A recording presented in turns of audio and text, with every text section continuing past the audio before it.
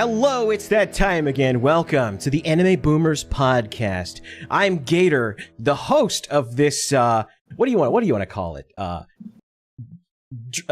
A bullshit session? Yeah, there you go. I was going to say a glimpse into the mind of stupid internet shit, but yeah. I think that works too. Of course, joining us again is Cody. He was not here last week. I did a solo stream. Very, very rare solo stream. I don't do a whole lot of those anymore. Was it scary? A little bit. Was it scary all by yourself? A little bit. I hadn't done a solo stream in a long time. A little rusty there, but there were no. It's strange. There were like very few tech gremlins. Everything seemed to work, but then come this week, big Windows update, everything got reset. I'm just kind of used to it by now, where every time there's a Windows update, you just have to go in and just reset literally everything, change all your default devices back. And I had the added benefit of also trying to set up this Elgato 4KX so that I can stream from my laptop and like other consoles without a bunch of stupid shit happening. Because I was using the NDI tools, but it turns out that it was maxing my encoder on my graphics card for no explicable reason. And so it was causing like frame drops in the first Descendant when I was trying to play it. And I'm like, yeah, this isn't going to work. So I bit the bullet. I bought a new capture card so I could do 1440p at 120 frames a second. So it looks pretty good, because when we get the KOF streams rolling, we need to get your utter destruction and humiliation in the most crisp and high def capture possible. Well, actually, that's also part of it too. Is that I was like, I'm gonna need this to be as high quality as humanly possible. Like I don't want there to be frames stuttering. I don't want there to be drops, because then you'll have people that'll be like, "Oh, he's cheating. He's trying to cheat. Look at him. He's trying to cheat." No. And also, when you inevitably must give up and bow out when Rugal has genocide cuttered you in the face for the 40th time. Ugh. Your batsu, your humiliation ritual will inevitably be clipped, and you're going to want those clips to look nice and crispy clean. This is also that's basically going to be free advertising. pretty much. But I'm going to have to get good. That's all there is to it. I'm going to have to get good. And I'm going to have to get good very quickly. Well, while we're been preparing, because for those who haven't heard, if you missed when we mentioned it. We're going to be doing some streams in the future where Gator here is going to be going through the King of Fighters series, and I'm going to be his co-pilot, starting from the beginning all the way to the newest one. And as you know, KOF, one of the things it is most infamous for is its balls hard bosses. I mean, if you have a ridiculously hard fighting game boss, it's called SNK Boss Syndrome, SNK being the yes. company that made King of Fighters. So these bosses are no fucking joke. They are a rite of passage, and so we have a situation set up where this is the main thing we're working on. Is Gator is going to be able to skip if the game is just too damn hard, he can skip. But if he skips, he must undergo a punishment. He must swallow his pride and be put through. Calling it a humiliation ritual, I don't know, because weirdos online have made that like creepy now. It's like as they've done with like everything. Yeah, for real. But like a punishment thing he must do, a sort of reputational pie in the face should he skip the game. So it's like that's what's going to be on the line when we do this. Is he going to persevere? Is he going to put more virtual quarters in the virtual machine to just try penalty Rugal game, one more if time? You will. Yeah, try Rugal one more time, or is he going to bite the bullet and have to humiliate himself in front of the entire internet? So that's going to be fun. We just got to set that up. We could do the games like now. I mean, that's all easy. It's the setup for the potential skip payments. The quitter penalty. Yeah. That's the part that's taking some setup. We're thinking we're gonna do some fun stuff, which is it's gonna be funny if like we set all this up and then you just never skip. You just blow through them all. I doubt that though. I know like Omega Rugal is probably gonna kick my ass, and I'm probably gonna get really frustrated and just be like, oh god. Well, see, I'm not going to do a gradual increase of these punishments because some of you know, but some of you don't. The first King of Fighters is considered one of the hardest. That's the one that there's a reason that you get stabbed in Latin America if you pick Rugal. That's why, like, that is in the public consciousness south of the border. To where, like, I think it was during the lockdowns, I think it was like a politician in Peru, actually publicly, when he was saying, like, stay inside, play lots of video games, but don't pick Rugal. Like, that's where it's at. That's where he's at. And the level of the social consciousness he's at is because of KOF 94. There's like there are these Latin American KOF memes, right, about Rugal that are all like it's like a motivational poster. You can find them, but they're all in Spanish and whatever, like Mexican Spanish, Portuguese and all that. It's like it'll be a motivational poster, and then Rugal, it'll be something like love is the strongest thing there is, except for Rugal's genocide cutter. That thing takes like 70% of your health. And it's something like that. Like, it starts like a platitude with like a motivational poster image, and then it'll like the second part is like something like except Rugal because like blah blah blah blah blah. And that game, the first KOF, is why. It's not even Omega Rugal. Omega Rugal in 95 is arguably easier. Nah, it's that first game, man. That first fucking game. You will know. That's why I was like, I can't just start easy, because then he'll just be like, oh, well, I'll get the easiest one out of the way. It's only the first one. No. No. Because I know you'll pull that, and I'm not letting you. So I'm starting it rough. So what you're saying is I have to get past the first one or endure maximum shame.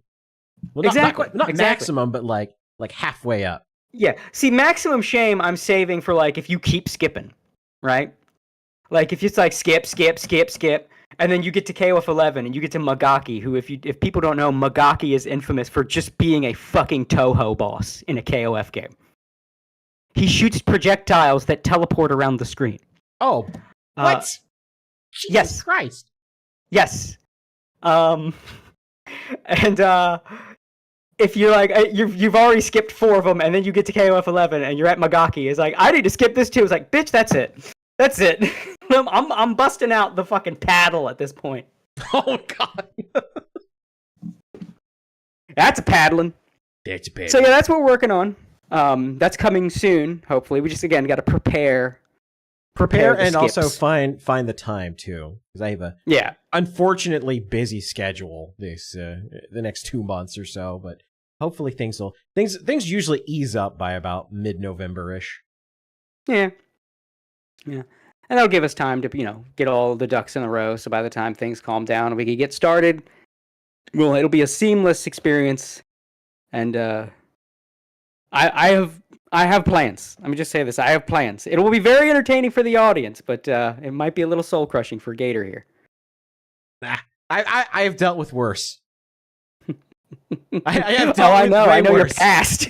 I know your past. I know your past associations. Yeah, I trust me. Nothing can be as soul-crushing as some of this stuff from my past. I'm like a freaking SNK character with my own freaking backstory. And there's like a manga released about your bullshit in between games, right? It's like, how did he get to City of the Wolves? Well, I'll start it with a pig. See, I was going to say City of the Pigs. Yeah, City of the Pigs. There you go. Isn't that somewhere in Mexico? I heard something like that. Yeah. Well, anyway, so what's our first topic, Gator Boy? Well, since you brought it up, I guess we could go ahead and talk about this. Yeah, before we get into the first topic, I think the world needs to see this. Yes, this was beautiful. What fighting game community is funny? Glad you asked. This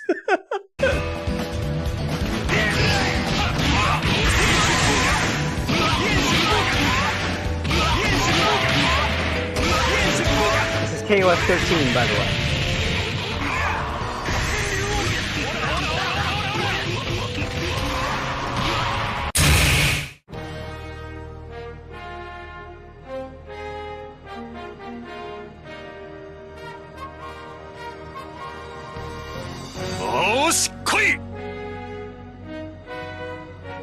えてやろう極限の拳を覇王昇降拳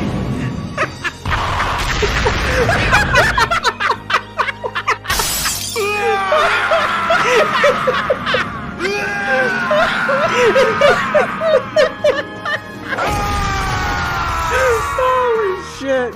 I don't know if you noticed the stage where the combo was being performed on is on a rooftop, and then he lands on a street level stage. That's so beautiful. The attention to detail is perfect. I love like the hype up, like he's gonna do it. The music kicking in, the pictures of Rio, the voice lines. Happy 9/11, everybody. Oh man. And like when the plane hits, they use the impact sound from the game. I know.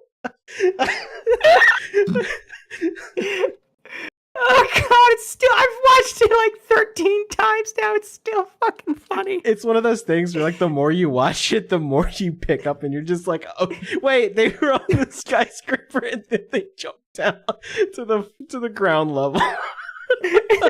Just the various different Kyo streams as he falls from the World Trade Center. That's so beautiful. Oh god. Oh god. That's why I glaze this franchise, man. It's just the best at everything. Even the memes.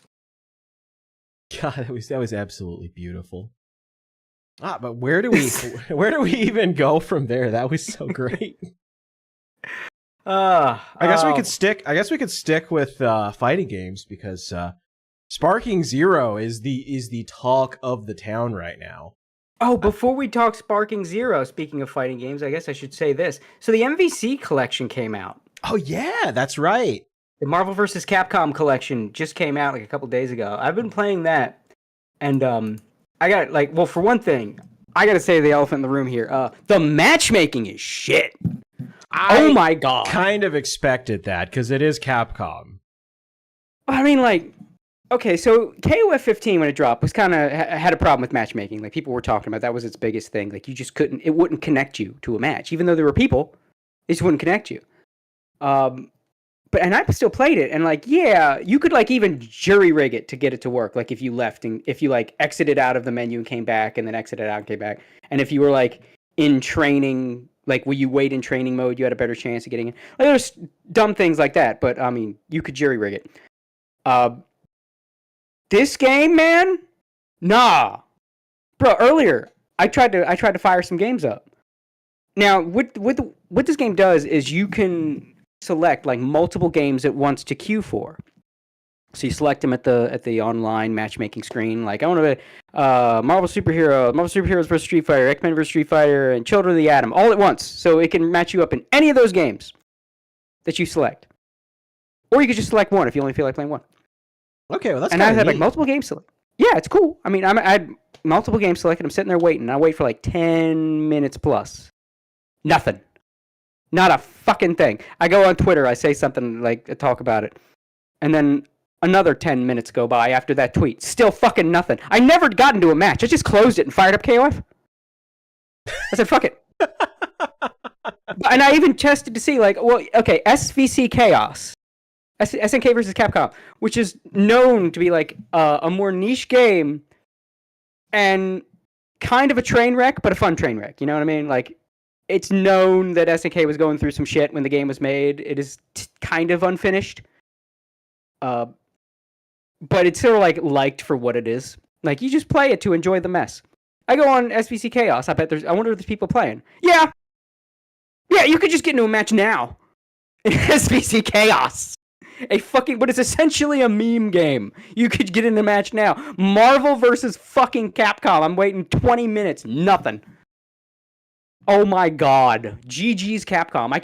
This is why like people give Maximilian shit. But he's such a nice guy. He's such a shill. And he's so blatantly biased. You can't trust what he tells you. That's why people why are people so mean about Maximilian when he's so nice? Because you can't trust him, and that's frustrating for a guy that's supposed to be an influencer in a field, in this case, fighting games, the FGC. He gives this shit a 9 out of 10, and he just kind of glances over the matchmaking. Yeah, he glazes over the matchmaking. Yeah. He's like, well, I hear I hear there's some problems. Like, there's some problems, bitch. I sat 20 minutes and didn't get a fucking match, and I'm queued in multiple games.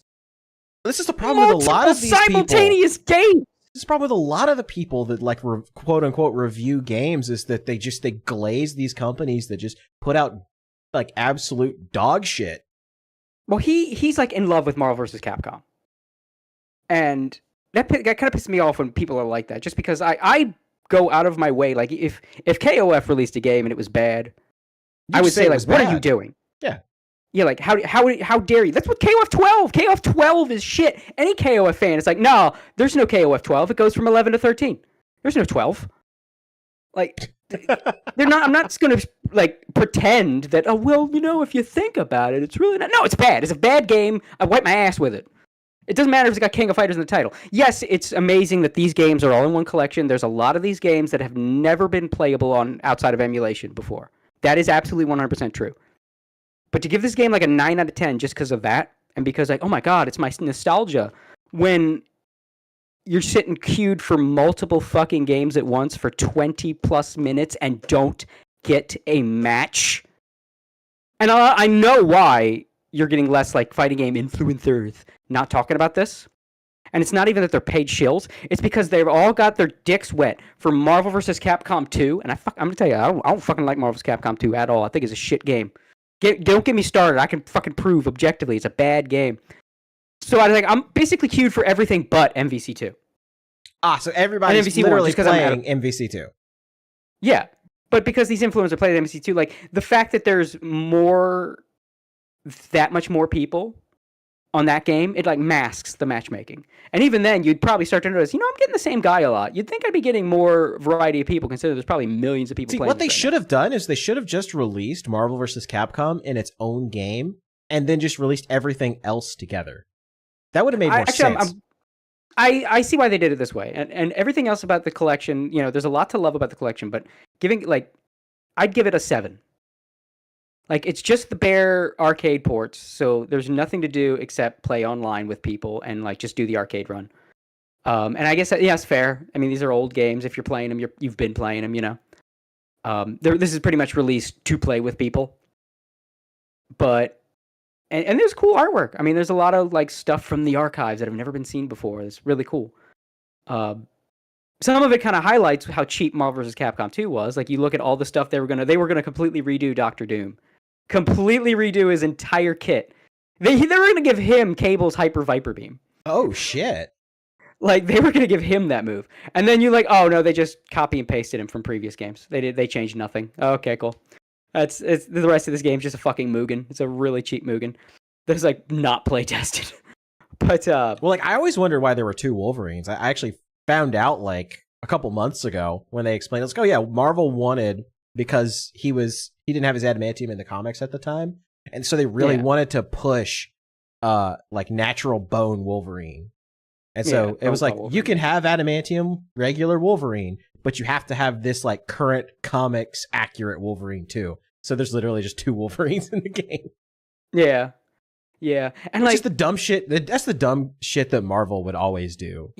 It goes to show that the more things change, the more they stay the same. And also, like, going back to some of these games, like, they're not as smooth as I remember. And I think it really is just Capcom's fighters. Like, I try not to be all fanboy and everything, but the problem with, like, Capcom's fighters, and, like, their older ones and shit, is they feel like the developers are taking way more control, and then half the time it doesn't feel like they play tested enough. Like, buffer windows, man. For those who don't know fighting games, buffer windows is like, this is when the game is listening to your inputs. So if I'm doing a quarter circle and a punch, it took that, right? Capcom fighters are just like, we'll go, no, not now. I'm not listening, not during this animation, no. And most other fighting games, including SNK, but like other companies too, are just like, no, I mean, do the thing whenever, and if it's close enough to the gap where you can act, it'll come out. Like, I'm always listening to your buttons. Capcom fighters just, no, I'm not listening right now. La la la la la la. Not during this part of the end. Not during, like, not before the guy says fight. I'm not taking any input buffers before the match starts. La la la la la. and it's so fucking annoying. Oh my god, doing a fucking quarter circle in Marvel Superheroes versus Street Fighter doesn't even work half the time. It's driving me crazy, man. It's driving me crazy. These games, like, I remember them being smoother than it ended up being. And I think it was years of playing Mugen conversions of these characters. Because Mugen plays smoother than this. That's actually kind of embarrassing, actually.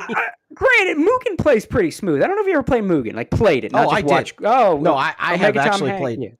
Yeah, I have actually played Mugen like way back in the day. We put it on one of the school computers and like started downloading hilarious characters so you could have, you know, Ryu fighting Goku, and we had like literally every Dragon Ball Z character, including the like stupid broken South American versions that were hilarious.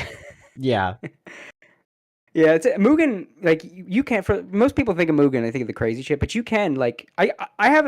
It's like a hobby for me. I think of like fighting game bonsai trees, right? Like I have a collection of Mugen for like SNK characters and like characters that fit that visual style, and then like a collection for Capcom characters and characters that fit that visual style, and then like one I haven't really had a chance to get started yet. It's just kind of sitting there bare bones, but like the anime Dojin Fighter one, and it's like get the right characters. It's like the right arcade accurate conversions or something that's like generally balanced, not stupid.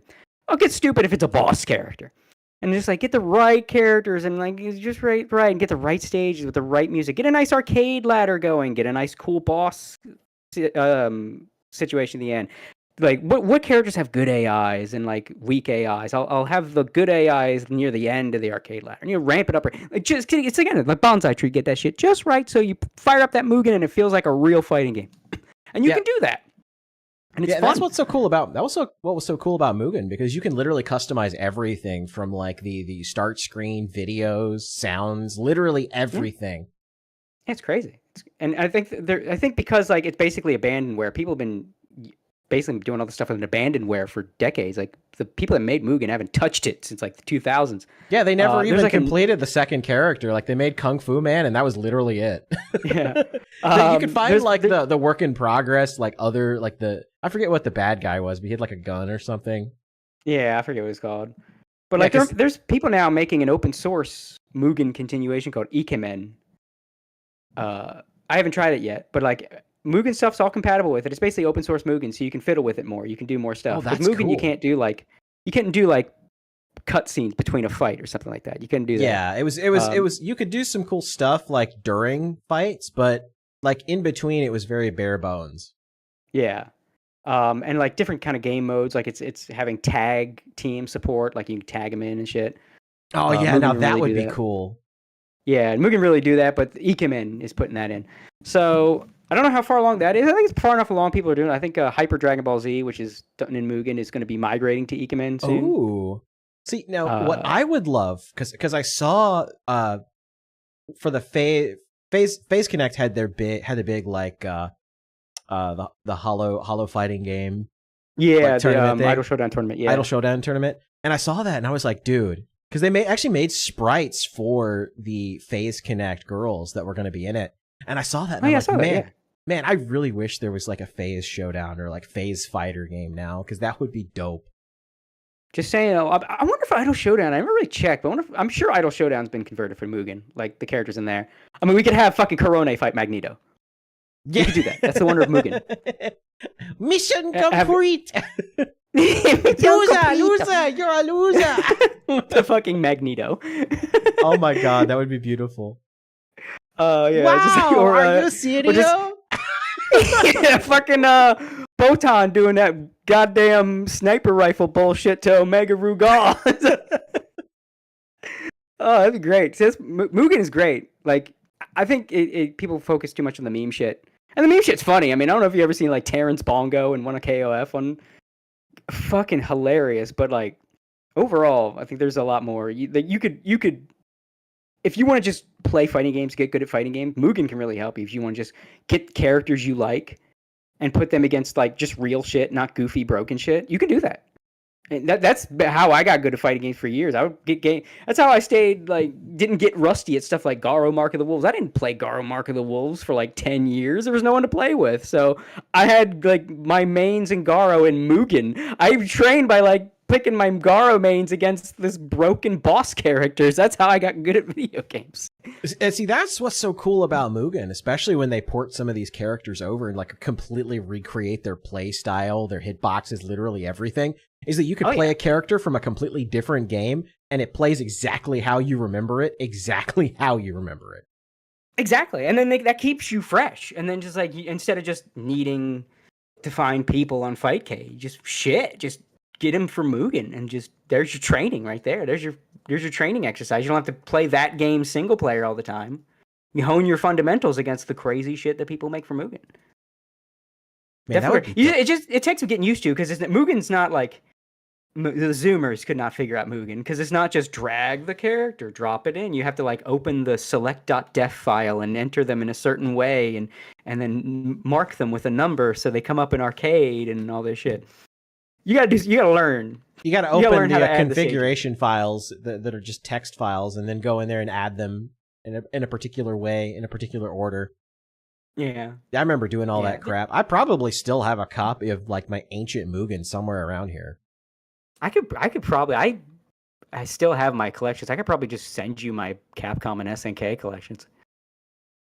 They're like, it'd be good. Like I said, good fighting game training. Because like I said, I kept it legit. The only thing I went crazy was bosses, and even the bosses are like not meme characters. It's just like cracked versions of existing characters. I got a God Rugal done in SNK style. Oh my god. Great. Yeah, it looks amazing too. Like it looks like SNK made God Rugal from CVS2. Like it's great, and it's a crazy boss character. I love it.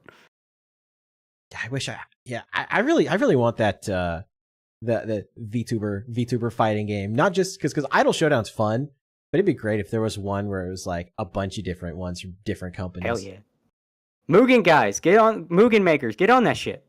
Get on that shit. You can do it. There's nothing stopping you. I know some of you motherfuckers can sprite. Get on that shit. Yeah, Chuba Fighters or something. I don't know. Hell yeah. That'd be dope. But yeah, I just want to get into that. Like the collection's great if you like those old Capcom fighters. It's fun. I mean, I've been enjoying it. Like I said, they're not as good as I remember, but it's a fun little time. But man, that matchmaking's gotta get fixed. That's gotta get fixed. Play with your friends until then. Or, you know, you can try to get in some matches, but it's a 50-50 shot. Because I got matches like last night, and then today, just impossible. Could not get one. So, I don't know what's going on, but hopefully it gets fixed soon. But yeah, it's like in reality, it's like a 7 out of 10. Fair enough. Well, we got our SNK and and Marvel vs. Capcom autism out of the way. Now it's time to talk about Dragon Ball. Let's go, DBZ, let's go. Oh, it's made me so happy because I was like 50-50 on if they would add GT. Because I saw that when they first released Sparking, right? They showed that little character select screen with like most of the people grayed out. And my brain is like, are they going to fit everybody if they got to do everybody from Z and Super? Because I was sitting there thinking about the different versions. I'm like, you know, there's like Goku, and then there's Kaioken Goku, and then there's Super Saiyan Goku, and then there's Super Saiyan 2 Goku, and there's Super Saiyan 3 Goku, and then they've got like, you know, the new Gokus from Super. So you've got like Super Saiyan God Goku, and then you've got Super Saiyan God Blue Goku, and then you've got Ultra Instinct Goku, but not complete. And that's just Goku, and that's like not even bullshit because the Budokai Tenkaichi series, which is always called Sparking, they're sort of like normalizing it overseas now that it's also called Sparking. Like it's always done that, like every version of every character. That's kind of the appeal. And I've described the games before as a Dragon Ball fight simulator, like the way they play.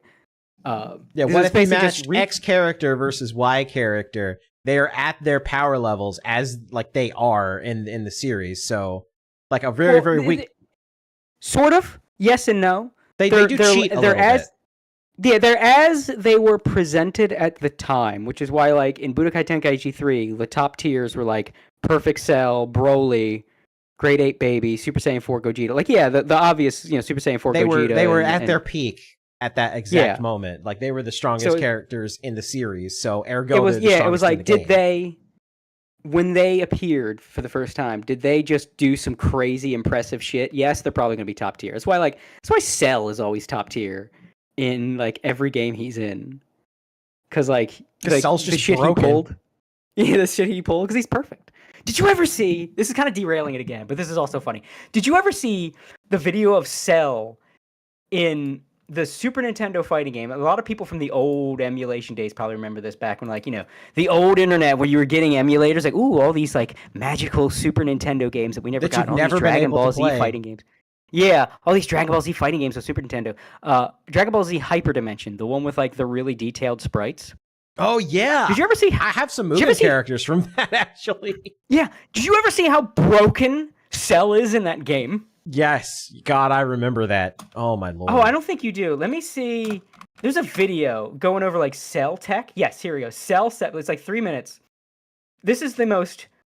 I will link it to you. This is the most busted shit in fighting game history.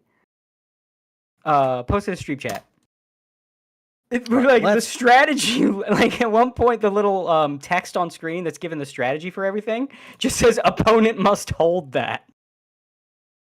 I said, like, this might be one of the most broken characters in all fighting games. Cell in this game, like I think Akuma in Super Turbo was like, "Damn, dude, come on now.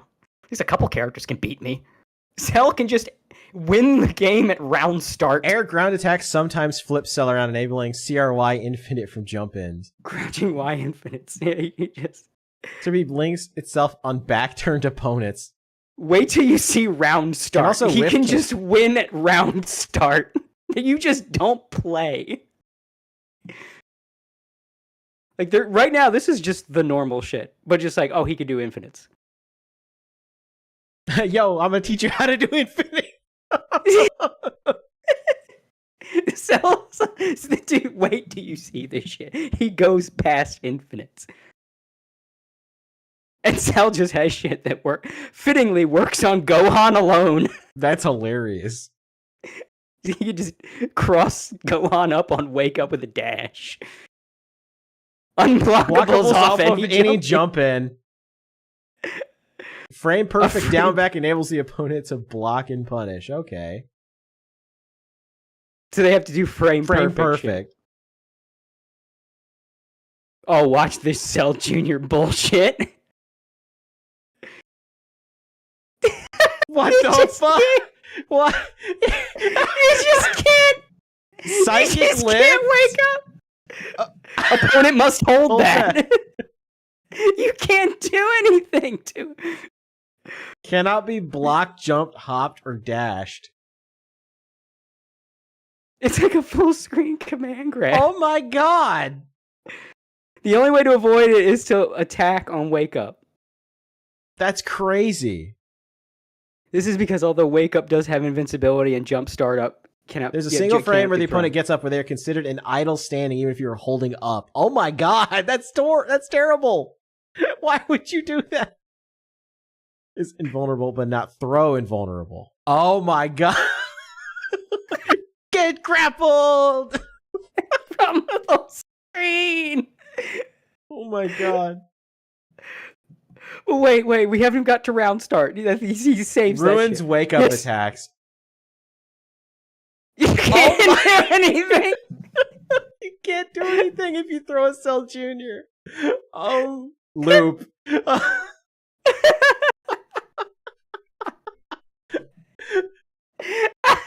His invincible specials are either too slow or short ranged.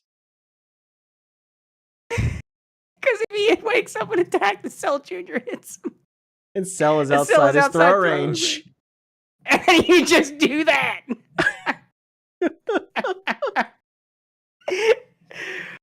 Start of round psychic lift is completely inescapable.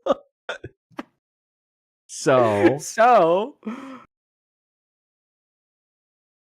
see, people talk about the Piccolo Vortex in the Dragon Ball Z fighting game. Nah, the Piccolo Vortex, most characters can't do anything about this.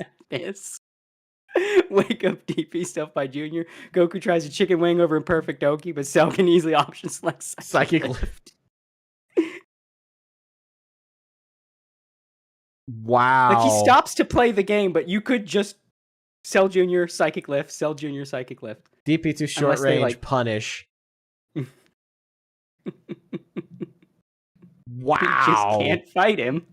You can GG. You can't that's so fight Cell in hyperdimension. Oh my god, that's so brutal. Like I said, I think he might be the most broken character in fighting game history. Yeah, so I remember Cell, but I don't remember him like this. So like, it's kind of been Cell's tradition through Dragon Ball games. He's always just kind of cracked. But yeah, like in the Budokai Tenkaichi Sparking games, it's always been kind of like they're generally where they're at power level wise within the confines of their series and their arc. So like, if someone was like the strongest, let's say like they were the most impressive thing in early Dragon Ball, but they were still doing early Dragon Ball stuff, they'll be strong, but they won't have the tools. If they were like really strong in Dragon Ball Z, they're probably strong throughout the game. If they were strong in GT, same. And then probably going to be the same for Super. So there's like, it's the actual power level mixed with story impact. I think it's a great way to, that's how the game is balanced. So it's like intentionally unbalanced. But what they do, this is interesting too. I'm kind of nerding out here, but I love that they're doing this in this game. They already talked about it. What the community would do, because there's like a competitive Budokai Tenkaichi 3 scene. They tend to play like 3v3, which is not surprising. It's mostly Latin America, so of course they play like KOF. Right.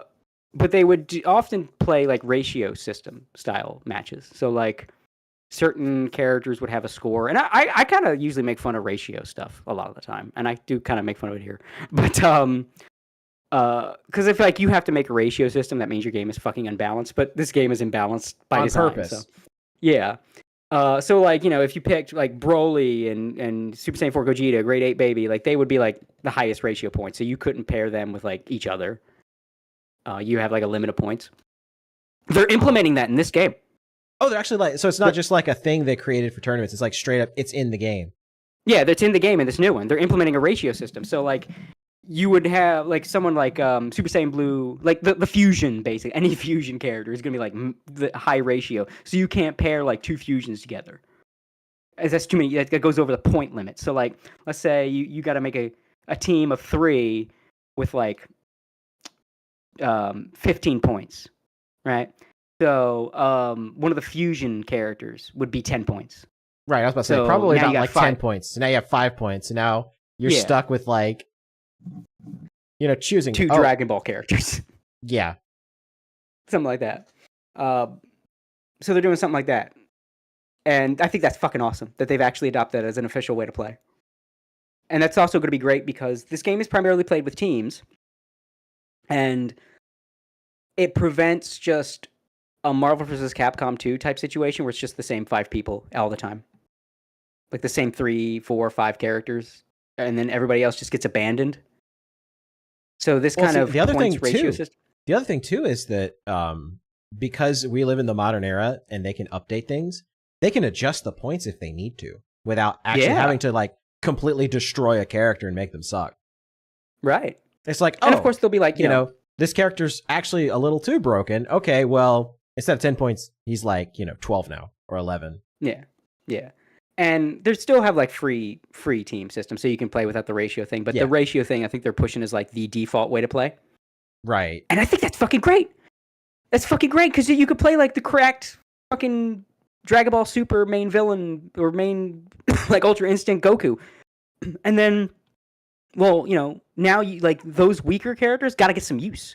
Or you could be smart and you could put Form 1 Frieza.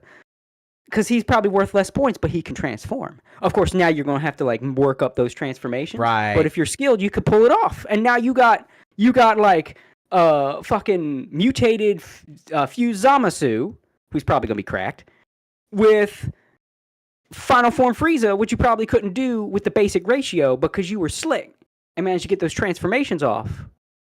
Well, now you got a team that's like more powerful than you should. That's, oh my God, that is... This game's looking like it's gonna be good. It's looking like it's gonna be good. What work was put into this shit, and I'm chomping at the bits. I already pre-ordered it, so I'm just waiting. I'm just waiting until they let me install it. I'm ready. Or you could be slick by like picking Majin Vegeta and like going through Vegeta's power-ups as Majin Vegeta and stuff like that. Yeah. Well, it's I don't know. They probably don't let you do like Super Saiyan Blue Majin Vegeta or anything like that. Well, they're probably not going to let you get to Blue, but they'll let you at least get to like Super Saiyan 2. Yeah. Majin and Vegeta or something like that. But like so much of this is great. I love that they're doing the thing they did before with BT3 and like the movie villains where they're just and like the Dragon Ball guys where they're just going crazy with it. Like they added the fucking giant robot monster from Dragon Ball Super. I forget his name, but the one for the Tournament of Power. Yeah, I remember that thing. I fucking love that thing. I can't remember his name because it was weird, but I fucking love that thing. It was cool as shit. And like they put it in the game as a giant character. Hell fucking yeah. Hell yeah.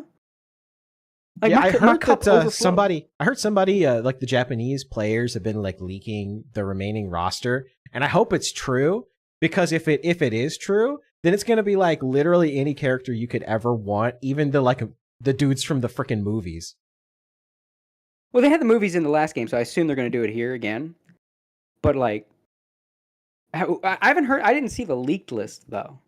But I assume, like, yeah, the move because they just released everybody from GT, which I was, hell yeah. I was surprised. I was like, oh shit, this is, it's getting real now.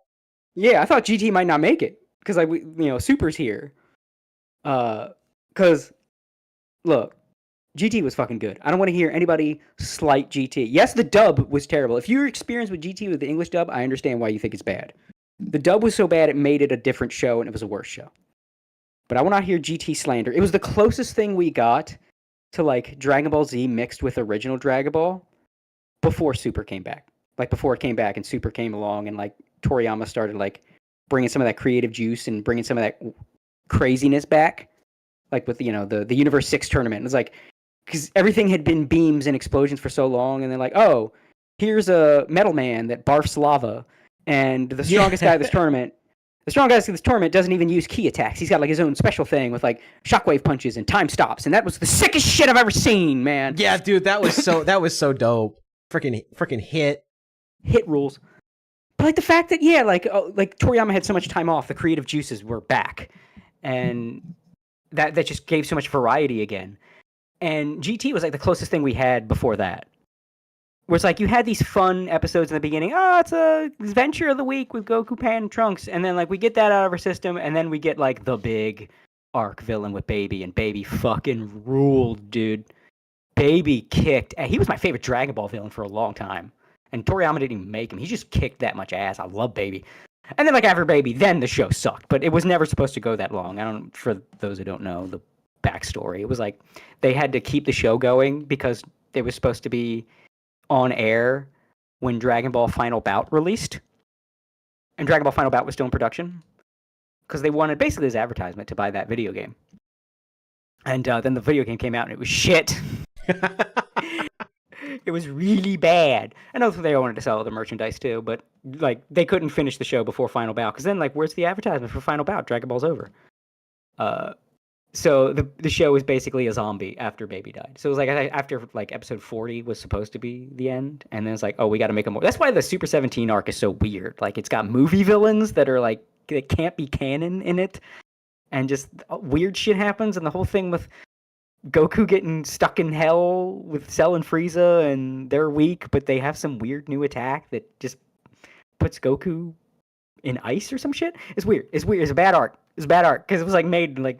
They had like 2 days to write it or some shit. It was like, hey, quickly, ass pull, bring back every villain we've ever seen, and also let's bring back 17, but he's like, evil and there's two super. 17s now. There's two 17s now. There's another 17 along with the regular 17, and then they fuse to make Super 17 that looks like he's a member of a doom metal band. Yeah, I never actually understood why there were two Android 17s. Like I think it was like the other doctor made like his own 17, but that doesn't make sense because 17 was like based on a human. 18 and 17 were both like they're androids. They're not cyber. They're not completely artificial. Yeah, that's why the weeb in me hates that android was the term they went with and what everybody uses. Like that's not what an android is. Yeah, they're cyborgs technically. Because the term in Japan was Jinzo Ningen, which was artificial human. Artificial human. Yeah, and there was like different kinds. Like number 16 was a android. 17 and 18 are cyborgs. Cell is just a completely biological being. He's a bioengineered creature. Yeah. So they're not androids. Like only 16 is a fucking android. It's like that's it's just oh my god, And, I understand autism. And Dr. Gero was just a brain in a jar with like a robot body. Yeah, and like so in GT it was like Gero and Mew, who just looked like an alternate skin for Gero. His design was so goofy. His design was so goofy. They like teamed up in hell and made like a 17 copy that was meant to fuse with 17 to make the ultimate 17. I don't know why 17 was like when George Lucas was talking about Jar Jar. He's the key to all this. Number 17, when Jar Jar's not on screen, all the other characters need to be asking, "Where's Jar Jar?" Number 17 is a more teenage character than we've ever done before. Is that kind of thing. So I don't know. The Super 17 arc was shit, and then the Shadow Dragon arc was a glorified boss rush. Yeah, pretty much. The dragons were kind of cool. The dragons were kind of cool, but that's literally all that arc was just cool. It was a cool concept that like all those Dragon Ball wishes had consequence to them. Like you kept making so many wishes and having the Dragon Ball solve all your problems, and this is like the payment for that. That was a cool idea. All those times, really Oolong, that you wished for panties, well, you screwed up. Now Doomsday is here, and he's destroying all of you. He really did look like fucking Doomsday. Holy shit. It also like, again, that kind of weeb in me. I always got annoyed at like the dub changes at GT, just the dialogue and everything was fucked. But like they gave all the dragons names, and they were all the dumbest names. It was like it's the same shit they did with Frieza's name, where they just spelled it weird for some reason, like with an IE. No, it's just Freeza. It's Frieza. Why are you making it more complicated? Like Freezer, but it's Frieza. Yeah. Why are you making it more complicated? They gave all the dragons names because they were originally in Japanese. They're just 1-star dragon, 2-star dragon, 3-star dragon. They didn't have names. Why would they have names? They were just born. And I think that made them cooler because they were just like these things. You know what I mean? They were just these essences of the Dragon Balls. These essences of the balls themselves that had absorbed like all of the negativity and evil of humanity, and then they were corrupted. Well, yeah, so it was just the balls, but the dragon of each ball. Like I thought that was way cooler than giving them these goofy, like they sounded like He-Man villain names. I don't know why. That was the vibe it gave me with. And then like the last one being Sin Shenron with a Y. It's like, oh, man, you could tell this shit was dubbed in the 2000s. And then, like, he inexplicably changes his name when he gets all the Dragon Balls. Now he's Omega Shenron. Like, oh my, will you take 10 minutes to think of that one? I was about to say, I say with my avatar of Omega Rugal bouncing when I talk. I was about to say somebody was playing some SMKs like, yo, what if the strongest dragon, the evilest dragon, was Omega Shenron, like Omega Rugal? Let's do it. Let's do it. Print it. The dragon didn't even genocide Cutter once. It did result in like the funniest meme ever, where it's like Yamcha and the planet half explodes. I saw that pop up on Twitter a lot. I'm like, oh my god, I remember that stuff. It was like I just thought the names of the dragons were really, really lame, and we're just like stuck with it now. The dub of GT was shit, but I think it's funny that like in the games since then, like anytime a game adapts GT, the voice, the people behind the English dub are just like using this as a chance to redo GT. Like, that's like, because they had a chance. Funimation, got to give them credit where it's due. They used Dragon Ball Z Kai as like a do-over for Dragon Ball Z's dub, and to give it like a proper dub. Cool, but they'll never get that chance with GT for obvious reasons. So they've just been using the video games as that opportunity. Like, you could really tell if you ever played the Xenoverse 2 GT missions, where it just does dialogue from GT. It's like, wow, this is basically the closest you're ever going to get to GT like Kai. Yeah, I was going to say, to a good, like, streamlined GT in English. Yeah, like a good English dub of GT. Shout out to Mike McFarlane doing Baby. Because, like, I remember, like, I'm a big old fanboy, especially as a teenager. And I'd already seen it in Japanese, saw it in English. Oh, man, this is shit. And the guy doing Baby's voice, he's just your the whole time. But then, like, Mike McFarlane's Baby now, goddamn, man, it's killing it. In the last few video games, are you serious? His Baby, he's, like, channeling the Japanese voice actor now and, like, bringing his own, like, vigor and, like, evil to it. Like, god damn, that man is killing it now. Hell yes. It's like, good, now I can Now I can play the GT characters in English without wincing. I did see that supposedly they were adding just a little bit of cringe to it. What was the? Oh yeah, the fucking giving Trunk. Like, who the fuck did the fucking the localization for that? Like, from what I've seen, the rest of it's fine, but for some fucking reason, they thought Kid Trunks needs to talk like a Zoomer. Yeah, I hope that was doctored. I hope that wasn't real.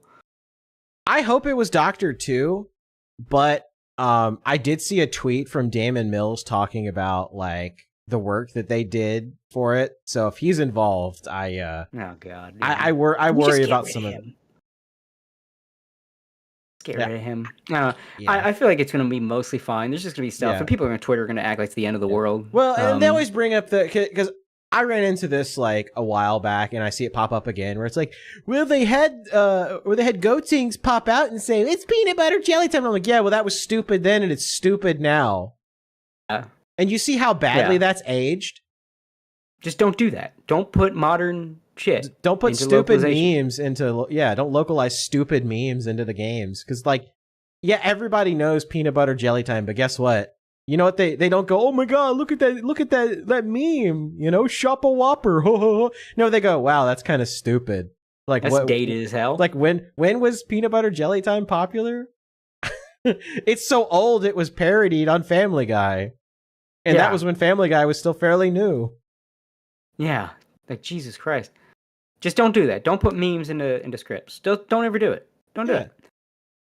Like, no cap. There's probably gonna be some of that. No cap, for real. Just like, don't be Borderlands. There you go. Yeah, I get Trunks was supposed to be, right. He was supposed to be the more like city kid, you know. Yeah. Like, as to contrast with Goten, who was like the naive, nice country boy, he was supposed to be the one that, like, you know, he picked up all the things he heard from kids at school and that kind of thing. That was I get it, but that doesn't mean you need to have him say no cap. Hey, Goten, you want to check out this cool website? It's called 4chan. He's Vegeta's son. He absolutely. Trunks would absolutely be posting slurs on the internet. There's no fucking way that fucking Trunks, the son of Vegeta, who lives in fucking, like, abject privilege, because you have, like, there's people probably saying, no, he'd be like Kate Bush's husband, right? That guy, because he's, like, a rich kid's son. No, that's not the rich kid's son he would be. Because he's got that Vegeta shithead, fuck you, rebelliousness in him. No, he would be like, I can post all the slurs I want online, and no one could do anything because my mom owns the internet. That kind Trunks, of thing. Do you know why they sent you home from school today? No, Dad, I don't. I'm just saying, Dad. I'm just saying, Dad. It's just the FBI crime statistics. Well done, son. I've never been more proud of you. Don't tell your mother, though. As far as she knows, you are out with me getting ice cream, okay? That's the cover story. And stick to it. Well, okay. Good job. I'm so proud of you. Trunks is absolutely the type that would be on Twitter just calling people slurs in their mentions of, like, celebrities and shit. And, like, Dad, I need a new phone. Why do you need a new phone? I got banned from Twitter again for calling somebody a slur. How much? How about a new iPhone? So, get back on there and get them again. You remember, Vegeta's proud of him. I want you to at least get 1,000 blocks. Like, yeah, Vegeta sees that as a form of combat. He does. How many Indians? My son battles not only with his body, but with his phone. This is a whole new type of battle. Dad, our IP address has been blocked from the entire country of India. Hell yeah! That's my boy. That's like Super Saiyan 27.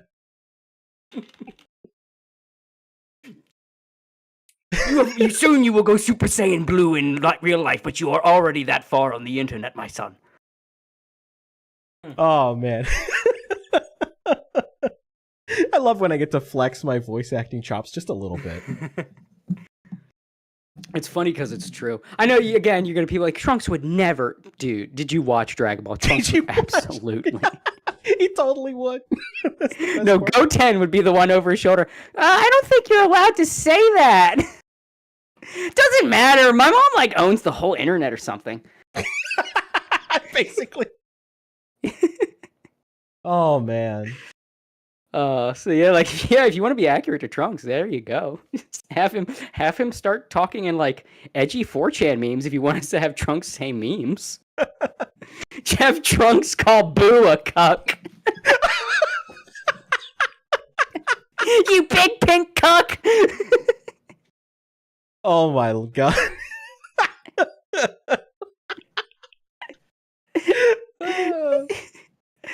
Oh shit. Oh my god, it's a real life soy jack. My dad's such a Chad. My dad's a Giga Chad. I don't know what that is, but that sounds pretty freaking based. Oh god. Oh, I'm having too much fun with this. Yeah. But Sparking Zero. Sparking Zero is gonna be great. Yeah, it is. It's got like pretty much all the GT characters you want. They didn't announce Super 17. Some people are gonna be bummed, but I mean, if you gotta cut any from GT, you can cut Super 17. It's the worst arc. I think it's the worst saga. I don't think there's anyone who's like, yeah, the Super 17 saga is my favorite. Well, the other thing too is they're going to keep adding characters too, like because I know there's supposedly supposed to be like a suit, like a pack for like the last arc of Super with all the characters that they're missing from that. I think Daima's supposed to get a pack too. Oh yeah, that'll probably get a pack. Yeah. Yeah, and I have a feeling that they'll also release a pack for like Xenoverse for some of the characters that were introduced there as well. They might, or at least the like the Xenoverse Dragon Ball Online, like the canon ones, because I said the canon Dragon Ball Online Xenoverse is basically canon, like not literally canon, but like the characters and story beats are canon. Yeah. So like they could add those. I feel like also we're probably gonna get like Arale and then Beelzebub from Sandland. Because they added Arale in BT3, and with Sandland kind of taking off too, that feels like just foregone conclusion. They just work. Yeah, it's kind of turned into a celebration of Akira Toriyama. So I think that would I think that would only be appropriate. Yeah. Of course, I still feel like we're gonna get at least like one guest character. Like if I had to pick, I'd say Luffy as like a guest. I don't think they're gonna do that. This game's too much of a sacred cow, and it's too much Dragon Ball focused. Like you would have to work Luffy or somebody else into like the Dragon Ball style, and I think a lot of fans would just be like, this just feels intrusive. Especially because the Jump fighters don't have the best reputation from the last few games. It was like, oh god, they're turning into Jump superstars or something like that. Yeah, they're in the Jump Force. So I feel like I don't feel like they're going to do that, but they're definitely going to do like Akira Toriyama guest characters, and they're going to do like other Dragon Ball stuff. I feel like. Oh, dude. Well, like I mean, if they do it like any like Akira Toriyama like drawn character, like guest character, that kind of opens the door to Dragon Quest, if you think about it. Possible. They might add a Dragon Quest just because of, a Toriyama tribute, because like if Toriyama hadn't died, he wouldn't be in the game, that kind of thing. Yeah, like so maybe or even like just a reference, like a blue slime hidden somewhere, like, oh yeah, the blue slime from Dragon Quest. That actually does feel like something they could do. Just have a blue slime. I mean, you'd have to get the rights from Square Enix, but it feels like they probably would. It's respect to Toriyama, like I could see them having blue slime just hidden. I could have them having like a blue slime hidden somewhere in the game, and maybe like in the stages, like if you look a new from Chrono Trigger. Yeah, maybe probably a blue slime though. I feel like just for the cultural impact, probably just in the back of the stage. Like you go to Kame House, there's a blue slime on the TV, that kind of thing. Yeah, or like there's like like a blue slime on the TV, or like a little figurine or a poster in the back or something. Yeah, definitely. Like I'm not 100% sure it's going to happen, but I can see it happening. Like I can see them doing something like that. There's going to be some kind of like extra Toriyama tribute in the game. Thing he's done that's going to make it in here as a tribute because he's passed. I just don't know what, but it's probably that would be like a safe guess. Would be blue slime. Yeah, if I was going to well, I'll tell you what I would do. If you don't add guest characters, too much of a sacred cow, I would have a reference somewhere to the crossover of One Piece and Toriko, where they had that like crossover manga and anime. Maybe just like Maybe just like a poster, like Well, no, Luffy's you mean wanted One Piece poster. Dragon Ball? Yeah, just like like the Luffy's Dragon Ball wanted poster just somewhere. Well, no, or they could just do the outfits. I don't know if you remember that Dragon Ball One Piece crossover. Like they had different outfits. Yeah, So I do remember that. yeah, they probably just have like those outfits as a skin you could get for some of the characters. That'd be really fucking cool, actually. That would be cool. Like, from some of the One Piece crossover, I could see that happening. I just don't, like. I don't think like they're gonna go outside of Dragon Ball though much. It's just, and you've got so much with Dragon Ball. If you put one guest character, people like, well, this could have been this character. This could have been this character. You know. That is also very true. Yeah, people will get mad that it's like, oh, well, that you wasted a slot on X character when it could have been somebody from Dragon Ball. Yeah. There's just so much. I feel like I haven't seen the leak list, so I feel like the last ones we got left are like the Universe 6 tournament guys, a few more Tournament of Power people. Although I think they reveal most of that, like the important ones. Yeah. And who the hell? And the movie, of course, the movie guys that were in BT3. So you're gonna have your Broly's. Well, I think Broly was revealed already. I'm not. Broly's been revealed. They've been making so many reveals, I can't even remember everybody anymore. Like Z Broly, Super Broly. They might have probably gonna put something from the last movie Toriyama did too. Oh yeah, Superheroes definitely confirmed to get DLC. So Cell Max and they're gonna have the twins and oh yeah, Beast Gohan and Orange Piccolo. Yeah, so they'll definitely be in there. Yeah. And I think they'll probably add in Moro and the Galaxy Police guy, and then the dude, I forget the dude's name, but the guy that like has the special eye and like the scanner thing. I don't Granola. I don't know if they'll do manga. Yeah. I don't think they'll do manga. There's always been this sort of half and halfness on what Toyotaro's done being canon. I think this is just going to be because Dragon Ball Super is in a weird place where usually before it was like the manga is the most canon and the anime is supplementary. It's the anime to Super that's like the canon and the manga is supplementary. Yeah. So I don't think they're going to do the manga guy. They might for later DLC, like if it's super popular and they're just cranking more. That's what I'm thinking. It'll be like the last DLC will be like the Super manga DLC where it's like season 3 or something. Yeah, like Moro and Granola and the Heaters. Then I think they'll. I would like to see them continue the Super anime and adapt that shit, because like Toriyama did help make it, like with the ideas and shit. But like it's got Toyotaro's fucking writing. Yeah, it drags that shit down. And I will say the Moro fight was like super disappointing. Yeah, but the ideas and concepts and some of the designs are great. So just adapt it into anime and have the people that did the Super anime do it. And just fix all of Toyotaro's bad writing. Rewrite the entire ending. Yeah, like okay, it's cool that Vegeta got his own Ultra form, different from Goku's, because he's a different kind of guy. But Ultra Ego is a shit transformation. It's just take damage to get stronger. Well, what could possibly go wrong? I feel like instead, just having him get Ultra Instinct but do it differently. Well, that's always been Vegeta's thing, too, is that it's like Vegeta always gets a power-up, just like Goku's, but he does it in a completely different way, so the power works differently. Yeah. Because so Goku's power-ups are almost always like when he becomes Super Saiyan, right? Like, Goku's kind of an easygoing guy, but for the first time, he gets so incensed and so angry, he's finally able to, like, truly tap into his Saiyan blood, and he's able to go beyond the limits of his power.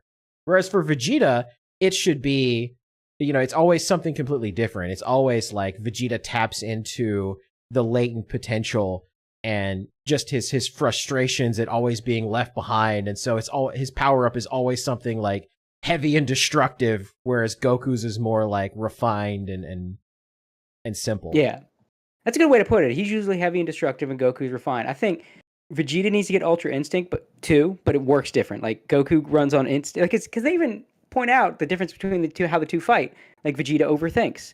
Have him get Ultra Instinct, and then have that like work with that. Or if you give him some other Ultra thing, right? But have him basically be like fucking observation hockey from One Piece. His instead of like instant reactions like Ultra Instinct, he would be, or have him, dude, even better. Well, the original idea was have him like see like, oh, these are like all the options that can possibly happen, like seconds before it happens. Almost like instead of ultra instinct, it's like ultra perception. Yeah, or go the other route where, if it's Angel and God of Destruction, have Goku get the Angel powers, basically Ultra Instinct, and have Vegeta get the God of Destruction power. So have him get like destruction stuff. Well, I think that's what it was what Ultra Ego was supposed to be, is him tapping into like the God of Destruction power. But it didn't come across correctly. Yeah, but like do something like that, and because that also ties into the whole Goku and Vegeta very different, but ultimately a team deuteragonist type thing. Like, yeah. I like that idea. It's just, again, Toyotaro is, I mean, he was a fucking fanfic writer that got the job because he can draw almost exactly like Toriyama draws. That's the whole reason he's here, not for his fucking writing. And that's why the Dragon Ball Super manga is bad. It's just bad. He's got cool ideas, but it's bad. Well, I think the Moro arc, if you take the ending out, was like a great concept. Like there were some really good moments during the whole thing, but I think it just the ending left me like, just wasn't that good.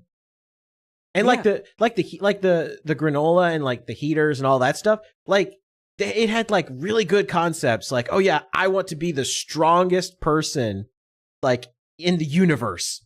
It's like, okay, but you're gonna have to like sacrifice like basically your entire lifespan. Done. Okay, well, there's a little problem here. What's that? Well, you were the strongest person in the universe at that exact moment. Oh?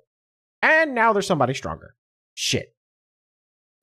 That's basically that arc. Yeah, like it's cool ideas. It's good ideas. It's just executed terribly because Toyotaro can't write. And I even like the idea of like Frieza getting this new form, because that's just a great way to like, you know what, if you're going to have Super go all the way up and tell the story to reach that end episode of Z, because that's the point of Super. It's supposed to end, and then that final episode of Z happens. Have it end with Frieza. And Frieza gets this unbelievable godlike form, beat Frieza, and then right after Frieza, that final episode of Z. That's perfect. That's a perfect bookend. But fucking Toyotaro can't pull that shit off. I think Black Frieza is kind of lame. Like, his concept was supposed to be like, oh, we have Golden Frieza, and like he's thinking like credit cards, because like a black credit card is like a higher than a gold credit card, right? But it's Black Frieza just feels like, I mean, even when Frieza called it Golden Frieza, he said it was cheap, right? Like, yeah, he was like, I know that I'm just ripping off you monkeys, but yeah, fine. Okay, Golden Frieza. I get it. Yeah, just call it Golden Frieza. Like, he even came up with it on the fly. He wasn't thinking. Black Frieza, and even the design just kind of That's right. I can say it. Oh my god, he's got the N-word pass. Kakarot, he's got the pass. Oh my god, he's got the pass. That's why it's the ultimate form. He gets the pass. He could say it without repercussions on Twitter. Kakarot, we're fucked. He's going to call the NAACP on us. What? He can sing along with all the rap songs. But yeah, like it's a cool idea that Frieza gets like a godly form, and then that's going to be like, oh, that's the final challenge before we reconnect. Yeah, brings things full circle. Yeah. So like, I would love to see. I mean, we got Daima coming up, but I would love to see a revival of Super. You get that style from the Broly movie. Keep that.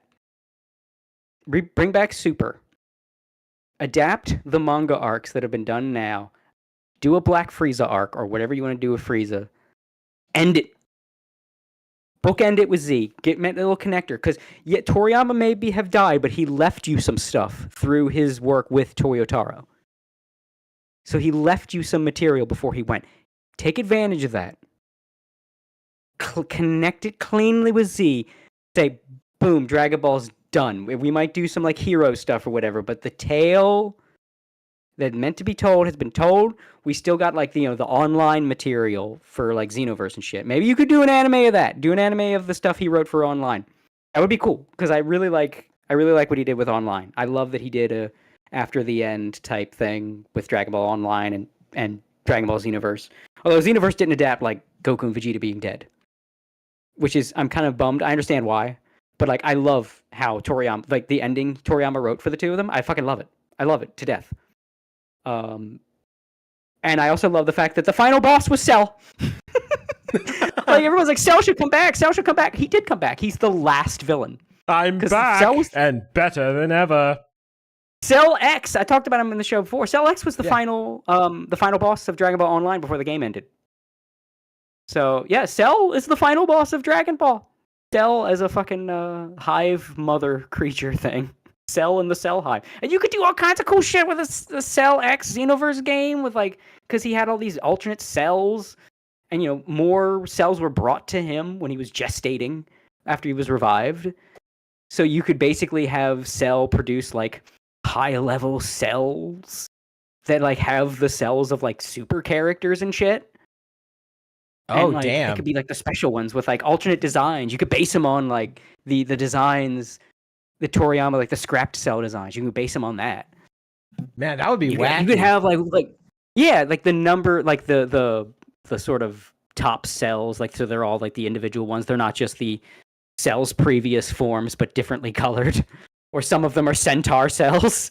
Like those would be like the special ones. And then well, you could even like kind of take it from the end of Superhero, right? Where it's like you had Cell Max, but that obviously failed, and you had people like that still had the research, so they ended up like grabbing DNA from like other people and stuff, and creating all these weird, wacky alternate cells.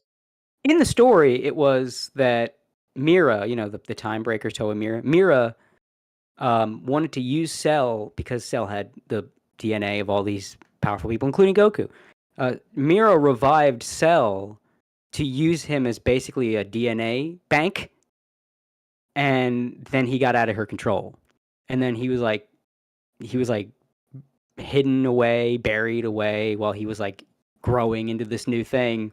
And he was using this pirate captain as like a lackey to bring him like energy and stuff. Like he was stealing energy from people. It was Bacterion's descendant, Captain Bacterion.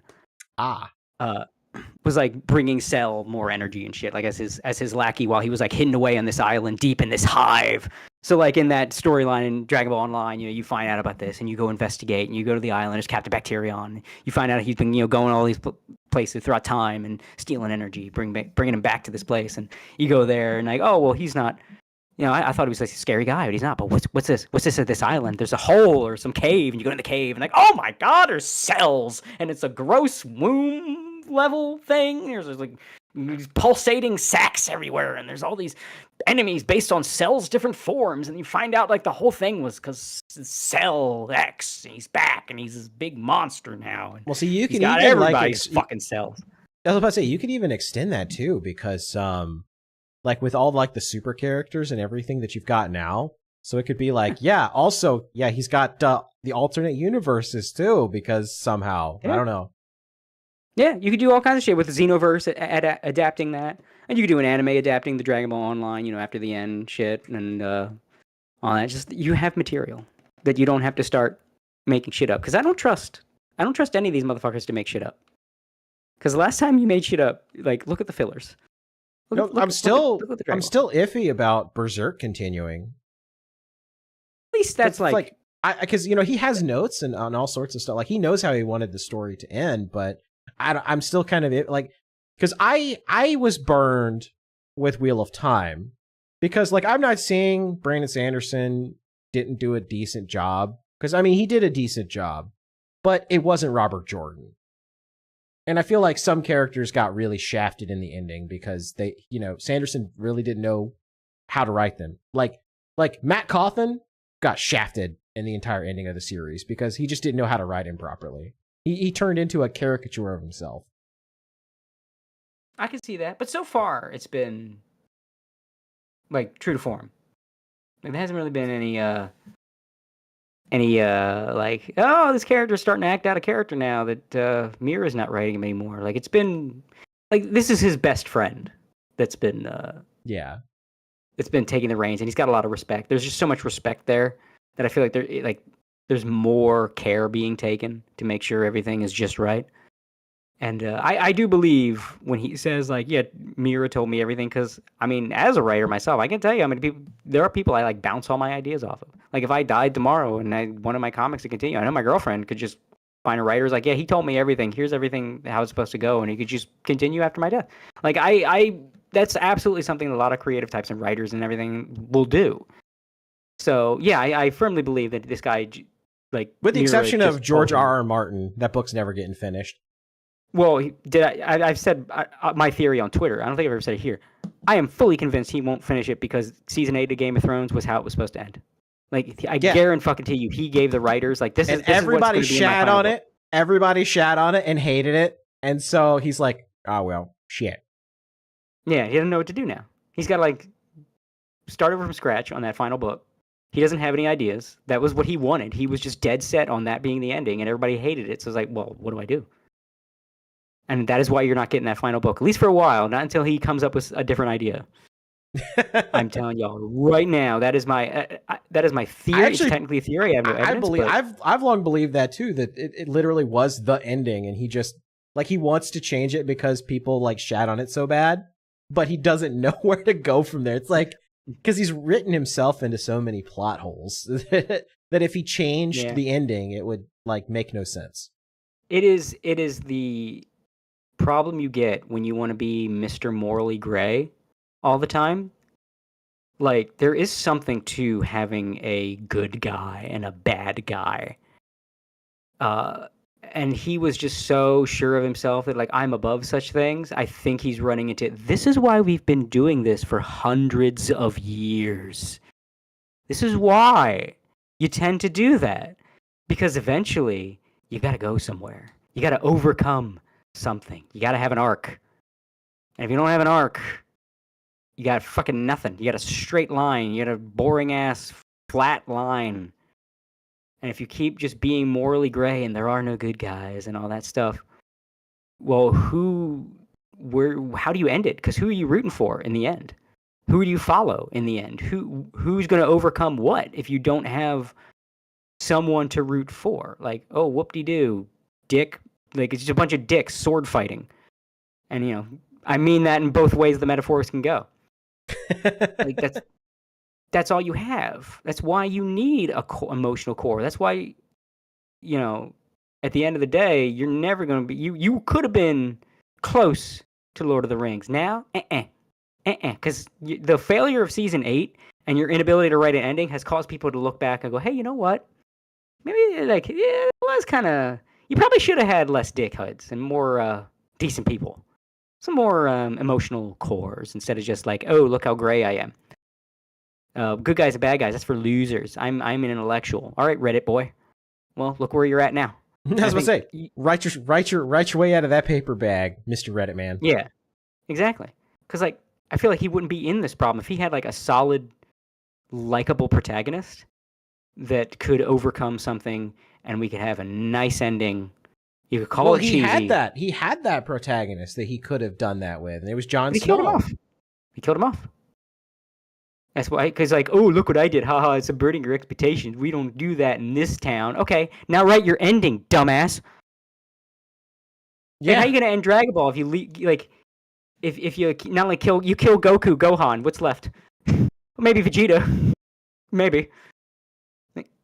Oh, they're not just dead; they're super dead. So they're not even going to come back through the afterlife. Bye. Oh, okay. How you going to end it? Where you go from here? Who's going to beat Cell now? Yeah, exactly. Whoops. You need that. Like, you can have a protagonist. Yajirobe?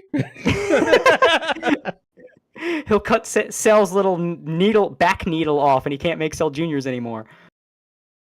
Like. That's why you kind of need a likable guy. Like, even where the stories where everybody's the bad guy, there's, like, some kind of core for the audience to latch onto. Like, Reservoir Dogs had, like, likable dudes and a progression. If it's just politics and assholes, where the most arc you have is winter is coming. Okay, winter's here.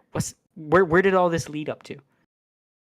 If you just keep throwing political backstabs at us over and over again, like, yeah, it's intriguing until the point where you're saying, okay, here is my finale. Oh, what's the finale to politics? Well, I have an answer for that, but some people call it Fed posting. So that's kind of the problem he's written himself into. You were so, into your morally gray politics that you forgot you had an arc. Well, your arc is coming, and where's your book? And he tried, and that's why season 8 was so bad, because that was the attempt to have gray politics end an arc. Well, one thing that I also thought about with the ending of Game of Thrones is, didn't they like set up this whole thing about like using the sword and like, stabbing it into your lover's heart, and it like comes out and it's like golden and flaming and shit, and then they just didn't do anything with that? Because that's how I thought it would end, in that Jon Snow has to like stab Daenerys through the heart with his sword, and he like pulls it out, and it's like become basically like Excalibur, and now he can slay the Night King or whatever. You'd think, but the problem is George R.R. Martin thinks he's too good. He thinks he's like, oh, that's too based and red pilled. It's gotta be the assassin comes out of nowhere and like, kicks him in the dick and his balls explode, and that kills the bad guy. Yeah, like and she goes, I am no man.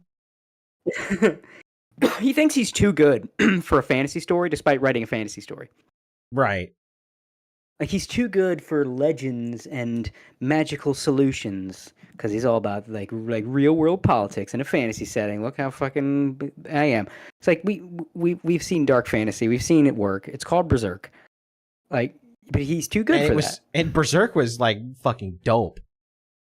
Yeah, Berserk was way darker than what fucking like. Oh well, look how many political rapes I put. Like, oh, so this woman got violated as part of. She was sold off to like, bitch, Berserk had trolls gang raping all the girls in the village. Shut up. Like, Berserk went harder than you did, and it's still remembered to have that emotional fucking core. And that's why we essentially know how Berserk is going to end. It's just getting there and how it's going to get there. But we know eventually Griffith is going to eat that Dragon Slayer to the face or the gut. We don't know how. We don't know when. But it's going to happen.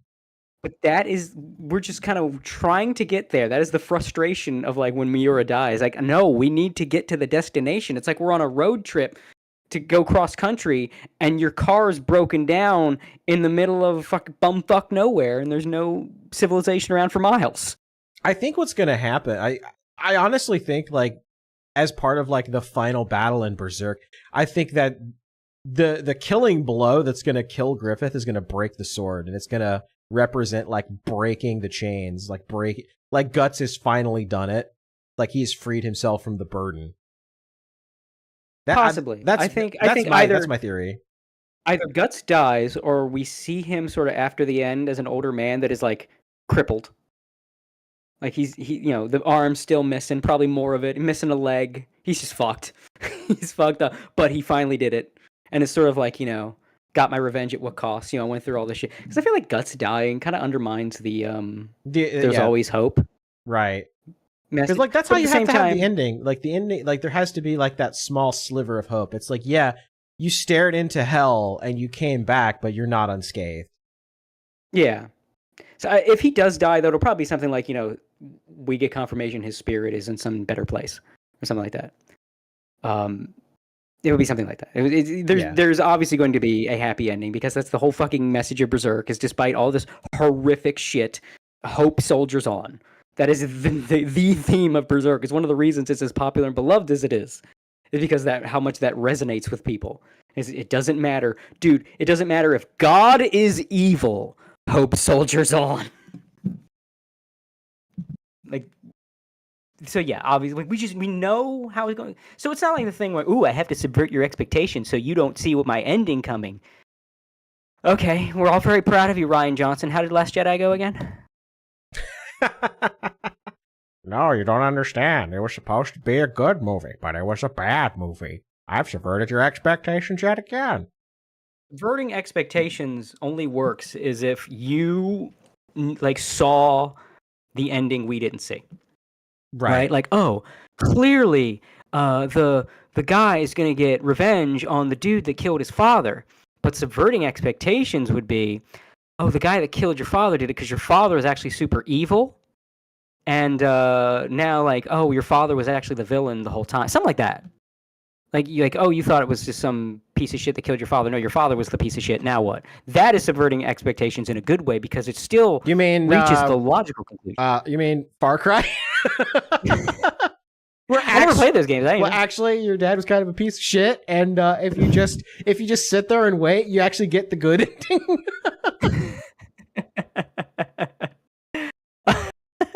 Something like that. That was so great. That's just totally unexpected. Wait a minute. So you're telling me that going through the game and playing it normally is actually basically a bad ending. If you just sit there and wait, it's actually the good ending. That works better than a spec off the line thing because you can then replay with that knowledge and then get the good ending. Right. That's how you do it. Because spec off the line, it was oh, you have to do this. Oh, aren't you a bastard? That's a good way to subvert expectations. You just blindly did this and you got the bad ending, but now go back and replay, knowing what you know now, you get the good ending. Well, and that's how most visual novels play. A great example is Steins Gate Zero. You go into that game and you make the decisions that a normal player makes. It's oh yeah, I have this version of Kurisu on my phone. Yeah, of course I want to talk to her. And it's well, your obsession with Kurisu has led you down the dark path, and now it's like the God, what was that from? I'm trying to remember the meme where it's oh no. No. I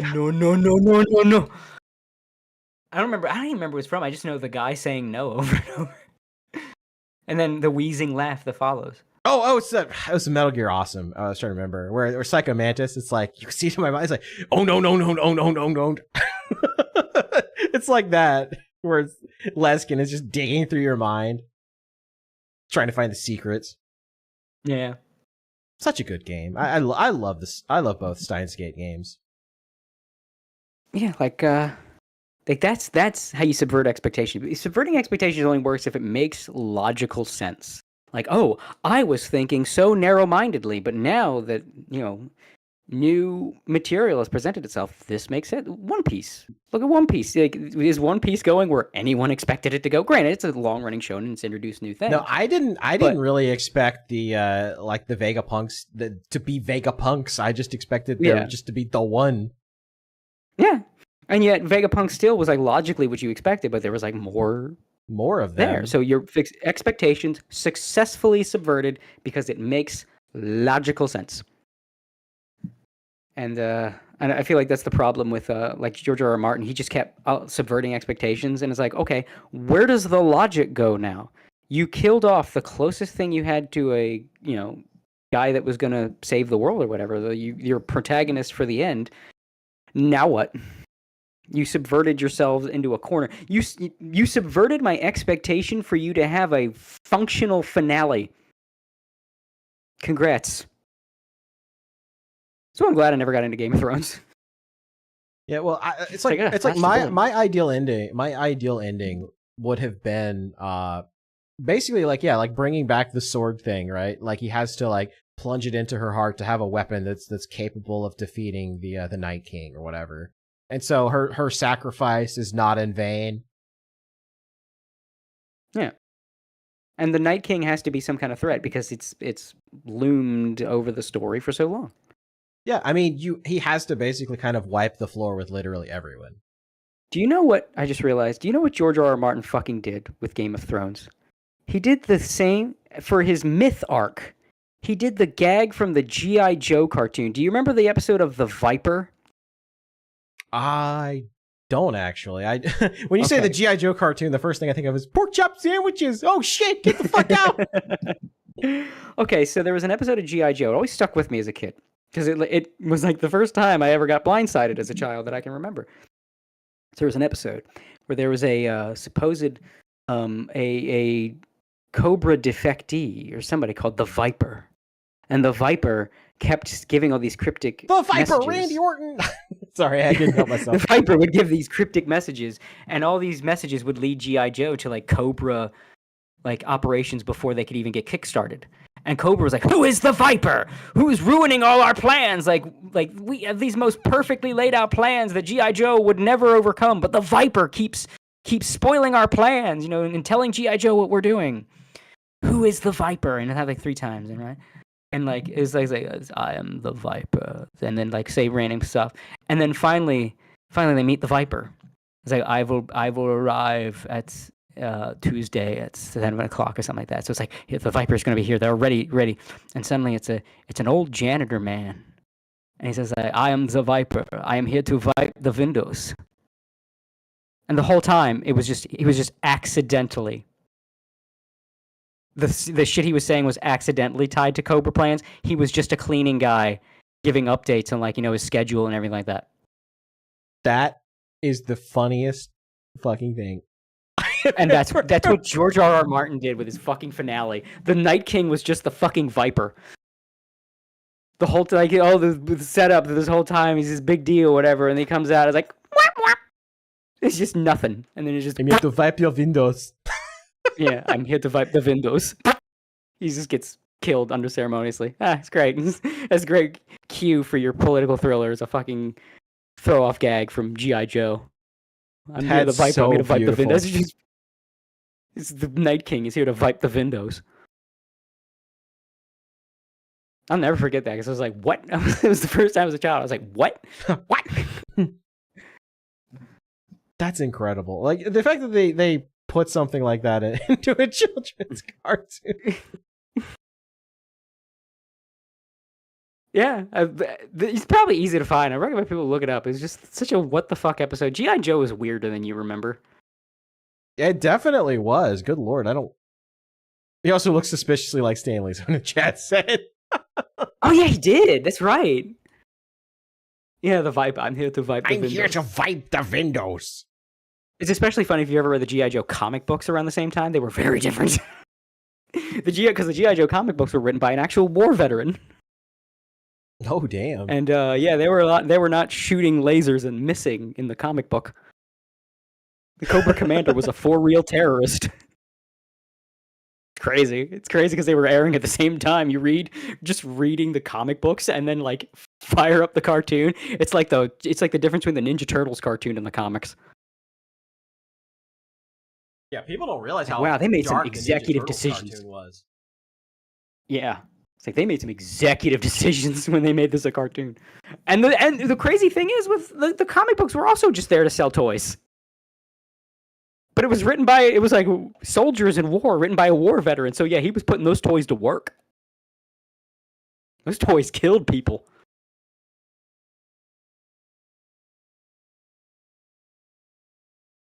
So I see you have pulled something up here. Did I die? Did the call die? Wait, hold on. Did I? Sorry, I had to step away for just a second. Okay, I ran back. Oh, okay. I was wondering why there Okay. was like a loud thud outside, but it was just like the neighbor's dog. Oh, okay. I was wondering, I was like, what the fuck? I was about to say, happened? Do we have some uh-oh. technical difficulties? I had to run. I was like, ah, shit, what's happening? It was just the neighbor's dog had jumped up, and that was what the thud was. I was like, oh shit. Oh, okay. Okay. False alarm. Where'd he go? Yeah, let's bring this up because we're talking about Dragon Ball. Stephanie Nadolny, the English voice of young Goku in Dragon Ball GT, is reportedly reprising her role in Dragon Ball Daima. Yeah, that's the rumor. I don't know if it's true because it's coming from Geekdom 101. Right. It's kind of like big if true sort of situations. because she was like supremely blacklisted. Yeah, because she wouldn't allegedly because she wouldn't fuck Chris Sabat. Yeah.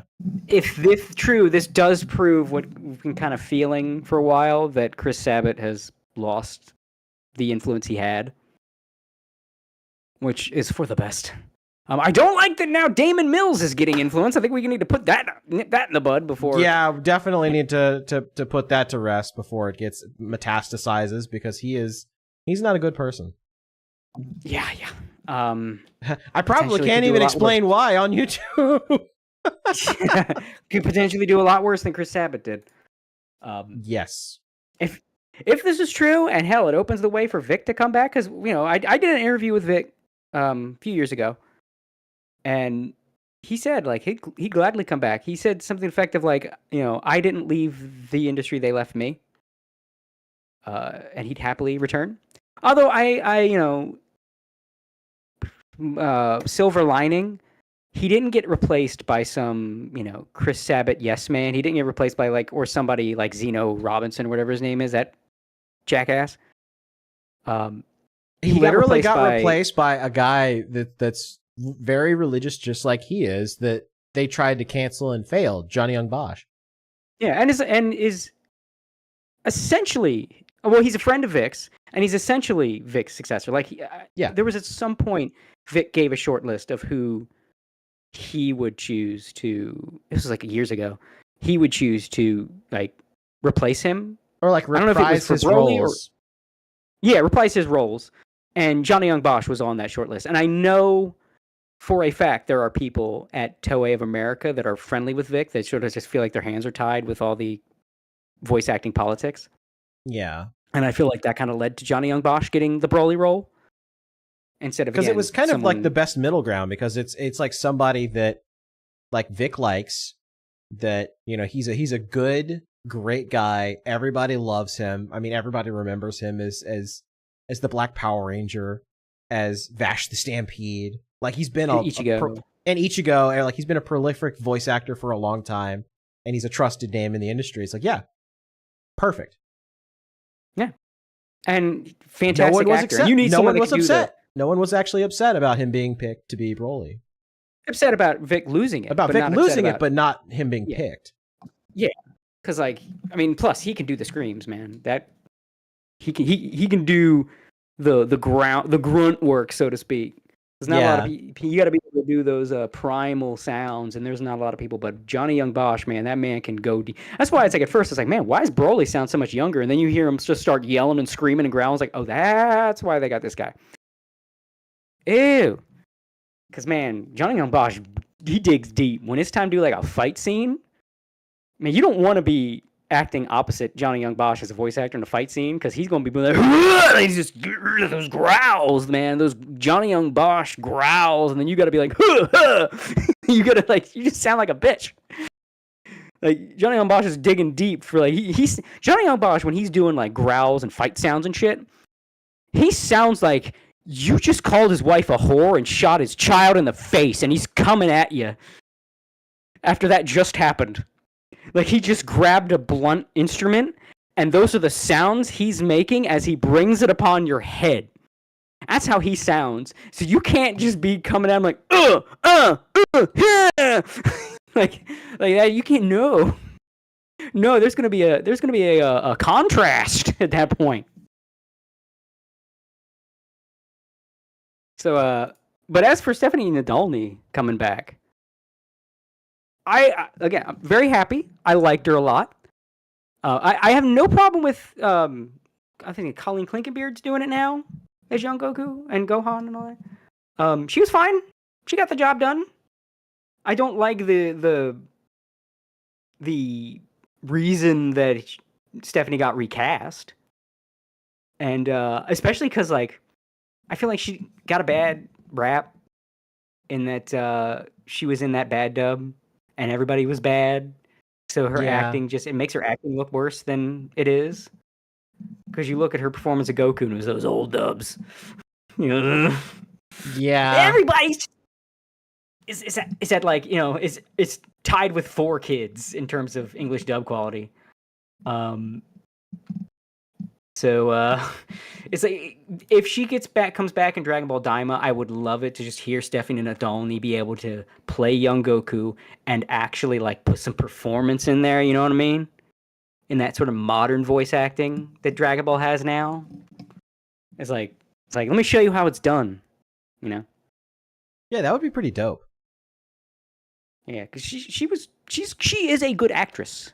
She just did not get to show it as much as Goku, when young Goku and young Gohan, but she had the voice. She sounded like a prepubescent boy doing that voice. It sounded right. It's just that everybody was like fucking just the acting in those old Dragon Ball dubs. I don't think a lot of y'all Zoomers, you know, that here you saw the dub of like Super and Dragon Ball Z Kai playing on Nickelodeon, and like that's you know Dragon Ball in English to you, and that's good. That's good because that's a much better dub. But you don't know what we sat through with like horribly miscast Frieza. An elderly woman trying her damnedest to sound like a male alien. And you could hear, dude, Linda Young's Frieza, you could hear the strain, man. She couldn't act because she wasn't allowed to. Her vocal cords couldn't go anywhere with what she was trying to do with Frieza. Which she was just trying to go like this the whole time, but as you know, her voice, like, you can't act doing this voice. You just can't do it. This is just the tone and the level you're at the whole time. It was basically, she was trying to imitate what she would sound like if she had one of those like voice boxes you use when you get a hole in your throat. Yeah. Like, I can't even say Linda Young was bad. She didn't have a chance because the voice she had to do was just unactable. Well, the direction they gave her was just bad. Yeah, I mean, it was the same for everybody. You watch that old dub; it's horrendous. Yeah, like as much as of a bad person as Sean Schemmel is, and he's a very bad person. His acting as Goku is phenomenal, and you can't take that away from him. So now listen to like how he sounds now, and the performance he gives now. Now go back and listen to his Goku back then. Even Sean Schemmel was like, "Ugh!"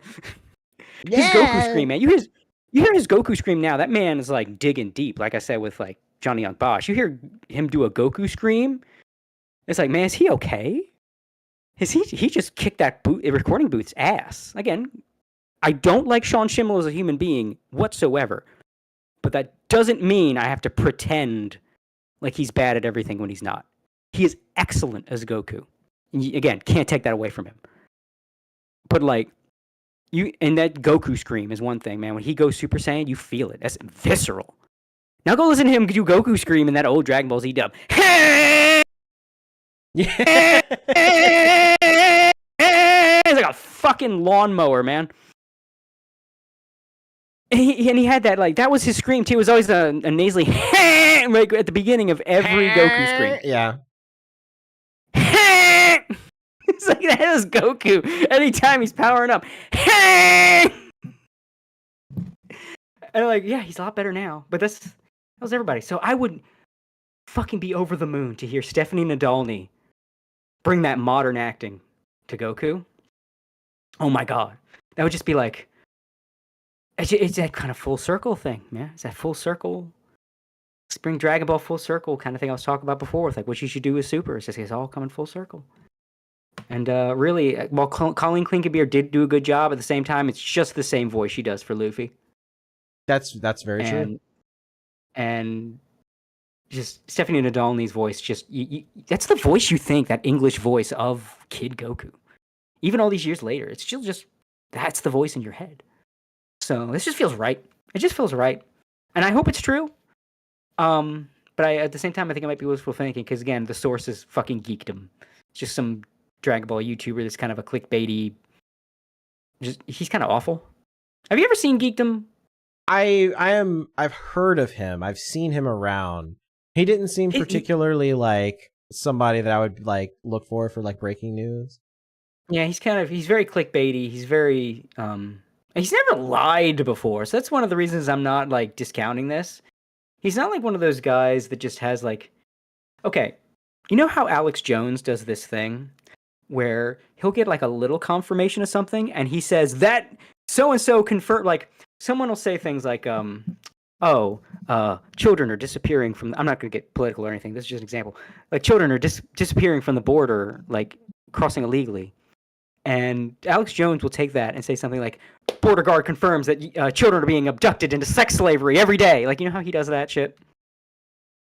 Yeah, he does do that. Yeah. I've never seen Geekdom do that kind of thing, because I've seen a lot of YouTubers, especially Dragon Ball YouTubers. Dragon Ball YouTubers are the worst shit in the world. I adore Dragon Ball with my heart and soul. I will never watch one YouTube video about it, because I hate them all.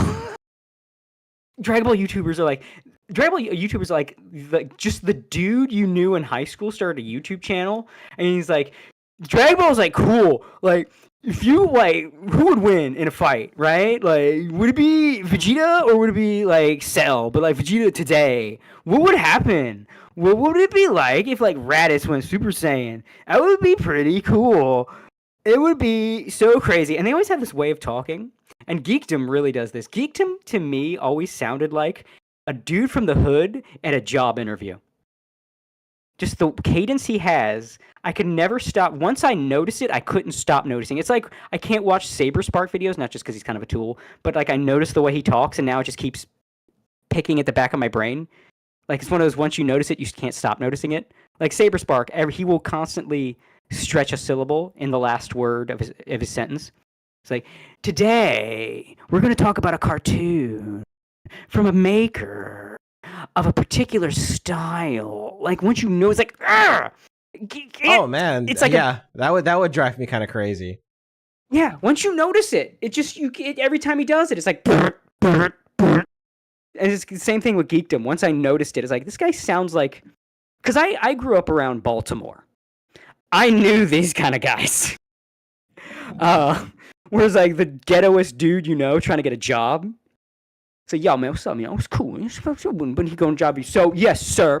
I think that when I get this job, I would be a very hard worker, sir. Like, he's trying to enunciate because he normally doesn't. Like, once I noticed Geekdom sound like that, I could never listen to him again because I just keep picturing, like, dudes I knew from high school in a suit in front of a desk interviewing for a job. Yes, sir. So, anyway, Goku and Vegeta, they are very important characters to the Dragon Ball canon, sir. And then, like, he would come out of there and, like, we'd be hanging out. I was like, yo, Goku and Vegeta, motherfucking man. I'm the shit out of them, bitchy man. Like, so Geekdom, it's like he's not a news source, you know what I mean? But he's never lied. But he's not like, I don't know how to put it. He's not like the most put together professional guy that you think. He's probably got industry ties. He's probably, got his ear to the ground, I don't know. He seems like a guy that he might hear a rumor. And it's like people are saying from reliable sources that Stephanie Nadolny is going to reprise her role. Like, I could see that. Like, it not being true, but he heard reliable sources. But at the same time, again, he's not Alex Jones. He's not like Stephanie Nadolny said, I got some work lately. And at the same time, Dragon Ball Daima comes out. Confirmed! She's getting Dragon Ball Daima. So, could go either way. Fingers crossed. But at the same time, I know there's a lot of people that don't put money on it. A lot of people, like, when they think of, like, I guess, like, nerd Alex Jones, like, I hear people talk about, like, Doomcock a lot. I really don't watch his stuff, but, like, people, for some reason, like to just, like, talk shit about him, like, all the time. Like, I don't know if that's true or not. I've heard that name. I've never seen his content. I don't know anything about his content. Yeah, all I know is he has, like, the Doom mask with, like, the giant, like, gimp mouth or whatever. Like, I think that's, like, the joke or whatever, but yeah, I don't know a whole lot about him. I'm just, like, aware he exists, and that, like, he had, like, this thing about, like, how the MCU was going to do this or that, and then it just, like, never happened. I think the meme was, like, 2 more weeks to fire Kathleen Kennedy, and it just never panned out. Oh, he was the one saying that shit. I remember hearing about that. Like, oh yeah, they're going to fire Kathleen Kennedy. Yeah. Someone in chat brought up, Doomcock says Kathleen Kennedy will be fired from Disney for literally years. Yeah. Yeah. That's it's like, I don't have an opinion familiar. one way or the other on him, but I that's all I know about him, really. But I see a lot of people, like, shitting on him, and they kind of like think of him in that way, that it's like, oh, well, he said it, then it's probably not true or whatever. Yeah. Okay. Now I get it. Yeah, because I remember that god awful She-Hulk show had the bad guys basically be Doomcock. Yeah, that was pretty great. that was a huge W. the only cool part of that show, and it was like, you're not supposed to cheer, you're supposed to boo.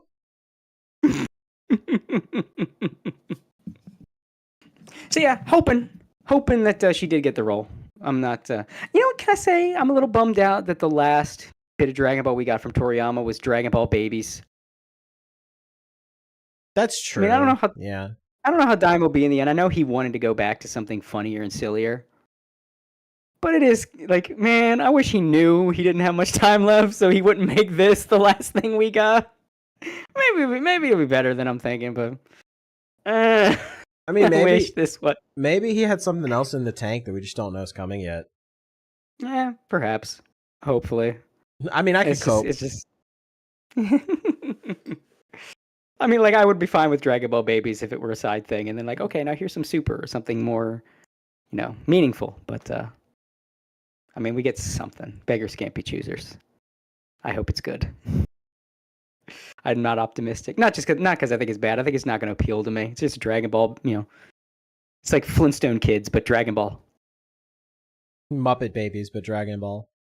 Yeah, except it's not back when they were kids. They all get turned to kids, which is funny. Remember when people thought that was the dumb part of GT, and then Toriyama does it to everybody.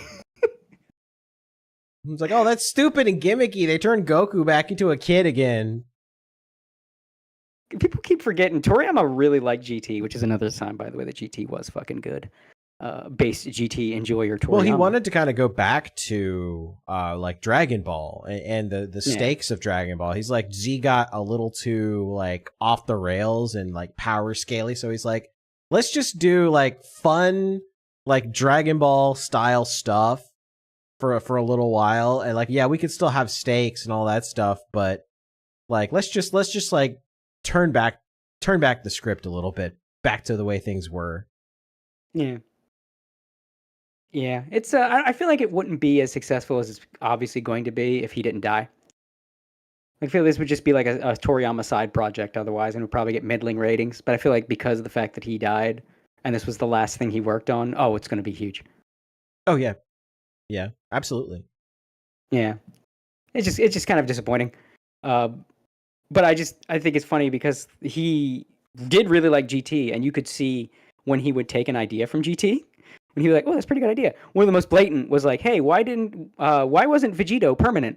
Like, and the whole thing of Vegito's fusion ending early because of all the power used. Oh, that was right from Super Saiyan 4 Gogeta. Like, that's the same thing that happened with Super Saiyan 4 Gogeta. I was like, "Oh, I see you." He's like, and "Oh, that's a cool idea." Yeah, there was like 2 fucking shout outs to Baby in Super. There was the one Toriyama didn't write was Komazon. That water that morphed, and then we had the copy Vegeta. Yeah, I really thought, I was like, oh my god, that makes me think of Baby. And then the Toriyama, the homage that they did do, most people don't notice this. So let's see who caught it. In the Tournament of Power, when we saw the gods and their angels, the one that was a rival to Beerus, the little mouse guy, he was voiced by Baby's voice actor. And his angel attendant had Baby's hair. Oh my god, you're right. I just thought of that. Yeah. Which pissed me off that the English dub didn't catch that joke and they didn't have Mike McFarlane. Yeah, I was going to say they didn't cast his voice actor. Oh my god. Damn you, Funimation. Yeah, you missed the fucking joke. Because that was like the second Baby homage. His Baby's voice and then Baby's look in the God of Destruction Angel duo. Funimation is lazy. That is very true. Yeah. that is unfortunately true. They did a lot for Super, to be fair. Even at their worst, they gave a shit about Super. They treated Super right. It was like, you have the abusive parent that has the favorite child. So like if you remember this is kind of dark, but it is similar. Like that father that killed his daughters, the honor killing, the big story that happened. He had a son that he just pampered. Like his son, so the son was like helped his father out and helped hide his father because his son was the favorite. So he treated his son really well, but then he treated his daughters like shit. That was Funimation with their properties. Oh, they'll treat shows like Dragon Ball. Oh, that's their favorite. They just pamper Dragon Ball, but all these other shows they'll just fuck with. Yeah, like Prison School and all that. It's like, oh yeah, Gamergate. Yeah, and all the goofy politics they threw in Dragon Maid and all that. Like that was the same shit. Like they had the favorite children, and Dragon Ball was one of them. So they treated Dragon Ball right. I mean, they did the whole thing where when they did Copy Vegeta, they got Brian Drummond back to play Copy Vegeta. Yeah, okay, that was pretty. That was a huge W. That made that arc worth watching. That arc was kind of lame, aside from like the gag of Vegeta sucking on a pacifier, not knowing what a pacifier was. Yeah, that was great. I love that part. But like overall, that arc was kind of eh. But then they did that casting gag. Oh, okay, now this is a much watched.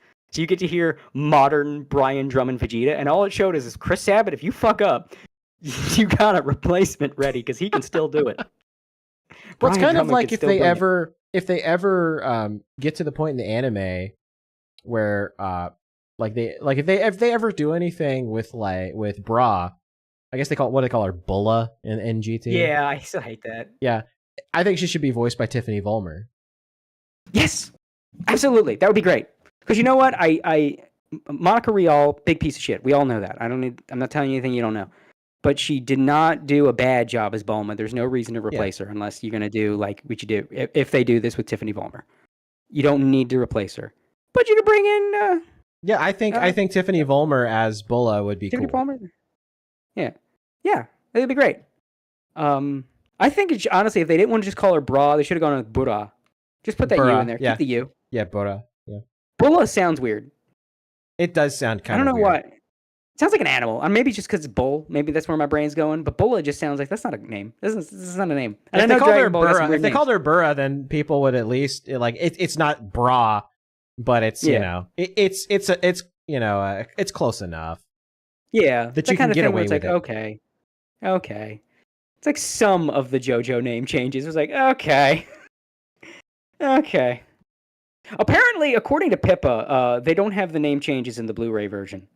Oh, I don't know if that's true, or I don't know if that's true, or she got like an import that has English subs, which also might be the case because there's a lot of like Japanese imports that'll have English subs that don't have. I might have to super chat her and ask her like which version did you get? Is this like a Japanese import, or is this like because she did go to Japan, so she may have actually just straight up bought a Blu-ray down there. Yeah, it's worth. Somebody send a super chat asking her. Somebody do that. I mean, I think she's doing a collab right now. I'm gonna catch the VOD after. Oh yeah, same here.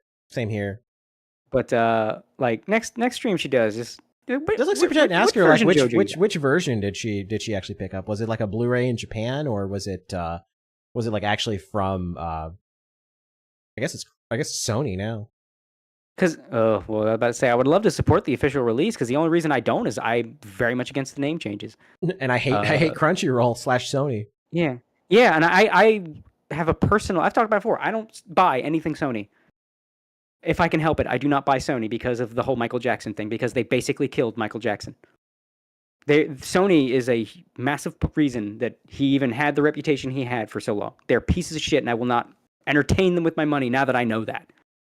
Like this is a perfect segue. This is actually accidentally a perfect segue into one of the next topics. Oh God! The PS5 Pro, $699. They did it again. Of course, there's no disk drive. Now, to be fair, why would you include a disk drive when there are no games? They have one game now. They have Astrobot. Come on now. Yeah, they have one game. Yeah, until it ends up on the Steam store too. I don't think they will. That's too. I don't know if you've seen that game. It's super Sony. Oh, I mean, yeah, like there's a giant like, PlayStation. Yeah, I mean it is hyper Sony. Yeah. And it references like almost every single like popular PlayStation 2, 3, and 4, 5 game like ever made. I mean, they referenced freaking Dark Cloud 2. I was like, "Oh my god." Oh my god. Oh my god. Yeah, it's. I mean, that seems like a good game. I will never buy it. For the I gotta go reasons find just the Mint played Astro Bot. Oh yeah, that clip where she found Snake. Oh god, I gotta go find that clip because that was. I love Mint's Metal Gear brain rot because like I think we all have our brain rot. I have the same level of Metal Gear brain rot. I mean, like, that's one of my favorite series of all time ever. And I feel you. I feel you when Pippa starts talking about JoJo. People are like, "Oh God, here she goes again, JoJo," and I'm like, "Shut the fuck up now, Pippa. Go on about JoJo, please." Right. It's like I want to have like a cartoon gag of me pulling out a revolver and just shooting anybody that says like, "Oh God, she's talking about JoJo," just like shooting them and they go flying off screen. You were saying, Pippa? Go off, Queen. Yeah, exactly. Go off, Queen. I'm just waiting for her to watch Part 6, man, because I fucking love Part 6. I love Part 6 to death. And she apparently finished... I think she finished Part 5? Or I don't know. She might be like halfway through or something. I don't remember what she said. I'm just waiting for her to get Part 6. Oh, man, she is... She's going to have some opinions about that. Like, I really feel like it's going to be one of two things. Either she's going to love it and it's going to be her favorite JoJo part ever, or she's just going to like do nothing but shit on it endlessly. I think it's going to be her favorite JoJo part ever, at least until Part 7 comes out. I don't think anything she'd have to shit on it. Like, what would she shit on? You know? I don't know. Just Pippa's. It's hard to like gauge her reactions to things because there's things that I'm like, oh yeah, she's gonna love this, and then she's like, man, I hated that shit. It was stupid, and I'm like, huh. I feel like just the way Part 6 is, I feel like she'll love it. I mean, it's you know, like as close. I think she's gonna hate the kid. I can't remember his name. The kid from Part 6. I think she's gonna hate him. Oh, you mean? Oh God! Now that you said that, oh God, what's his name? It was like Emporio. The one who got the kill on Poochie. Emporio, that was it. Yeah, what was his Emporio? Not Ironcov, that's One Piece. That's One Piece, yeah. It was like El Nino or something. It was Emporio El Nino. Something like that. Al Nino or Al Nino. Al Nino. That was it. Yeah, it was Emporio Al Nino, yeah. Yeah. I feel like she'll hate him. But she really likes Jotaro. Jotaro comes back. I think she's gonna like she'll like Jolene. She might. Yeah. She'll probably hate Hermes. And, I think she'll be okay with Hermes, but she's going to like hate. I feel like she'll like Foo Fighters. Yeah, I think she'll like Foo Fighters. I think she's not going to like Hermes. I think she's going to. I'm very interested in her reaction to Poochie. I think she's either going to relate to Poochie or going to be like, "Stay away from my man!" Or, I mean, she likes Kira, but like the whole like, "I'm jealous you got to hang out with Dio." I want to see. I wonder what her opinion of Anasui is going to be. That's good, yeah. And Weather I think she'll hate him. I think she'll hate him. Girly, yeah. I think she'll kind of like Weather Report. Yeah, that's sort of where I'm guessing. But I feel like I think she'll like Poochie. I think she'll be like mid on Poochie because everybody loves Poochie, right? I think she's gonna be like, I don't like Poochie as much as everybody else does. Yeah, but she's gonna be like those scenes with Dio are definitely gonna cause an impact on her. Yeah, she's also probably gonna go like, I can see her character getting the wide-eyed look when the clan shows up in Poochie's backstory. I was thinking the same thing too. I'm like, oh man, just wait till she gets to his backstory, and you just see the wide-eyed Pippa oh shit stare.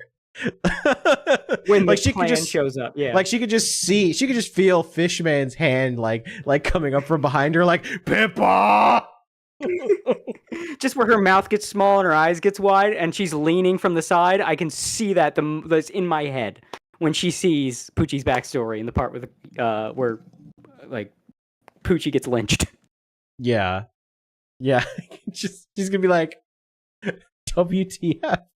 JoJo went there. They do. She's going to love Steel Ball Run more than anything on this planet. Like, it is it is like going to be her bread and butter. Yeah, I feel like, because, I mean, it is I think everybody says Steel Ball Run's like the best part, unless you're like anime only, right? Yeah. Like, if you've read the JoJo manga, it was like, yeah, Steel Ball Run's the best JoJo. And there's always a thing where, like, yeah, Pippa always has the weird outlier opinions, though. Like, she doesn't like the thing that's obviously great for some fucking reason, because she's crazy. But I don't know, I think Steel Ball Run, like, she's been, like, because she's got weird JoJo opinions, like not liking part 2, really liking part 1. But I think she likes the drama elements of part 1, you know, like in the beginning and shit, like the soap opera elements of part 1. Yeah, well, I mean, she's a woman. People forget that sometimes. But I feel like part 7, she's gonna be with like everybody else. So like, no, yeah, it's part 7. It's amazing. It's fantastic. I love, like. I'm curious though. Will she hate Johnny like half of the Steel Ball Run fans hate Johnny? She's gonna love Gyro. That's a foregone conclusion. There's no question there. I mean, yeah. And then I think what it's gonna be. I think what it's gonna be. She's gonna like Johnny and hate alternate Dio. Yeah, I think so too. Because she's gonna have like, you know, you're not my real dad. Yes, it's like this is. It's like you say this is Dio, but it's not Dio. He's an imposter. He's a fake. He sucks, and his power's stupid. Yeah, that is literally what she's going to say. Holy shit, you nailed it! Like, you fucking psychic, you. She's going to say that, but then she's going to be like, she sees like the second Dio where that Funny Valentine pulls out as like his last fuck you, and then she's like, what? But like. The real question is, will she have as much patriotic fervor for Funny Valentine? Yes, 110%. Because, like, is she going to have... Because she's not going to dislike Funny Valentine. No. If you know JoJo, you know. Funny Valentine hits different than most JoJo. Yes, he does. He hits different. Funny Valentine, you have two reactions to him, right? And, like, that's a solid villain, right? Or you kind of get fixated on the like, oh, well, he was kind of getting weird with a 14-year-old, but like half the cast is fucking Wild West. People were fucking degenerates back then, and Rocky knew. But at the same time, it's like, no, well, she was part of his plan. He was going to sacrifice her to Jesus's corpse. Like, either like, oh, he's a good villain, yeah, whatever. You're like, I don't get the hype, but he was good. Or you're like, Funny Valentine for president, make America great again, bring him back. He was the greatest American president. I would die for you, Mr. President. So the question is, where will Pippa fall? Will Pippa be like, he was kind of creepy, but he's all right. He's all right. I don't know why everybody likes him so much. I liked him just fine. Or will she go, oh, Captain, my captain. Yes, Mr. President. God bless America. Yeah, she's going to see that and going to be like, this is the greatest thing I've ever seen in my life! I feel like it's gonna be the latter. I feel like it's gonna be full of America posting. I mean, she does like her sexy men, right? And he is the sexy man, and he's got America. The stars and stripes on his back. I mean, and he's an ambitious, blonde, sexy man who loves America, a little crazy. Yeah, but he's also kind of crazy. So she's got that I can fix him going on. But, like, does, like, over-the-top things out of ambition, like that kind of stuff. But people love Funny Valentine for all of the same reasons that they love Senator Armstrong. Yes. We're going to make America great again! Yeah. It's like he wanted Jesus's body parts, so America would be a fucking utopia, and nothing would ever go wrong. It's like, yeah, they'll go wrong in other countries, but who cares? They're not America. It's like, man, if that ain't the quintessential American, like, who cares? You're not America. They're not my problem. I'm American. America is my problem. He's the peak America first. Like, yeah, so that's the only thing I'm wondering. Is like, when she gets to Steel Ball Run, will she be like, I like him. I'm not like him as much as other people. Everybody's crazy about it. I just think he's okay. Or will she be like starting a stream, playing the Star Spangled Banner, is like, chat, I just got to Funny Valentine. I feel like that's more Pippa That's more Pippa that she would do something like that.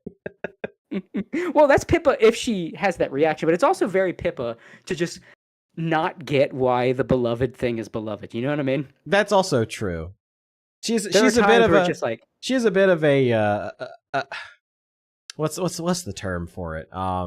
She's not a contrarian. She's not doing. No, she's not quite a contrarian. She's like marches to the beat of her own drum a little bit. Habitual line stepper. That's the word. Yeah, she's like that, or more like she's contrarian through obliviousness. It's just the obvious reason why just whizzes past her head, and then by the time she's like looking for it, it's way gone. It's too late. Yeah, it's like, a lot. You didn't get it. You'll never get it. I'm sorry. Yeah. So that's what I'm just waiting. I'm waiting to get to Steel Ball Run. I just need to see how you react to Funny Valentine, because it's going to be one of two things, and either way, that's going to make for an entertaining stream. Either she's going to be fighting with chat. It's like, what? Why is everybody why is everybody shitting on me, chat? Chat, why is everybody shitting on me? Yeah, like, I said he's okay. Why is everybody mad? Why is everybody saying I should be deported? It's either that, or she's just gonna be Murica posting for like 10-20 minutes on stream as soon as someone gets her started. It's gonna be either or. It's really hard to tell with Pippa. It's a 50-50 shot. You have a 50-50 chance. Yeah. Well, I guess we wouldn't be talking about the PS5, but it has no new PS5 thing, but it has no game. So what's there to talk about? Yeah. Aside from the fact that the disc drive is sold separately for like almost $80. That's crazy. It's crazy looking back, because I was younger days. I was a console gamer. I was too. Everybody was at one point. Yeah, and then I went to PC, never looked back, and I feel like I got out just in time. You really did. I jumped to PC around like the PS4, Xbox 360 kind of era. Same here. I feel like those are like I think I may get an Xbox One, like for fighting games mostly. Like the last Xbox system I only got for fighting games, and I feel like that was the end of consoles meaning anything. Like I think those were the last consoles where like there was a reason to buy a console. Now they're just home entertainment systems that are weaker PCs. Pretty much. I mean, that's kind of the direction that Microsoft is going with their Xbox. It's like this is a box that gets you Game Pass. Like that is their future model. Is they want everything to be Game Pass, and you can just play it on whatever you want. But yeah. I remember the moment. But you're still paying for it. That's the whole point. Yeah. I remember the moment where I switched to PC gaming, and it's weirdly enough, someone gave me a pirated copy of Mega Man X5 on PC. Oh, dope. Which, not the best game ever, obviously, but like the realization that all I had to do to play Mega Man X5 was double click. Yeah. I didn't have to turn anything else on, get the game, open it up, put it in, the whole shebang. Push button, receive Mega Man. Yeah. And I think that was the moment I was like, oh, this is better. I gotta start getting more PC games. This is just so much easier and simpler. And now, like, I want to play some KOF. I click the green play button on Steam. I'm playing KOF. Yeah, there's some times where I'm sitting there and I'm just like, I don't know what I want to play. And I just like look over, I just double click something and I'm just like, well, I guess I'm playing First Descendant now. Yeah. You know what game I don't do that with anymore? Destiny 2. That's why I just thank fucking God for Gabe, man. Because like Steam has such a stranglehold on PC gaming. The fact that the thing with the stranglehold on PC gaming is run by people that like give a shit about the consumer and aren't like predatory or manipulative or trying to, iron-fisted rule this shit and taking away your library because you dropped a slur in game or some shit. Like, thank fucking God. Just take a moment to be thankful. Yeah, I'm worried about what happens when Gabe finally like retires or passes away. Like, I think that's kind of been a topic a lot on Twitter lately. It's like, what's going to happen when he's gone? Like, is Steam going to continue to be as awesome as it is, or is it going to like sell out like the Epic Game Store?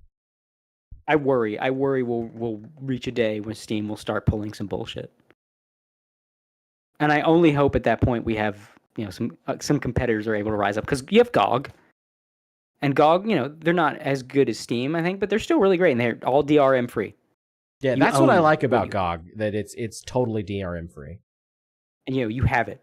It's on your system. And all those old games. Man, you go on GOG, you play some of the best shit you ever play, and you get it for $2. Hell yeah. $2. Thank you, Seth Zintach, by the way. He did that video on Might and Magic, and then he's like, oh yeah, there's this mod where you use these 3 Might and Magic games, all put under the Might and Magic 8 engine, so you can play these older Might and Magic games with better gameplay, basically. And I did that, and I bought Might and Magic 8 for $2, and then I got that mod, and I got Might and Magic 6, 7, and 8 for $2, and all 3 of them are really good fucking games for $2 motherfucking dollars. You spend more on a candy bar than you do on these 3 excellent video games. We've had ER on the show. I feel like we need to get Seth Seentouch on here at some point. I know he doesn't do a ton of. He doesn't do a ton of it wouldn't be really an interview. It'd just be shooting the shit, talking about fun stuff. If you got Seth on here, the beginning of it would just be 20 minutes of me fluffing him. Say, thank you for telling me about Might and Magic. Thank you for telling me about Star Sector. Is there any other good games I should play? I think everybody Have that you ever watches heard about Seth this game called Sex with Hitler? Oh god, that would be worth it just for the clips of him, just like Cody's like, you got any other games you want me to try? Well, please, Mr. Zintach, tell me what else to buy. There's this. I think everybody that watches Seth has gotten at least one game that he's featured. I have. Yeah. I don't think anybody that regularly watches him has not bought at least one game that he's featured. And a lot of it would just be especially thank you for Star Sector. You have no idea how many hours I've sunk into that game. This game is excellent. It's so fucking good. You undersold how good that fucking game is. Oh my god, Star Sector is so good. It's one of my favorite things, because I discovered Seth late, it was probably 4 years ago or something. I was really late to it. I was like, oh shit, this guy's great. But watching his his Space Station 13 review was because I used to grief. I used to grief in Space Station 13 a billion years ago. Me and a couple of friends, and watching that just brought back all of these really funny memories. And I was like, oh man, those were good times. Just making furries mad on their RP servers and stuff, blowing up the space station and stuff. That Space Station 13 video is that's fucking art, man. It's one of the greatest. Probably the best one for me is the Dwarf Fortress. I actually still to this day I'm I love Dwarf Fortress. I'm keep thinking of getting that game, but something always talks me out of it. I probably am gonna get it one day. I'm just gonna have everybody's okay, how do I fucking play this? Everybody has a great Dwarf Fortress story if they've played it long enough. I mean, of course, there's obviously boat murdered, but there's some other really good stories that come out of it. His fucking story about when he played a kobold. This scene, every single time I watch the video, I laugh. I reference it with friends. I reference it with my girlfriend. She watches Seth. This line, this random ass line, just it just hit me so funny. Where it's when he's a kobold and then he killed the king. It's my punishment for regicide was monarchy. I became the new king, and I began spreading rumors that the original king, was murdered by me. Nobody believed me and said that I, the king, was full of shit. That's amazing. The way he delivered that, and just the phrasing of that I, the king, was full of shit. Oh god, that's why I love his videos. They're so good. That man's got a comic delivery that comedians would kill for. Oh man, we should get him on the show, but I don't know how I wouldn't just act like a fucking dweeb. Hi, Mr. Zintach! I love your videos! I mean, we somehow managed to get through the ER episode without, like salivating all over his shoes. So I think I wasn't on that one though. I feel like if I was on that one, I would have to stop myself from like for the content. See, I'm gonna confess something right now, but I gotta put a caveat to it. I like Legend of Korra better than Last Airbender. I gotta put the caveat. I think the Avatar franchise as a whole is like a 6. I know a lot of people like grew up with it. It's beloved to them. I don't view it that highly. I just think like Legend of Korra is like a 6.5. I like it a little better. And I feel like I'd be the whole time like, should I just bring this up for like the content? Just like heretic. Yeah. I don't think he'd do that, but I think he'd be like we would be sassing at each other, sass to sass combat. Because like I know he's got all these videos, and I don't agree with everything on him. Like, yeah, sometimes he's right. I'm not saying it's a perfect. Like, I feel like you say that you like Legend of Korra better. People say, "Oh, you must think Legend of Korra is perfect." No, neither is Last Airbender. They're both just good. They pass the class, but they don't get high marks. I kind of grew up in the Renaissance of animation, so my standards are fucking huge. You ain't no Batman TAS. You know what I mean? You ain't. You're good, but you ain't no gargoyles, But I like there are elements of Korra like, oh, this is like so much better. Like, oh my god, the villains in the show are so much better. Last Airbender had like Fire Lord Ozai was fucking nothing, and then the biggest threat you could give me was a teenage girl with daddy issues. Oh, but her flames are blue. Fuck that. That's terrible. This is shit. Villains are shit. And then you bring Amon. This is fucking dude. Is like voiced by Steve Bloom. Is like, I don't give a fuck that you're the Avatar. Pressure point. Fuck you. Do you see my mask? Like this goes so hard. This is great. Varric is hilarious. I have not found any comedy in either of these series funny until this dude's on screen. Now I'm having a great time. I love this guy. It's got Varric in it. It's got better villains. There's very specific reasons I like Legend of Korra better, but I like it a little better.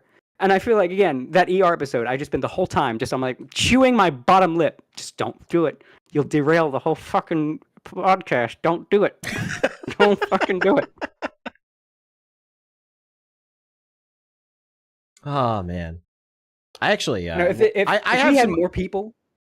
we had more people watching this, I guarantee the chat would be going crazy right now, calling me names for liking Legend of Korra better. But I don't fucking care. I like it better.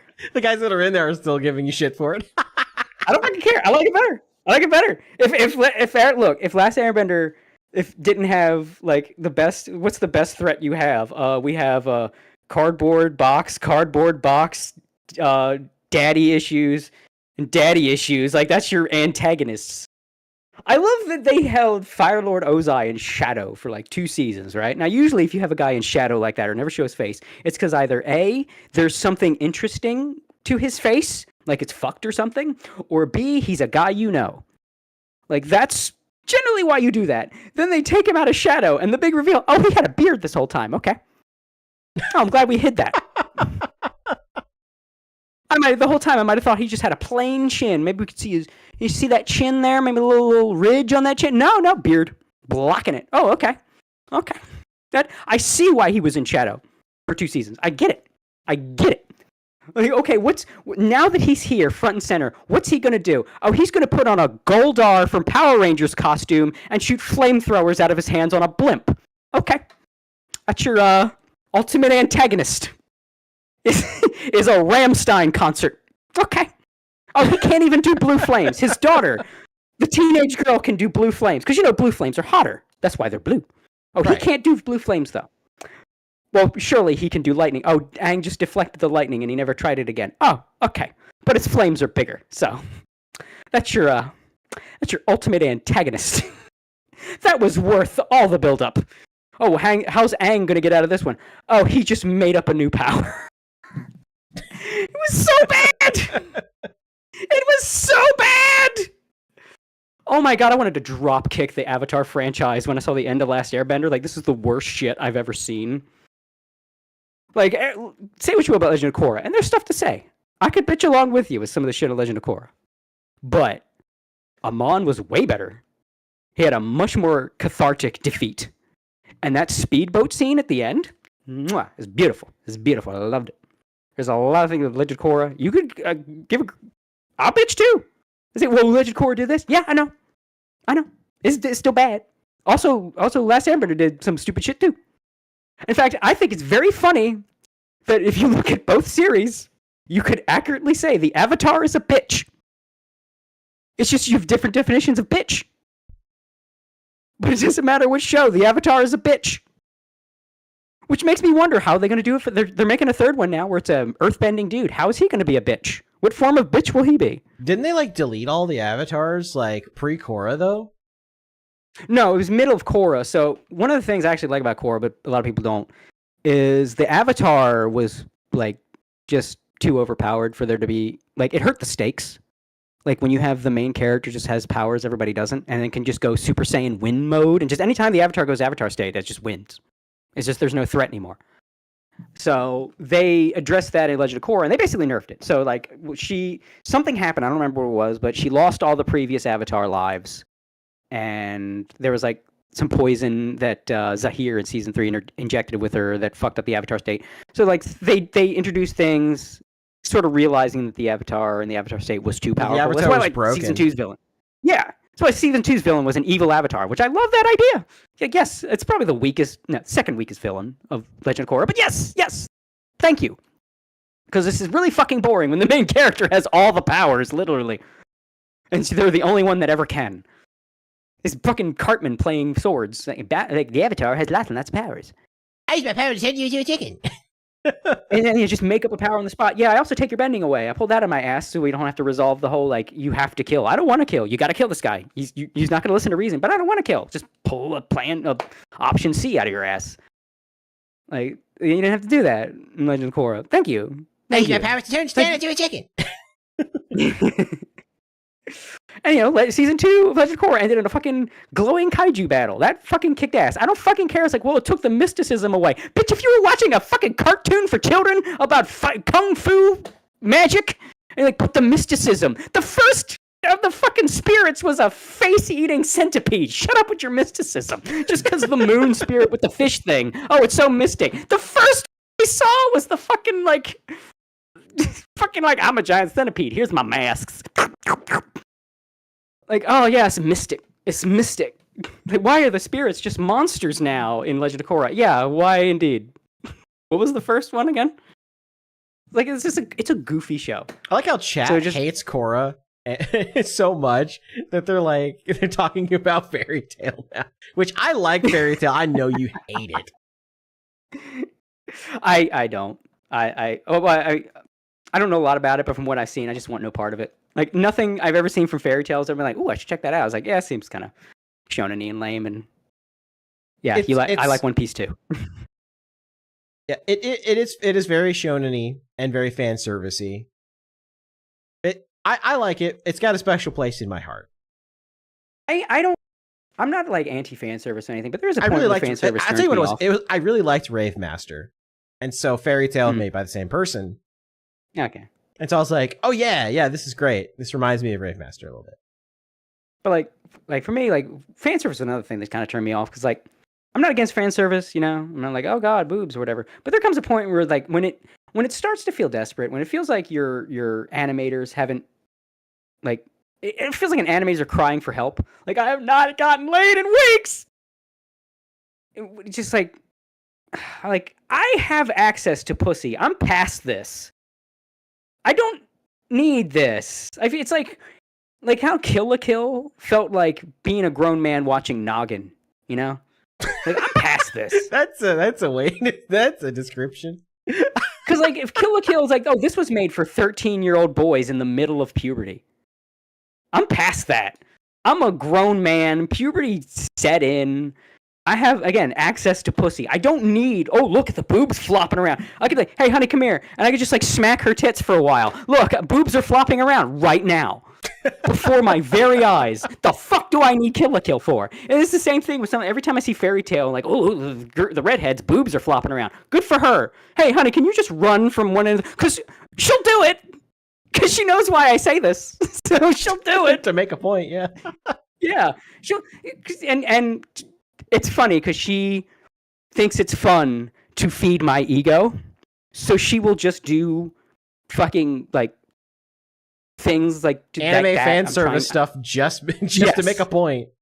Yes.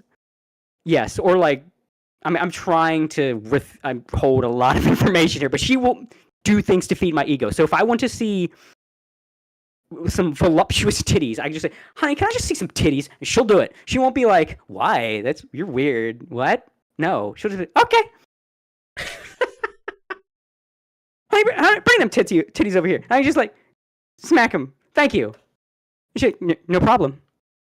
So, the fuck do I need that? And that's how I feel seeing like fairy tales. Like, look, ooh, there's an extended dance sequence. Like, good for you. You can animate, or you kind of can't animate breasts. I've seen how some of these animate breasts. Like, breasts don't move like that. Watch. There, see? Look how different that is. Like, it. So God, I swallowed and it tried to go in my lungs. Like anytime I see fairy tale, it's always like it's an anime gag. Like everybody's making funny faces, or it's titties, or it's like bog standard character designs. Look, here's a character that's blue. Here's a character that's red. Here's a character that's orange. It's like you're trying so hard to look like One Piece, but you miss the whole thing where One Piece's characters are crazy looking and memorable. And it's just like, here's blue girl.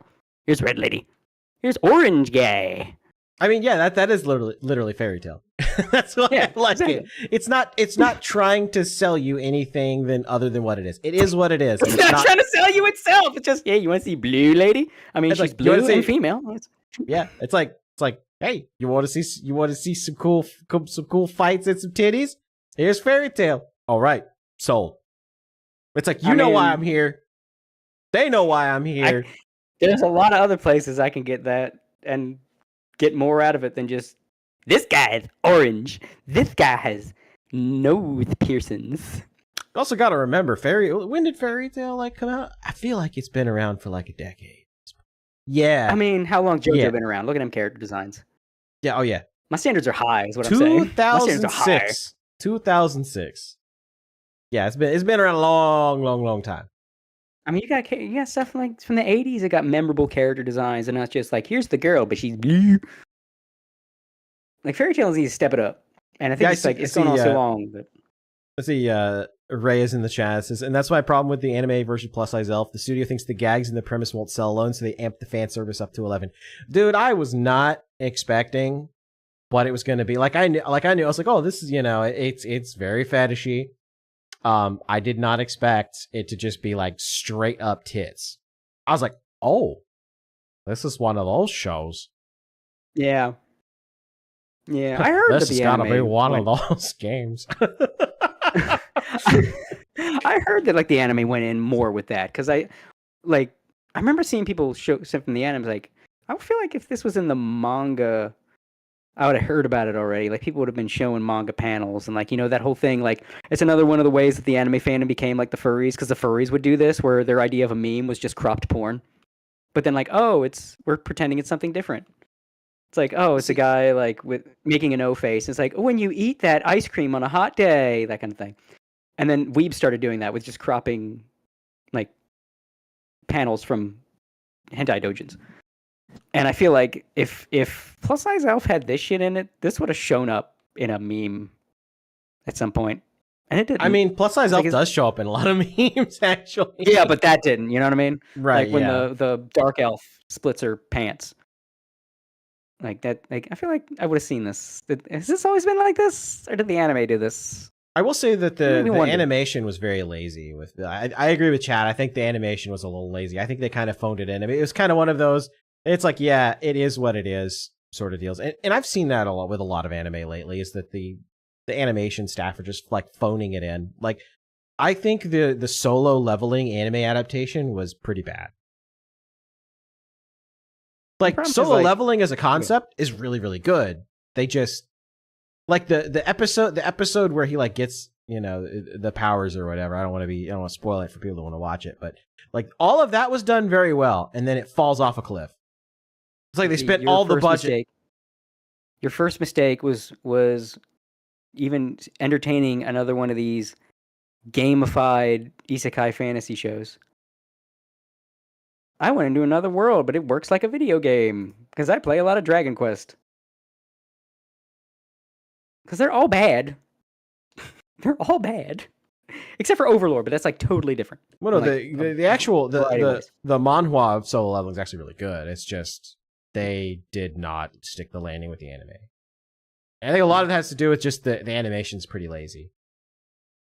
Yeah, but I feel like it's like you can't. It's almost you can't hold the fan service stuff to account now because between the prudes and then the porn addicts that feel like they need to defend Milady's honor against the prudes at all times. So if you even say like this level of fan service just comes off as desperate, they'll get like, oh, you're just a SJW or whatever, some stupid shit.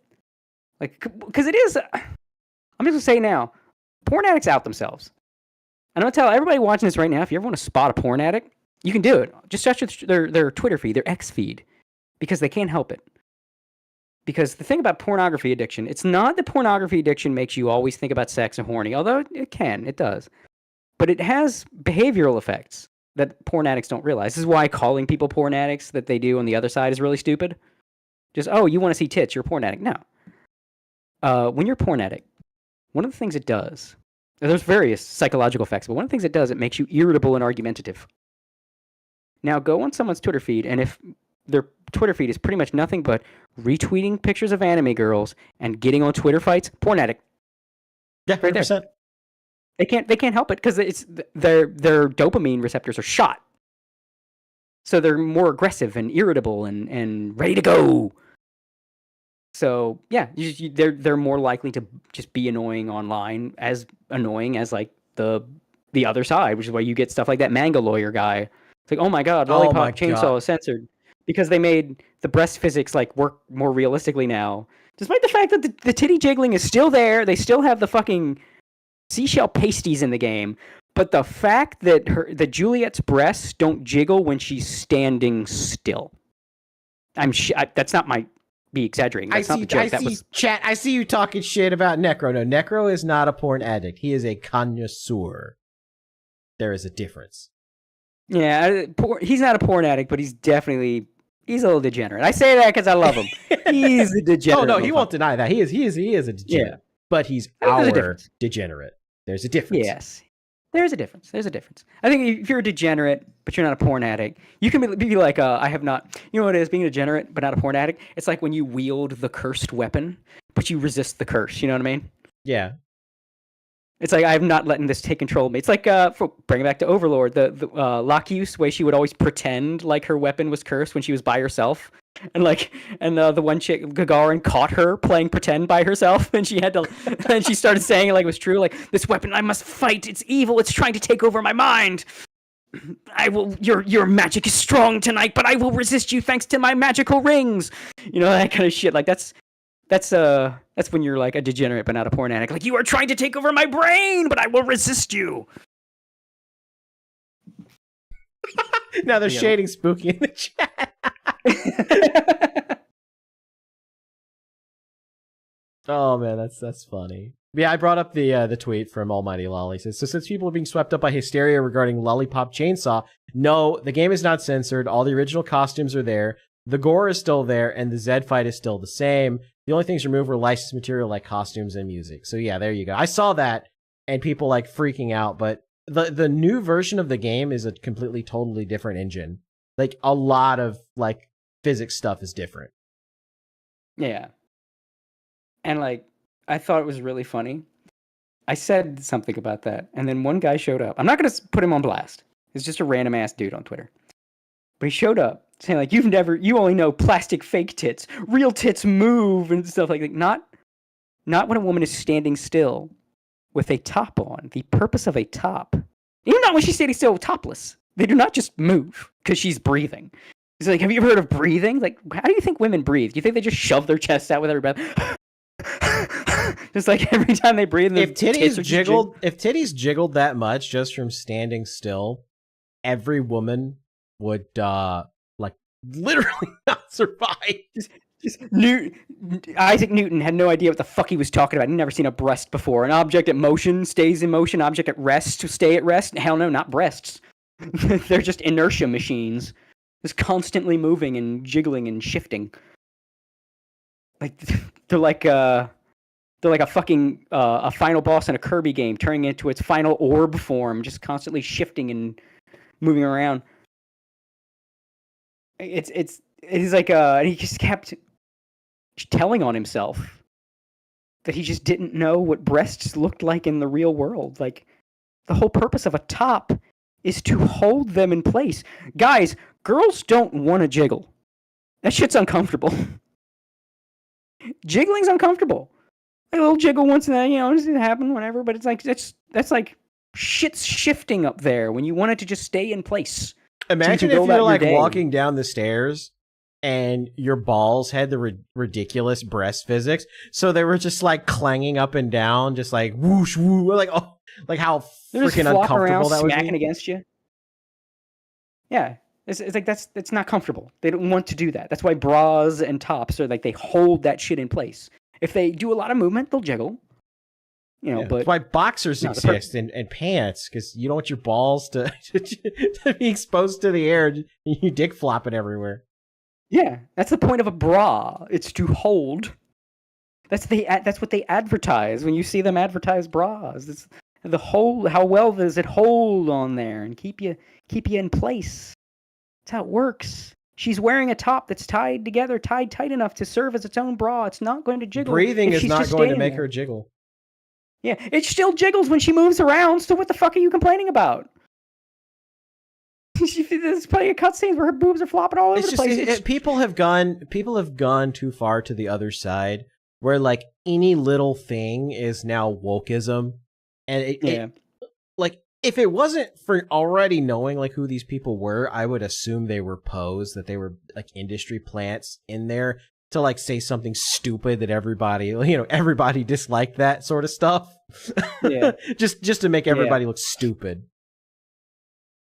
Exactly. I some of these people just I get that, the sensitivity, you're gun shy, but there comes a point where you got to be like, nah, just because it sounds like what the other side would say doesn't mean it's not true. It's kind of like the fan service thing. Sometimes fan service is really stupid. Sometimes it gets really fucking dumb. Yeah, and sometimes it's to the detriment of a show. That doesn't mean that we have to defend every single instance of fan service just because the people that complain about fan service are woke or whatever. Like, no, sometimes it is stupid. Sometimes it's stupid, but it's not ruining the show, Yeah. Sometimes you can be watching a good show, the fans, it's like One Piece. One Piece is great, but sometimes Oda's like, it's like, I look at some of the stuff he does, like, ugh. It's dumb. It's fucking dumb. It's like, why are all your women shaped the same? Yeah, tits are nice. This is variety, it's all of your women are just the same person in different wigs. Mix it up, something I feel like in later arcs he got better about that. I feel like he is getting a little better, yeah. But he started off actually really good, and then towards the middle of the story it got kind of bad. But I think as he's gotten into the later arcs, he's gotten a lot better about it. I would say so. Although I would say if a woman is supposed to be like just hot, he still uses the same body. Oh no, he definitely does. Now, granted, it's kind of sweet. It's because they're based off his wife. He's basically drawing his wife over and over again. Trust me, I understand. I essentially do the same thing, but occasionally you gotta realize that like you've drawn 20 women that look exactly the same. Okay, you've changed the face now. Look, they can have breasts, but they don't need to all be G cups. You can have a few D cups, a few double D cups, even a C cup. But it's starting to get silly. Or just like scenes where like, did they need to go to the hot springs? Can we just advance the story? Did we need to take a hot springs detour? I think the moment where Oda started really getting better at like diversifying characters was Whole Cake Island. I think that was the turning point. Yeah. Yeah, it's a shame that it was he such got a bad saga. I know. It wasn't that great, but he got a lot better at drawing like all these different characters. Like you could tell, like this was like an exercise in how can I draw all of the wacky members of Big Mom's family. Okay, here we go. Yeah, I agree. I would agree. And then the character designs ever since then have been really good. Yeah, And then, like, after we got out of Whole Cake Island, it's been hit after hit. So yeah, nonstop roller coaster ride of W after W. For real. But there are times when the truth sounds like what the enemy would say. You know what I mean? And I think people get caught up in that, and then they start denying the truth just because they don't want to sound like people they hate. It's very irrational, it's childish, and it's dumb, and people should stop doing it. Yeah, people get really caught up in just like they want to be right 100% of the time so bad that they're even willing to have the wrong opinion on something just because it it's different from the other side. Like the other side's like, no, actually the SJWs are right about this one particular thing, but they're like, no, we have to oppose them 100% of the time. And I'm like, but you're like sacrificing your own principles just because you want the W that you're not going to get. It's like remember what's the thing, like Stalin, at least he had the trains run on time. I thought that was Hitler. Doesn't mean was it Hitler? Somebody at least had the trains run on time. It's like we don't have to now have all the trains be late like they're run by Pippa just to show how not like him we are, you know? Well, Hitler would have the trains run on time, so wait a minute. Don't get there on time. You know? Sometimes a broken clock is right twice a day. You know, that's what they say. Don't worry about like, oh my god, I sound like I'm woke. Well, if a woke guy says a cheeseburger is good, do you have to swear off cheeseburgers? And this is the dumb thing about the internet is that people actually do that kind of stuff. They're like, oh, so and so likes X, so I have to hate it now, and it's so stupid. Yeah. Like the cult, like it's the cult mentality stuff. Like I'm so over internet cults, and the problem is that people don't realize they're part of one. Like all of these like these like subcultures and these groups of people, websites, message boards, like it's all cults all the way down. And you know, if you can't, they say if you can't recognize a cult, you're probably in one. Yep. It's like here's a great experiment to know whether you're in a cult or not. Take an opinion that like the people you hang out with like all have, and then just like say something like contradictory just to piss them off and just gauge their reaction. If they get like irrationally angry to the point of like threatening you and stuff, you're probably in a cult. Mm-hmm. And this is the problem with a lot of people on our side is they've kind of become a cult. Mm-hmm. 100%. Again, like I brought the fan service example. Fan service can be bad, but they feel like they have to defend it all the time because woke people. Mussolini, at least Mussolini made the trains run on time. Okay. That was it. Mussolini, yeah. Like, with the fan service shit, you don't have to defend fan service all the time. Like, some of these Korean gacha games, right? They're shit. I don't care how much tits are in them. They're bad games. I will never play a gacha game ever. I just can't. I can't do it. I can't. I can't take a moral high ground on it. I played KOF All-Star. Granted, better than most gacha. Much less predatory. But I played KOF gacha. And yeah, I didn't spend money on it, but I played. No, I did spend money once. I'm not going to play the Genshin Impacts. I'm not going to play the Blue Archives, and I'm not going to play the WWE Champions. Just not going to happen. Yeah. Not going to roll for Hogan's. I wailed once just to see, just to try it out, just to see like if I actually spend money on this, how effective is it? You hurt yourself today just to see if you could feel. Kinda. I was like, because like, what is it like? You know what I mean? Like, what's it like? It's one of the things where like you hear the fire is hot, but what does a burn on your finger feel like? You do that thing when you're a kid. It's like, I'm not supposed to touch this because it will hurt me. But what does it feel like when it does hurt me? Oh, yep. Okay. Don't do that again. You know, I shouldn't stick a fork into the electrical socket, but you know, I'm very curious. Yeah, it's kind of what it was. But Maggie's not afraid of bunnies. She will be. That was kind of what that was. But it's kind of the thing was like people are now going to act like these shitty gacha games with waifu shit is Sacred Cows because it's got tits in it. Because like, well, they're taking our tits away and all these other games. Yes, they are. But that does not mean then that now everything that is like shamelessly sexual is all of a sudden good.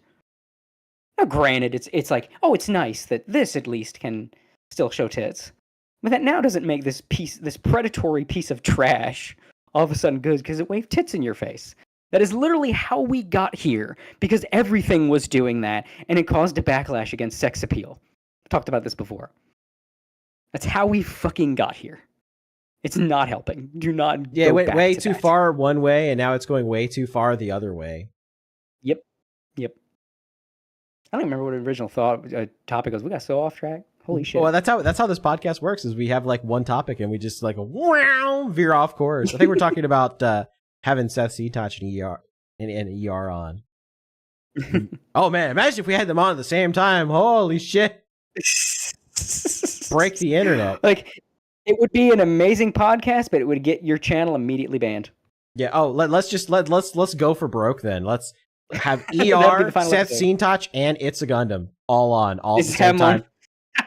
For the final episode. Hey, people, we're trying to see if we can blow up a YouTube channel in record time. It'd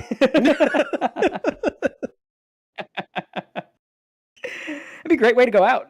Blaze of glory. Go out a blaze of glory. It's just like, like the end of Rocky, I just have my fist raised, and it's like, I just want a YouTube. I can retire. We should probably make this the last topic, because we've been going on. I mean, we always go for a while, but... Yeah, I have some quick VTuber news stuff. I saw the people have been some people have been upset about the VTuber invasion at conventions. Well, MagWest is not upset at all. In fact, they have invited our very own Sayu. Yeah, Sayu is going to be at MagWest. It's in San Jose. I always love promoting Sayu. Sayu is good. Big props to Sayu, man. What a comeback story this chick's had, man. It's that kind of feel good story they made movies about in the '90s. You know what I mean? That kind of story that like they would have some like strummy Bruce Springsteen sounding emotional guitar music on the trailer, and there'd be a lot of like heavy saturation lighting during the daytime shots, probably in a field at some point. So it's like the inspirational story of one person who overcame all odds, like that kind of shit. The story of a That's girl Sayu. who wouldn't give up. Yeah, exactly. That's like that kind of like that Rudy, something like that. Rudy or Field of Dreams. That's Sayu, man. Sayu's story and that whole shit and how that went down and where she's at now and the growth, man. That's why I love this VTuber scene, man. It's full of dreams coming true. I feel like I gotta become a VTuber. I got some dreams. Yeah. Hey. Like Yago said, don't you have a dream to fulfill? I gotta get myself a model, man. I got dreams. I know it's harder for male VTubers, but I'm not gonna do the fucking Ikemen main character shit. I know how this game is played. Oh yeah, we both do. I need to at some point invest in like an actual live 2D model. I think that'd be great.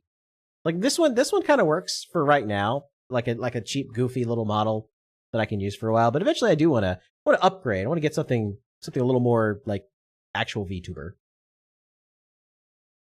I graduate from the B Cub Jotaro Green, B Cub Jotaro Verde.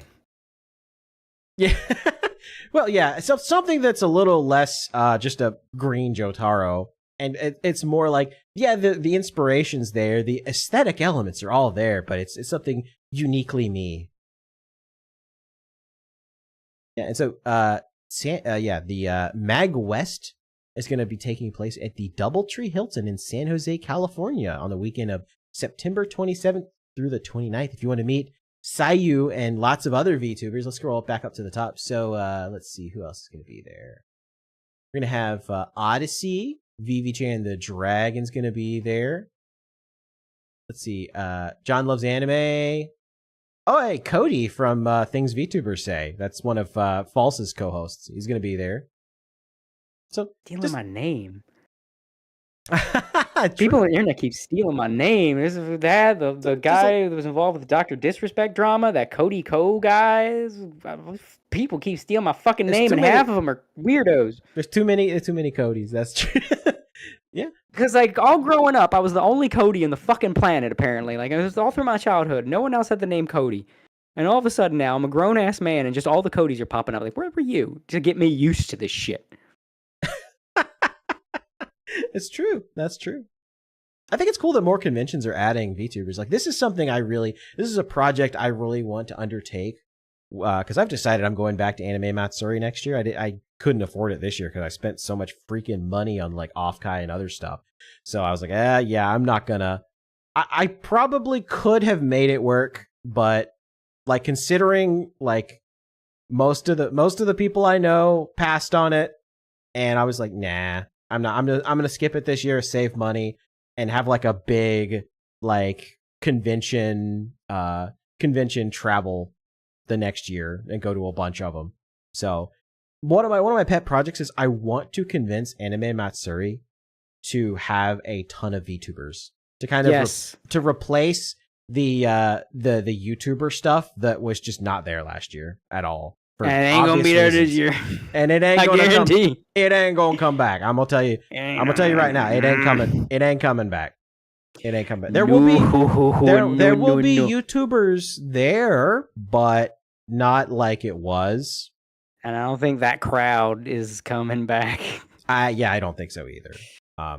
Yeah, and that'd be great, because you know what? I am all for VTuber takeover of conventions, because I mean, it's like a combination of like 3 or 4 different kinds of fucking entertainment that's all over the internet. You can work VTubers into any goddamn convention. It's like, it's the new form of entertainment, and it's great. I think it is so far, aside from, I've said before, I think most Twitch VTubers are cancer, and they're trying to ruin it. For the most part, VTubing has been nothing but just, it's good times. It's good times. You don't have people ruining it yet. Like, you have attempts, but no one's really succeeded in ruining VTubing. I think as long as like you got HoloLive and FaZe and some of these big companies and big presences keeping the scene grounded. Yeah, I think as long as you have that nice ground level that people can always point to, that you could be like, yeah. I feel like VTubing is going to be fine. Yeah, someone in chat said, Nochi said, who knows, maybe Anime Matsuri will be the Texas version of Offkai. And this is kind of what I'm thinking here, is that you could really, because Anime Matsuri is huge. I think it's like the 3rd largest. It may even be bigger than that. But I think it's like the 3rd largest convention in the United States. Like, bringing VTubers into that convention would be like so great for any company. Like not just FaZe, but like think about like all the people in the Midwest that can't go all the way out to Offkai or to some of these other events, like Anime NYC. There was a lot of people that couldn't attend that FaZe concert. Like, imagine if we could convince like FaZe Connect to come to Anime Matsuri and have like a 3D concert there. Like, how dope that would be. Yeah, I would. I want FaZe to be there so badly. Right? It would be so great. I just I want to go next year, but I feel like I'm not going to be able to, because I mentioned before I'm buying a house. Yeah, it's been a process, and I feel like by the time August rolls around, I'll just be so burned out from buying the house, and my finances will be a lot tighter because I've spent so much money on this fucking house. Funny. I think it's funny that literally every single one of us moved. All at the same time, like in the same like 3-month span. Like, you, me, Spooky all just moved. Everybody's moving. And then try doxing me now, asshole. We're all just scattering. Dox this, bitch. Oh man. I am think still so I feel very happy, by the way. I checked a couple years ago to see how doxable I was on a whim. And because I moved around so much as a kid, my information is so shit. Like, oh, you have like 40 different addresses? Yes. When first of all, I was like checking, basically I was checking my security, essentially. Like, how easy am I to dox? And I was like, because I was kind of lamenting as a kid, like, we were always moving around. And it's like, I'm looking back and it's all like, man, I'm glad we were always moving around, because that's like, I put a lot of decoys out there. Thank you, mother, for your constant change of addresses. And then I was getting nostalgic, like, oh man, I remember that place. the memory. It went from like it went from security check to memory lane like real quick. It's like, oh man, looking around that neighborhood. Oh god, I miss it, and then I don't miss it. Some of them I miss, some of them I'm glad are in the past. But if you're ever like one of those kind of people that grew up moving around a lot, like you were a military kid or whatever the case was, just keep some solace in the fact that at least, you know what, tell that to your kids too. Like if you're ever moving around a lot, your kids like, I never get to make friends. Like, look, I understand it's hard, but look at it this way. When you get older, if you ever go on the internet, it's gonna be a lot harder for people to dox you. Because you're like, look, I got your dox. Like, man, I haven't lived there since I was 6 years old. But good on you. Well, I think we're gonna get to the point on the internet where outside of like people that are obviously like anonymous characters like VTubers and stuff, like all this stuff's just gonna be out there and nobody's gonna care. Like the cancel culture stuff will just lose its power and no one will just care anymore. Well, that's happening. We're already seeing that. And I think also we're eventually going to get some kind of doxing laws. Oh, 100%. I feel like this is going to happen sooner or later. That like the mass storing of public information, public private information, right? So like the white pages websites where it like lists everybody's like name and addresses and your phone numbers and your email addresses.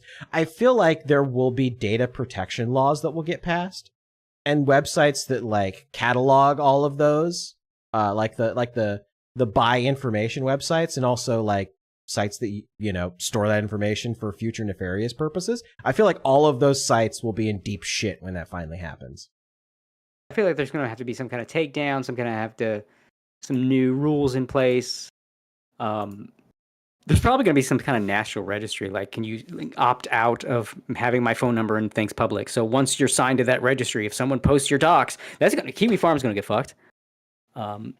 Like, because Null already has the rule of like you can't post illegal material. Well, all those doxes just became illegal material, and I feel like it's only a matter of time before the posting of an address and personal identifiable information like that in a like on social media or through the exchange of messages is going to become like illegal. Yeah, I do think they'll get there eventually. As things continue to, as cancel culture continues to spiral out of control, I do think there will be some sort of law, some sort of regulation that will come in about that. Yeah, just a matter of time. Well, it's really how the government works. Like they're finally cracking down on swatting now, and I feel like they're going to slowly monkey branch off of that into, well, what caused this problem in the first place? Oh, it's just people sharing people's personal information online on social media. Well, we should probably stamp that out too. Yeah. And it's probably going to be one of those things where it's like it happens to like a politician or a business guy and he gets pissed off about it and he throws money at the problem and it's like, okay, we have to get rid of this right now. And then it happens immediately. That, or you're going to see like the inevitable populist revolution kind of happen. I mean, revolution in quotes, I guess. I don't think it's going to be like guns or whatever, but you're already kind of seeing it, like the change in the tides. And I think you're going to get like a lot more younger people, and I say younger in quotes because we're going to be like 40s and shit, but younger people that are understand the internet a little more.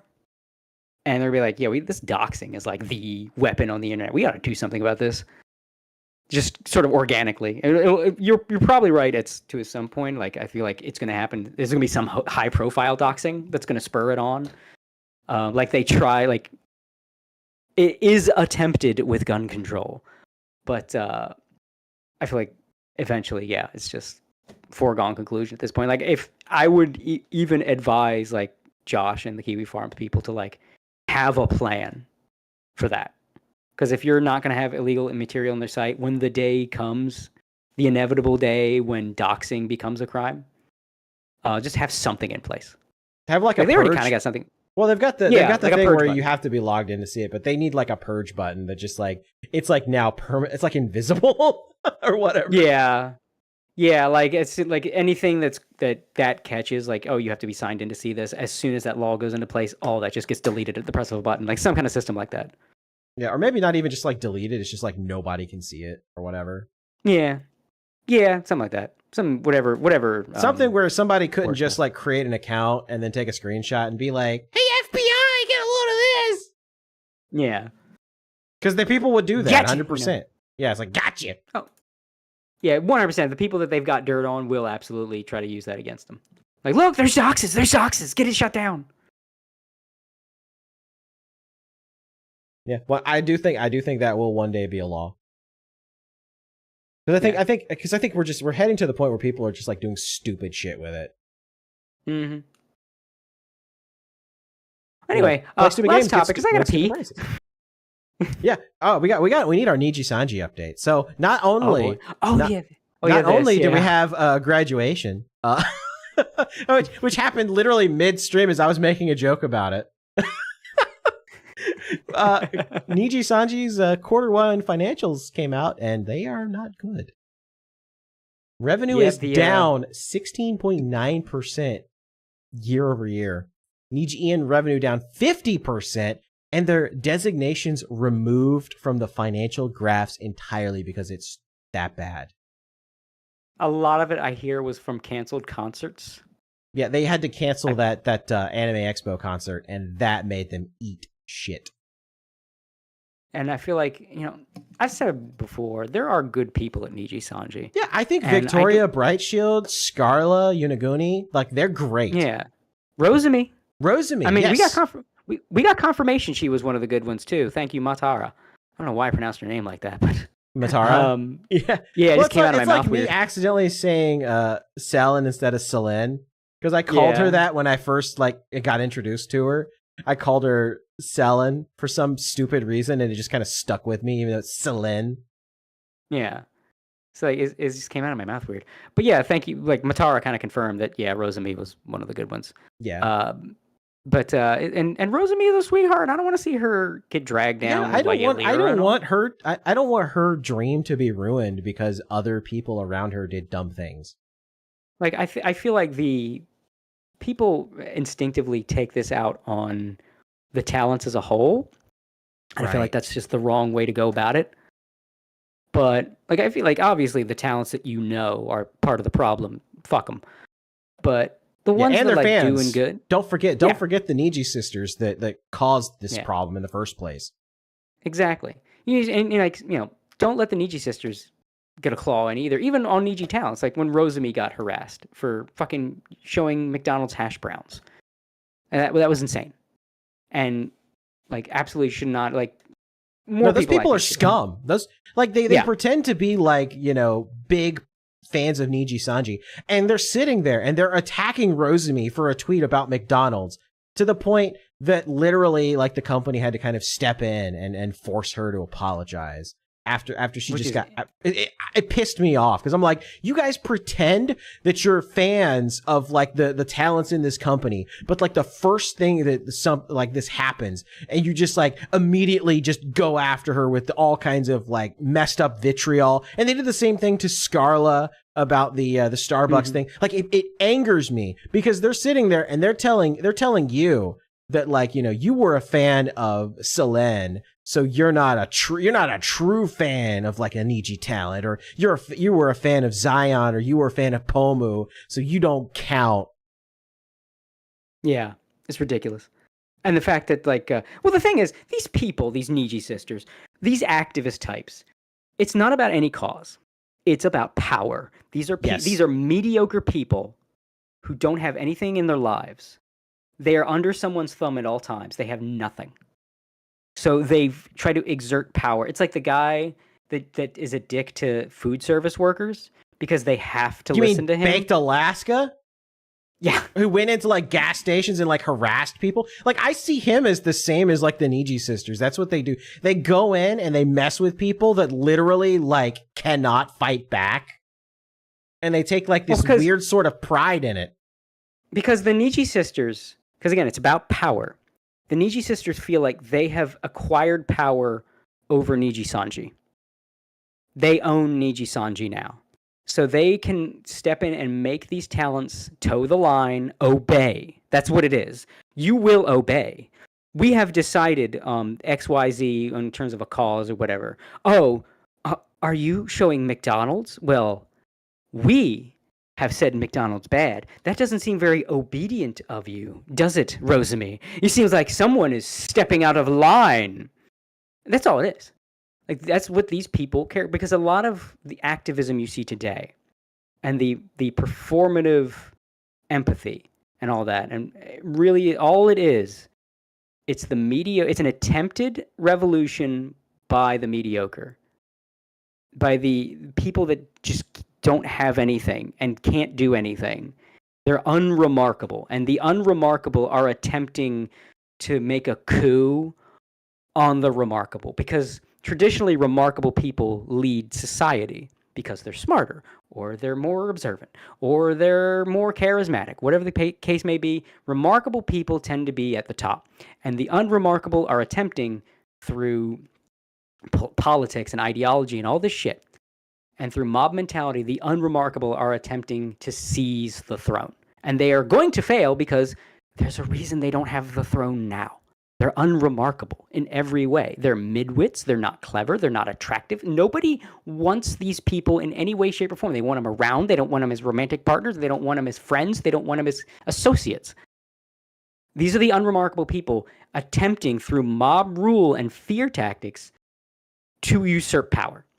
And they feel like of the lands they've conquered, they feel like Nijisanji is in those lands. So when a Nijisanji talent shows that they might not be obedient, because a lot of the stuff like the McDonald's boycott, right? They're not really going to boycott McDonald's. But by saying you're boycotting McDonald's, you are essentially showing your loyalty to the empire. It's like how North Koreans have to have a picture of Kim Jong-un in their home somewhere. You do, that's the thing you have to do to show that you are under the thumb, and you'll be a good boy or good girl and obey and reaffirm their power over you. So when Rosemi shows McDonald's, when Scarla shows Starbucks, they need to step in and reaffirm their power, because we said no to that, but you're doing it. Does that mean we don't have power over you? We're supposed to have power over you. Give us the power. Stop it. And it makes it worse. It makes it worse, the fact that like the Niji sisters are just so nakedly like political that it's just like they inject the worst kind of stuff into the company and into the livers audiences. Mm-hmm. And because like the McDonald's thing, it's like, you know, the McDonald's thing, it's all about the Israel-Palestine stuff. Like no, get that stuff out of VTubing. Yeah, there is no Israel and Palestine. She lives in a fantasy world where she's a rose lady. There's no Israel and Palestine don't exist in her virtual fictional world that her character resides in. Like, that's it. Yes. That's why you keep politics out of VTubing. These are supposed to be... The Middle East doesn't exist in Fantasyland, okay? Exactly. Exactly. It's a much better place. But like, you see this in when they do man on the street political stuff, right? Like there was a thing where a guy starts talking to this woman and she's like, you know, for Harris or whatever. And then he puts on a MAGA hat and she instantly starts just changing her tune and starts getting, and you see like they just say platitudes and then they won't have a discussion. They just yell at you because it's not really about any of the issues. It's not really about a cause. And it's the same thing with these Niji sisters. It's not about any of this. It's not really about Israel-Palestine. These are just vehicles. These are vessels for the push of influence, right? And the attempted seize of power by the unremarkable. Because you look at these people and they're either ugly or you could tell by the way they talk, they're stupid. These aren't remarkable people. They're not going to accomplish much in their life. Like, yeah, like I really like their policies. When they said they were gonna like be nice to people, I thought that was like really important because we need to be nice to people. Because if we're not nice, then like everybody's mean, and you can't live in a world where people are mean to everybody. How are we supposed to get along as a community? Like it's nothing. It's bullshit. Vapid, vapid bullshit. Yeah, it's vapid bullshit. And, you know, a lot of them, they're mentally ill. They've got some problems that are keeping them down. And it's just easier to form a mob and just depose the remarkable people. And that's the Niji sisters. These are, you know, when we're talking just the sisters, so the female section of the audience, These are people that are largely, they're either Chinese cat ladies, they are young Western women that, they never got over their trauma and now it's the rest of our fault or something like that. And they're not going to accomplish anything. They're just on the internet bitching. But if they get the numbers together, they can get certain people under the control and they feel like they have conquered Nijisanji. And that is why they're so vitriolic. And they have this reputation. And they I know they scare the shit out of the talents too. And I feel like when stuff happened like that to Rosemi and Scarlet, it really, more people need to step up. Like, yeah, I know they're Nijisanji affiliated, but they're not part of what happened to Selen. They're not part of what's happening with the company. They're just decent people trying to put on a show and make people happy. They don't need to get dragged into it. Just sins of the father type shit. Yeah, and this is why I've always, and some people have, I've got a little pushback against this because I said this, but I said, guys, the enemy is Nijisanji, the company. Right. They are the bad guy, not the There livers. are bad guy livers. There are bad guy livers, but I encourage people to leave them alone. Mm-hmm. Target make fun of the company, make fun of the people that run the company, but leave the livers alone. Mm-hmm. Whatever 100%. happens, is going to happen. But definitely don't lump people that had nothing to do with it in there. Because they literally did nothing. They did nothing wrong. And a lot of them actually stood by some of these people, by the way. Yep. The infamous Scarla likes. Yeah. Like, there are people in Nijisanji that are great entertainers. They're good people. They absolutely deserve support. better. Yeah.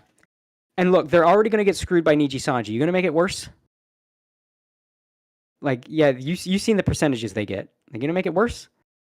Like, I feel like, yeah, if there's a way you can support them outside of Nijisanji, find a way to do that. But if the only way you can do it is through Nijisanji, I would still say support them.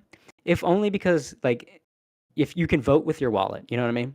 If Alira tanks in numbers, but then, if Alira and Vox, their numbers start dropping, and then Rosemi and Scarla, their numbers start going up, that just gives Rosemi and Scarla more influence to make things better over there. That's you voting with your wallet. You're taking influence away from someone like Alira that shouldn't have it and has abused it, and you're giving it to people like Rosemi, Scarla, and Victoria Brightshield that deserve it. Give them the ability to fix things, because you're not going to be able to fix things just by saying, fuck you. But they could.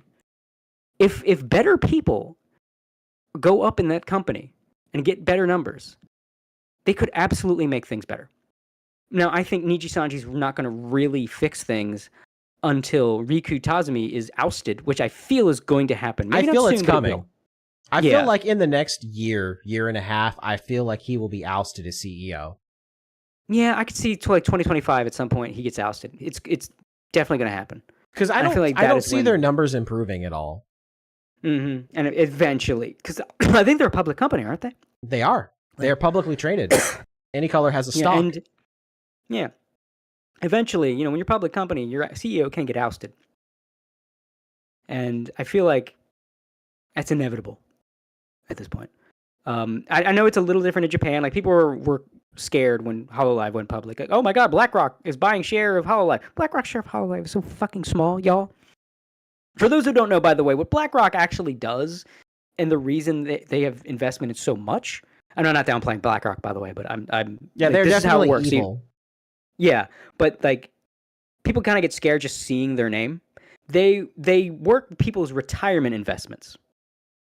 That's a lot of their business. That's People's why they have so much 401ks. power. Mm-hmm. Yeah.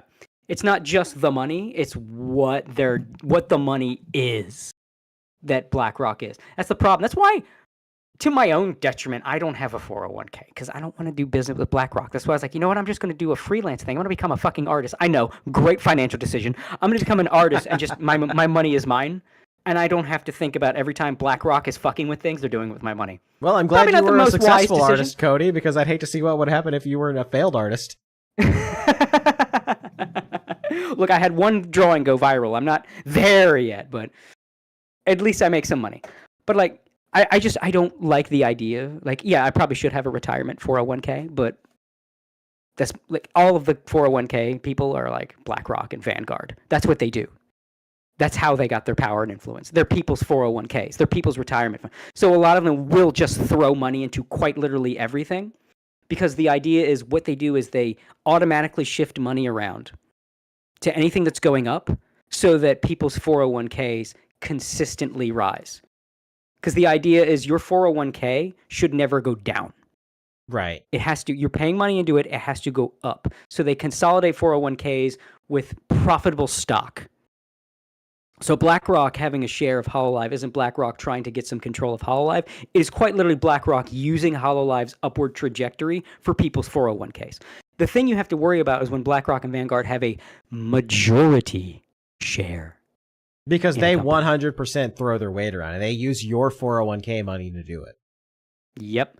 That is when it's a problem. If you see BlackRock has like a sliver, don't worry about it. That's a token share, just so they can... That share of BlackRock's 0.2% share of BlackRock, that's just some old lady's 401k. That's all that is. That you don't have to worry about that. Which you should worry if it gets any higher than that. Then you're like, oh, shit. Yes. Like, when they're, like, the majority shareholder, that's when, okay, yeah, they're influencing shit and fucking with that company. That's bad. So, but I think it is different in Japan, though. It's, like, investors don't have as much power in Japan as they do in, like here. Like, you could do a hostile takeover. It's a lot harder to do a hostile takeover in Japan. So that's why, oh my God, HoloLive's going public. Yeah, don't worry about it. It's fine. Yago himself owns most of the share. Yago and the board at HoloLive own most of the share. So it doesn't even matter anyway. But Nijisanji, I think, is getting to the point where even with the sort of more safety nets Japan has for a company's autonomy, eventually Riku's going to get booted. Because you still get booted. You still get booted in Japan. If you're fucking up as a CEO, you will still get booted. And the investors and then the rest of the company can back the investors and say, man, you're dragging us down with you. The investors want you gone, and you know what? We're on their side. Get out. And the sad part is it's really easy to fix all of the problems in Nijisanji, and it could be done easily within like a month. Mm-hmm. Yeah. They need to just tighten the reins. Problem they have is it would cost money. And they don't want to spend money. The problem is, too, it's the fact that it wouldn't even cost money. It would cost Riku money. Because the problem is, it's the money that you look at HoloLive, right? One of the reasons HoloLive is great is they put a lot of money back into the talents. Into the talents, into the company, into the technology, into the shows, everything. Look at that fucking Dodger Stadium shit. Everything about that. That was so cool. It was amazing. And that was all, like, Nijisanji would never do that. They never do it. Because then Riku wouldn't get more money. Then Riku's, like, buddies wouldn't get more money. The entire reason that Nijisanji is having this problem is because the people running it just want it to be a money generator. They're not putting that money back into the talents. They are not putting that money back into the business. That is why it is so incompetently run, because they barely have anybody to run it, because that would cost them money to hire people to run it. You hear about HoloLive, Mane-san, A-chan, all these people behind the scenes that are as beloved as the talents, and then they go up in the ranks. And not A-chan, who was the HoloLive EN managers? There was J-Chad, and there was someone else that was like their managers for Holo EN when they first started. They're not their managers anymore because they moved on up, and then they hired more new managers. You don't really have that in Nijisanji. You have like some fucking like Earl from the gas station that manages VTuber talents part-time, and he's assigned to like 12 of them. And he don't fucking know what's going on. He's just like, did you stream? All right, I'm going to tell the Japanese guy you stream. Hold on, let me put this through Deep L. I streamed. Okay. And that's all they do. Because they don't want to pay real people. They don't want to pay an overseas staff to properly translate things. They don't want to pay an overseas staff to properly market to a new... No, they just want that money to be as much profits as possible. And this is why you can't just chase profits. You need profits. You absolutely need profits. But if there comes a point where if a certain percentage is just profit, that's a bad thing. Because that means that money's not going back into the business. And it needs to.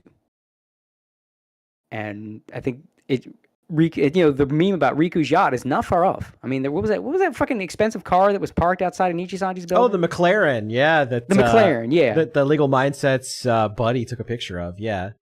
Yeah, like, hi, gotcha, 4K, motherfucker. Like, that right there. That's why Nijisanji is not doing well, because he's got to have his fucking McLaren.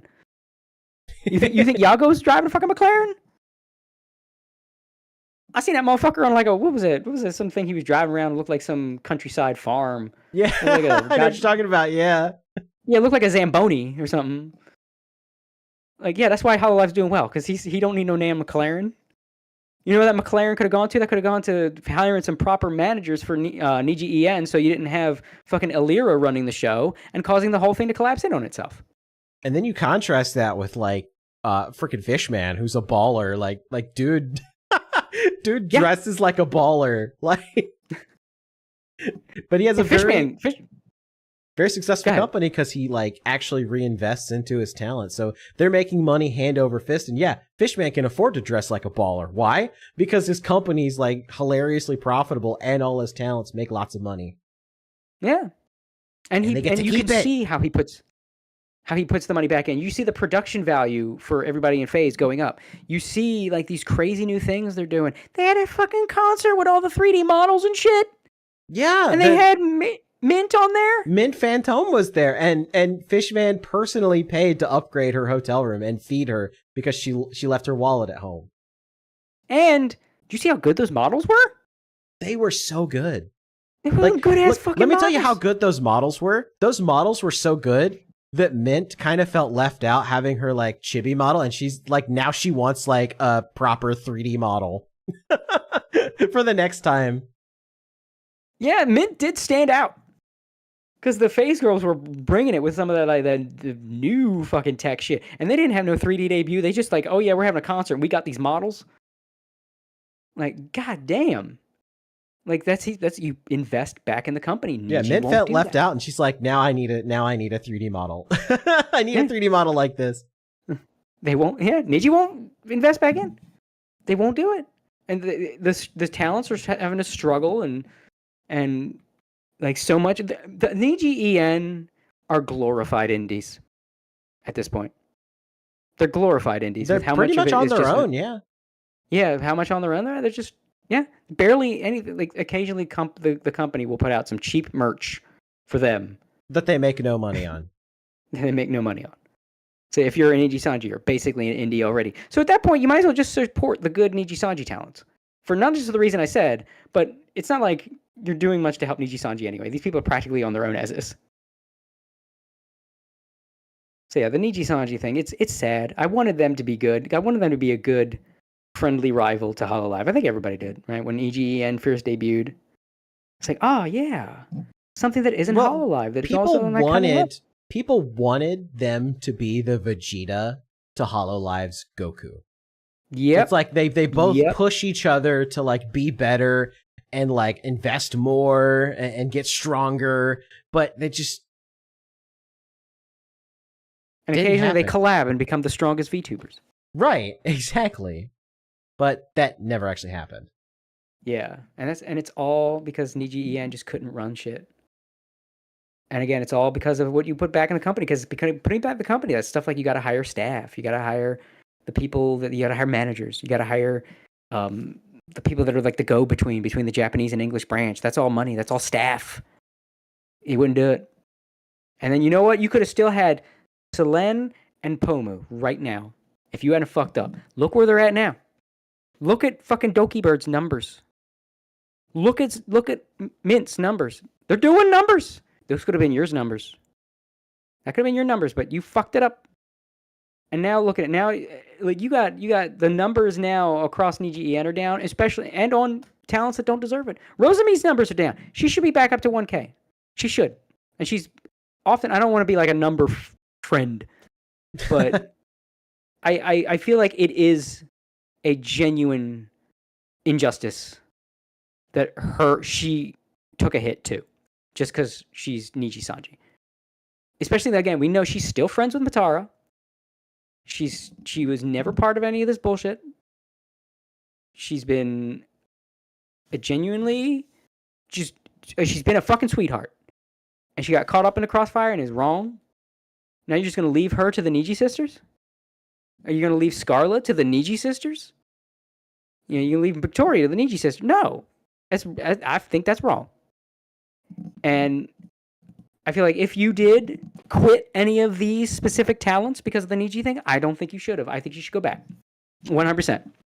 Because if anything, elevate the good talents while the bad talents that caused this go down. And maybe, just maybe, you can be what helps make a change in Niji. Baby steps, one step at a time.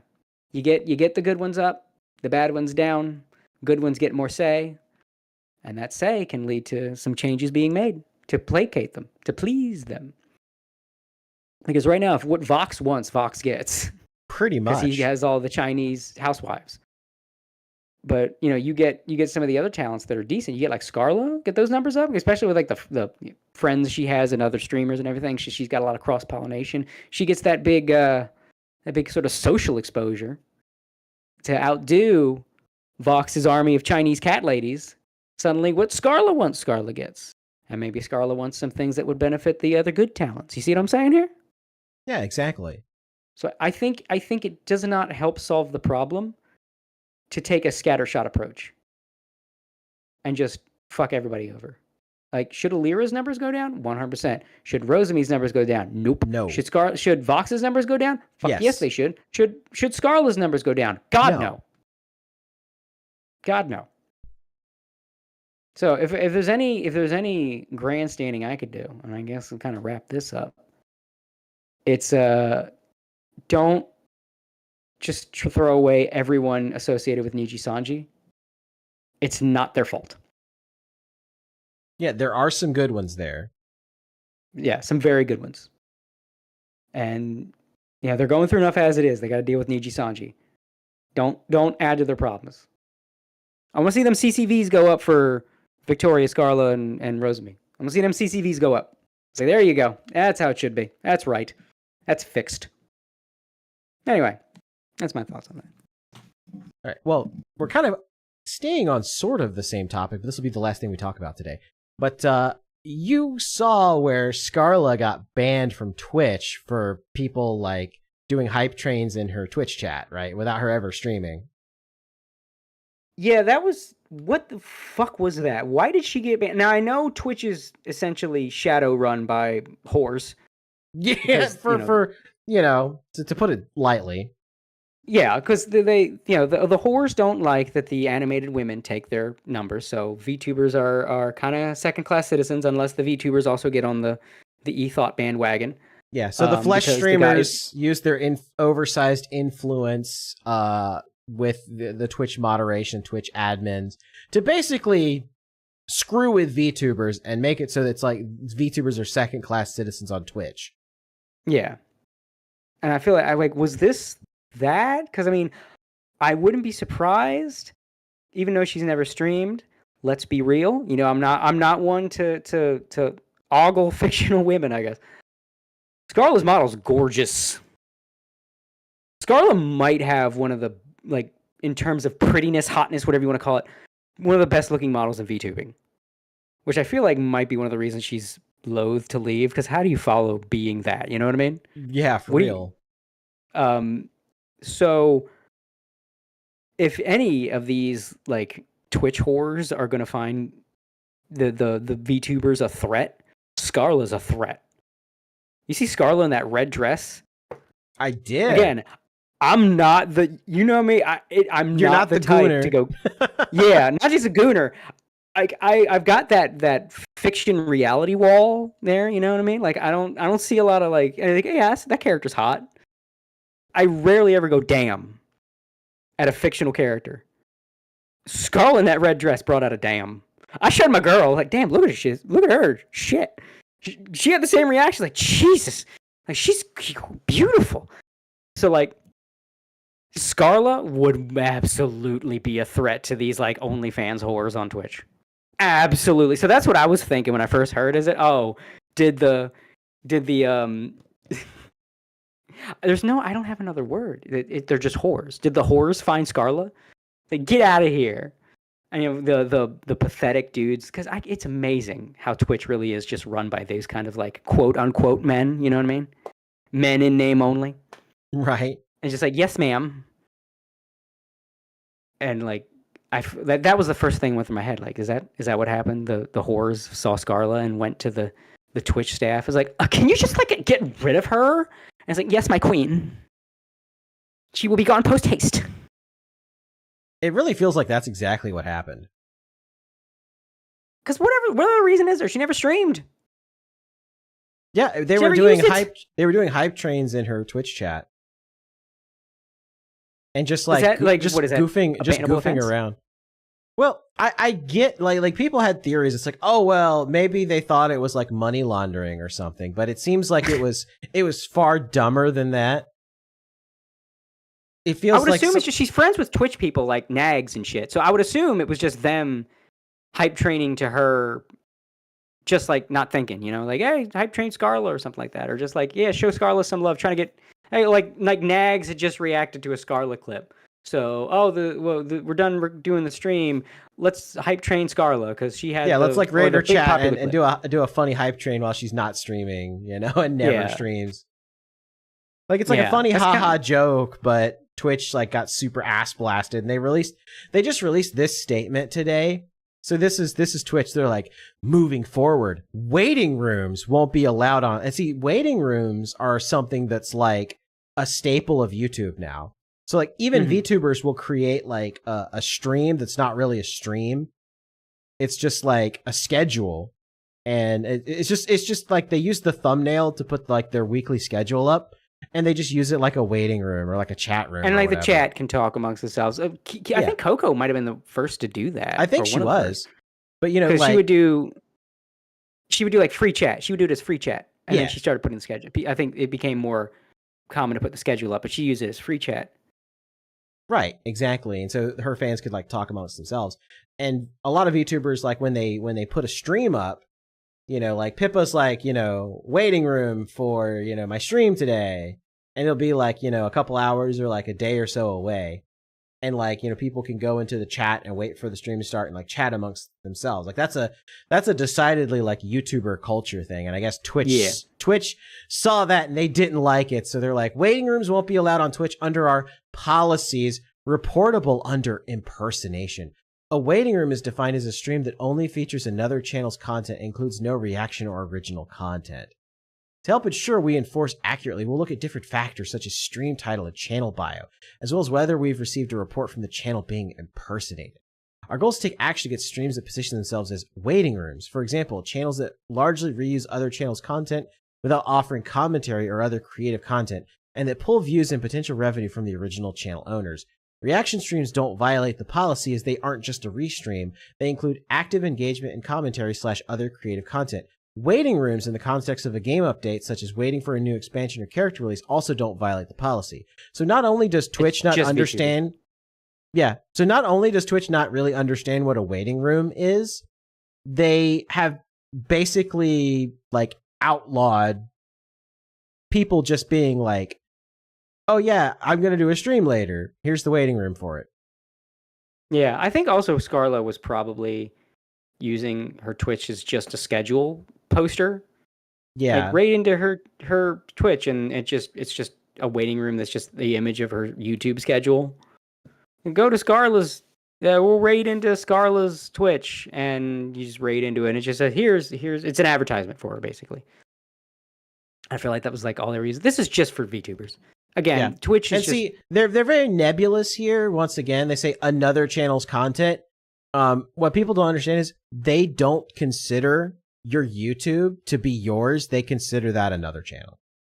Yeah. So what they're saying here, without saying it, is if you use your Twitch to advertise, if you like you never stream there, but you use your Twitch to like advertise your YouTube channel content, they're gonna ding you under this because they're scumbags and their ass hurt that their platform is falling apart rapidly. Yeah. And that their queens are being slighted. Butthurt because Scarla like had a funny thing, had a cool little community thing she was doing. Yeah. And like no, and I think the thing that people don't really talk about, I mentioned this before, but Twitch, they don't admit it, but they are bringing softcore sexual content to teenagers, because that is the primary demographic of Twitch. That's why these cam girls are so popular. It's teenage boys that are on these streams. Yeah. And the fact of the matter is, teenage boys, if they can go to the perfect looking anime girl, they will. They will not go to the... Because the fact of the matter is, look, some of these girls are pretty, but for most of the time, really beautiful women do not do porn. Because their beauty is valuable. That's why porn stars might have a nice body, but they might have an okay face or something like that. A truly beautiful woman is like valuable enough. It's like a one-of-a-kind artifact diamond. You don't just give that shit out. You don't pay for that shit. It's priceless. It goes in a museum and it stays there. You don't, like, you look at a Twitch thought and they're just kind of okay looking. I've never seen any of these Twitch thoughts. They're like, damn, girl. Like, no. They're just like, they're mid-looking women, but they got like implants somewhere. Oh, or I have a really nice ass, so I'll project on my ass. Even though I have a face that looks like someone's wine-aunt. Yeah, well, my ass. So these anime women are absolute competition because teenage boys will just go there to a perfect image of a woman with no flaws and nice tits. Well, what the fuck do I need the butterface who's setting her kitchen on fire? The fuck do I need that for? Or did you see that one chick that was like one of the people bitching about VTubers, and she had like these broad ass shoulders and a man face? I thought it was transgender girl. I thought it was, is that like the pastel flag going on over here? No, that's a woman showing her goods, but It's way funnier when it turns out to be an actual woman, because you're just like, oh no. Oh, you're trying to sell that shit for money? You want me to pay money to see that naked? Can I pay money to see that more clothed? Can I pay you to put more clothes on? Yeah. Can I pay you to put on a burqa? So if I drop like a how many bits for the burqa? Like that's that kind of thing. It was like, yeah, of course you feel threatened by the anime women. They are flawless by design, because if you can draw a woman from scratch and you want her to be beautiful, do I gotta play the Shondo clip? That's straight up what it is.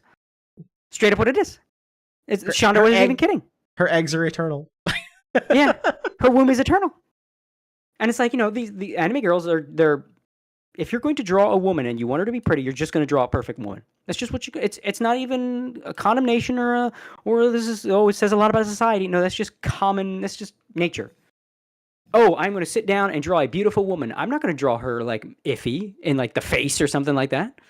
She's going to be gorgeous, perfect, beautiful. Now, that's one of the reasons that the Coomer baiting stuff doesn't. It works, but it has a ceiling in VTubing, because everybody's hot. Everybody's perfect. So there is no, your looks have no value anymore. You can titillate. You'll get an audience, but you're not going to get the audience of like a Gargura. She's just going to make silly jokes at the video game, and then pretend she doesn't know what it means when you say you've lost gallons to her. I hope you find them. Yeah, I hope you find it. That was I just like my head desked. My head just hit the desk and I just started laughing. I was like, oh my god. I had that old man wheeze laugh. Yeah. That's just that. And you could tell, like, she thought it was so weird, and she knew it. She was like, oh, well, hope you find it. But like, yeah, you're never gonna get that level, because you're gonna hit the cap of horny teenage boy, and then you're not gonna have anything else, because you know who else has large breasts? Mori Calliope. True. You know who does things more than just, oh my god, my vagina? Mori Calliope. So why would anybody watch you when they could just go watch Mori Calliope? And she'll probably play some Weeb RPG. Do you play Weeb RPGs? No. They don't. But I do. Yeah, but you like, you know what teenage boys that like anime and shit really like? Fucking Persona. Hey, look, that pink-haired Green Reaper girl with the giant breasts just happens to be playing Persona. I wonder what people are gonna watch. Oh, and she has what, she can have a rapport with the audience and crack jokes. And look at all these clippable moments she has that has nothing to do with her vagina or breasts. Oh, well, you're kind of fucked there, aren't you? What are you gonna do? Be prettier? You can't. You're projected with the apex of prettiness through anime girldom. That's like apex pretty. That's by design. And that is why the Twitch whore hates the VTuber. Because it is essentially cheating to 100%ing their industry. Because you could just 100% that shit with an anime girl avatar. There's no flaws in an anime girl avatar. There's even some dudes that are doing it, which is hilarious. Yeah. Yeah, it's just it's like it's pay to win almost, like it's like pay to win in an MMO game. I was like, well, what the fuck do I do? I could grind, but that guy gets like the best equipment overnight. That's what it is in the looks game, and that's all they have is because they don't have substance. If they have substance, they wouldn't be whores. They would have skills that they could fall back on and make money from, but they don't. Shinji, get in the maid robot. But I don't want to be a maid robot. Get in the maid robot. Get in the maid avatar.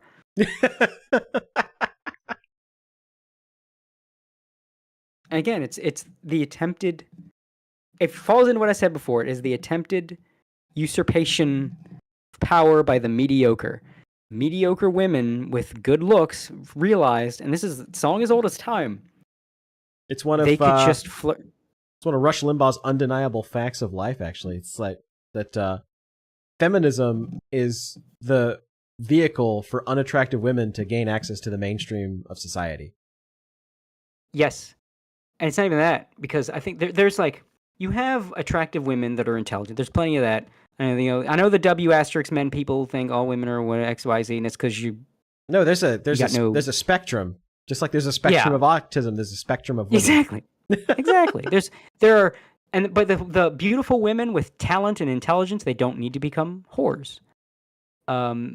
They get by on their talent and intelligence. So they don't need to become OnlyFans girls. The whoredom typically throughout history has been the one way that mediocre-minded women can still have something that they can use to get ahead, which is their body. But the caveat being, yeah, that works, but much like in the VTuber sphere, there's a ceiling. Because eventually, there was an entire song about it. I don't remember. I think it was a Neil Young song. I just remember the B.W. Stevenson cover because I like that one. Sunset Woman. It's a whole song. It's a sad, sad song about an aging whore who's just lost everything she had. She used to be the talk of the town, all the guys, and now she got none. No one wants to talk to her. And that's the inevitable fate when you use that to get ahead. But it works in the moment. And that is super effective for a very brief amount of time. Mm-hmm. It has always been sort of a fact of life that a lot of the problems in society, let's say, are from mediocre people. Yes. Exceptional people don't cause problems. Now, again, you're like, well, what about like intelligent serial killers? Well, they're still mediocre in that they have mental problems. They're mediocre in terms of their social capacity. Right. And usually they get away with what they get away with because of like some kind of oversight or because their opponents are mediocre people. The people in law enforcement also are mediocre. You see a lot of serial killers. Like, you don't see a lot of serial killers now. You don't see like Son of Sam. Technology has evolved for one thing, and people are smarter and they know what the warning signs are, which 30 years ago they didn't as much. It wasn't as ubiquitous. Right.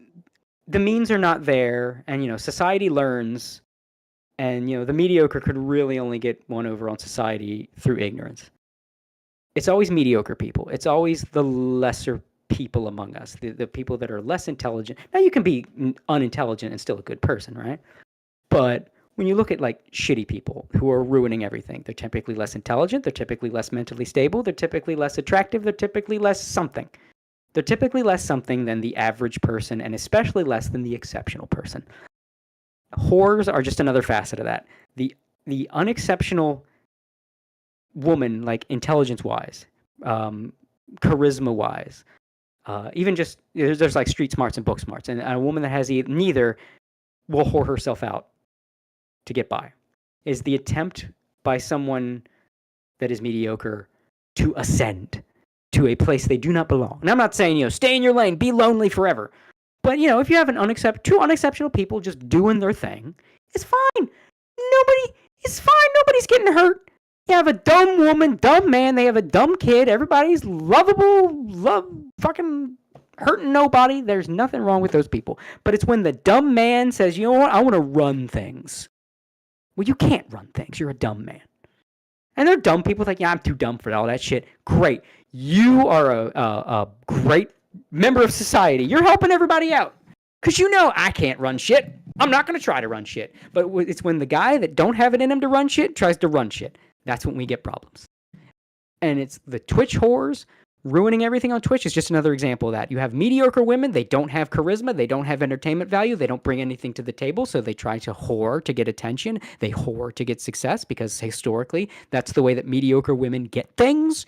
And because of that, Twitch is a cesspool. It is a horrible platform mired in shit run by lesser men, also mediocre people that shouldn't be in charge of things. And it's shit. And it's just problems. New Twitch. It's like every fucking month. There's some new fire over at Twitch. Something else is burning at Twitch. It's like every week or every other week at this point. Yeah. I mean, we haven't even really gotten to the end of the the Dr. Disrespect saga. And neither option for Twitch is good there. Like either they were covering up this entire thing or like they straight up lied about it. So it's not good either way. Yeah. And the doctors, that's a fucking mess. I think too many people too are trying to jump the gun on that. I love Willie Mack, but I think he did a video straight up saying, yes, Dr. Disrespect is a pedophile. You don't fucking know that. Like, yeah, he was clearly doing something wrong. But I don't know. There's too You got to be many... careful when you say definitive statements on stuff that you don't have definitive facts on. And this is something that like Legal Mindset has said a lot on his stream. It's something I kind of echo too, is that you have to be very careful if you do not have a definitive fact, not to make a definitive statement, because if it turns out that your definitive fact was based on a falsehood, you are liable for defamation. And it's very easy if you're like a YouTuber that said, X is Y, Y is based on a falsehood. You automatically get actual malice if it's just straight up false. There's no truth to it. And you had no way of knowing that it was true or not. Yeah. Like I said before, I said it on Twitter so that, it's in writing. My guess is that he was probably just getting too familiar with this person, with this girl. Like, I don't think he was trying to fuck her. I don't think he was trying to bang her. I think my theory is he said something inappropriate that he shouldn't have said.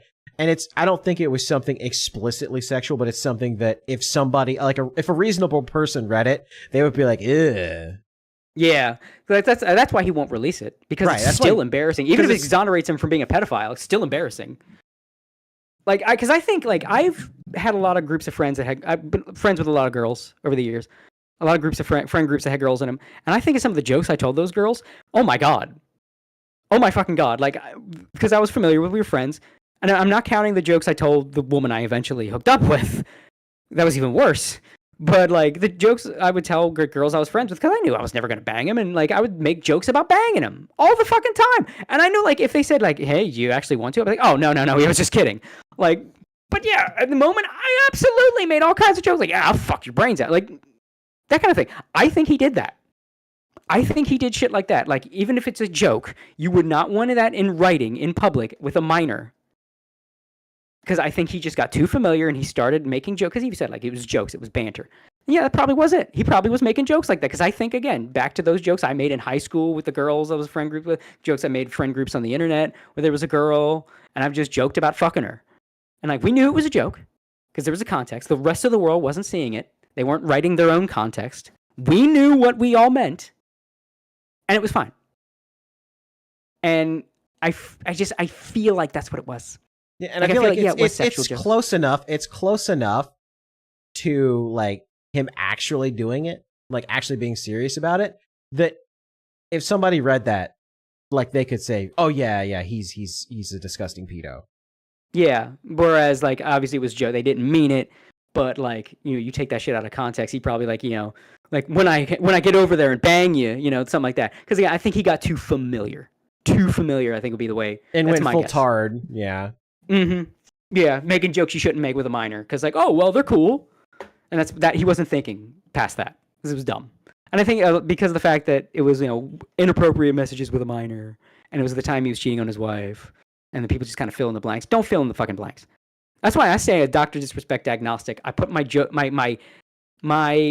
bin in my bin. I don't know what the phrase is. My bet in on that he got too familiar and he was making jokes that he shouldn't have been making as a grown man with a minor because he thought she was cool with it. And then, everybody's cool here. And, it was dumb. It was stupid. But I don't think he tried to fuck her. And I don't think he's pedo. And I think it's dumb to call him a pedo because we don't know. And the fact of the matter is the most forthcoming in the situation has been him. Like everything that we know is from him. So I stay agnostic to the whole thing. And I think that's the way you really should on the situation. Until you know more, until you got more proof, just it's maybes all around. And I think you are taking such a risk. Well, especially if you're a large YouTuber like a Willie Mac, because like if he releases like the chat logs and there's nothing in there, and then Twitch Twitch ends up having to settle with him again, and like or if he sues Twitch, sues Slasher, sues all these people, and they all end up having to like settle in court. Like a guy like Willie Mac would be fucked. Yeah. Like, I think he's the reason he's not doing the things that would exonerate him is because it's still embarrassing. Like, if he sued Twitch, it would probably get out. Like, that would probably be public. Well, it's probably horrifically embarrassing. It had to be public record because he'd be part of the court case. It's still horrifically embarrassing for him. It's not grooming. It's not pedophilia. It's not an attempt to fuck this girl. This is my guess. I'm not saying this is definitive. This is my theory. This is my game theory. It's none of that. But man, does it probably look bad as shit. It probably looks real fucking bad. Especially like the internet age where you just look at something real quick and you make a statement. You're like, they're not going to listen to him say, here's all this context. It's probably going to be some like quotes about fucking her. Again, just joking, bantering. Because again, I did the same jokes. I made the same jokes with girls, with women. Again, I'm not even counting the one I hooked up with because that was way worse. Just the ones that were purely friends that I wouldn't even fuck. The jokes I made, yeah, if they were in writing, I would probably look like I was creeping on him. I would probably look like I was trying to fuck him. Like, no, you were totally, look what you said. Yeah, I know what I said. She knows what I said. We know why. It was a joke. But thank God it wasn't on the internet age. And I would bet fucking money that is what happened. And I bet that's why he is doing his damnedest not to do what would exonerate him. Because it still looks fucking bad. And like, what you gonna listen to him? Well, it's just jokes. And people go, yeah, no, it wasn't just jokes. Clearly, you're here saying, clearly, you have in writing. And yeah, then it's gonna be worse. It's almost like it's like a Mexican standoff here. Whether like him and Twitch, like who's gonna release it? Because here's what I think. This kind of what I think. I feel like if he had something that would completely exonerate him, he would have already released it. If Twitch had something that would completely damn him, where they had no liability whatsoever, they would have released it. There is something about it that is bad for both him and Twitch. And I think it's that Twitch didn't exactly tell the truth, and there's something in there that's horrifically embarrassing that if a reasonable person reads that, they're going to come away like thinking very negatively about him. Yeah. Again, I don't think he's a pedo. My guess, I do not think he's a pedophile. I think he's just because this was at the same time he's cheating on his wife, so he was really high on himself. He was at his stupidest. So knowing that, I think he's just he was climbing the mountain on the way to Mount Stupid, and he's only halfway up. He didn't realize, like, you know what? That you shouldn't be making that joke with a minor. You shouldn't be doing that. Because he's high, like, we're all just having fun here, yeah. Like, no, don't say, that's weird. That's weird. Don't say that to a 17-year-old girl, 16-year-old girl. Don't do that. Don't do that. He wasn't thinking that. He was mentally on the plane ride to Portugal. No, I think, honestly, mentally, I think he was back in high school, mentally. If I had to venture a guess, he was having his I'm King Jock Razor Fist, leather jacket. I'm Mr. Cool. I can do anything. Yeah, you can't do that. Yep, that's where I'm putting my money. Again, I don't think he was a creep. I think he was really stupid. He was like back in high school. He's the cool kid with this teenage girl, and it's just like being back with the teenage girls in high school. I'm just, oh my god, I got the Riz, yo. I'm sorry. I'm so sorry. But like that's my guess. And he went full retard. Yep. It's like, you're not back in high school, dude. You're still 30. You're still 30. She's still 17. Don't do that. It's either that or he's just like guilty as shit and coping. But I feel like if he was guilty as sin, I feel like the evidence would have come out already. Yeah, that's why I think he wasn't full pedo. Because like there would not be. It would have been so easy for them to just release it and just dunk on him and just be like, no, yeah, you're scum. Get the fuck out. Yeah. It's something that could have been, I feel like it's something that could have been left to interpretation, which is why neither side wants to release it. Mm-hmm. That puts it very succinctly, yes. Like, you can interpret it either way, and in both parties, like, there are two different ways you can interpret it, and either way, one of the parties is a piece of shit, and you're against them. And it does not behoove either. And I think that's why he's probably not going to take action, even though he should. Because he could. I think he could. I think he could sue and win. I think there's a lot of people he could sue and win, but he won't. Because it would have to come out and it would be embarrassing. Mm-hmm. Yep. And I feel like there's going to be a point he might have to. If his reputation gets so bad. Well, I mean, you have people that are like he joins a game and people just leave immediately, which was really funny. But that's no content. He has no content at that point. Yeah, if he can't get sponsors, if he can't work with anybody, if he can't even make content, there's going to get a point where he's going to have to do it. He's going to have to bite the bullet. Yeah, because like he can't make a living because of just the cloud in the air. I think also like he's a little too lawyer brained. You know what I mean? Like the lawyer said XYZ, and he's obeying his lawyer entirely. Like he's like not lawyer brain in that he is a lawyer, but lawyer brain in that lawyer said, like if his lawyer said jump, he'd jump. You know what I mean? And it's good to listen to your lawyer, but he just feels like he's just regurgitating his lawyer. You know what I mean? So I think that's not helping either. Like the way he's worded things, it's very lawyery. Like he this is what the court said. This is the most official way to say it. This is the way that wins. This won the court case, ergo, that's the correct way. Like, no, don't focus on the fucking age of consent of the person. That's weird. Don't do that. Don't say both parties were found, neither party was found to be fault. Don't fucking put it like that. Don't do that. Yeah, the way that the legal speak he used for that statement was some of the worst shit I've ever seen. Yeah. It was so bad. He absolutely shot himself in the foot. But I feel like eventually it's going to get to the point he's going to have to bite the bullet. He's going to have to bite the bullet. If he gets the girl he was talking to vouch for him. Like, no, we were just joking. None of this is, he's not actually creeping on me. That kind of thing. I don't know. I don't know what it's going to take. But he's going to have to do the nuclear option. But I think he thinks like, oh, well, if I just weather this, people will forget. And you know what? He might be right. You know how the internet is. Eventually it just gets too exhausting to care for so long about something. They might just stop caring. It's like, well, he's not in jail. And the courts didn't find anything wrong, so fuck it. Yeah, I guess we'll see. A lot of the stuff still up in the air and probably will still be up in the air for a long time. Yeah. Yeah, Twitch is a shithole. It's a fucking mess. Yeah.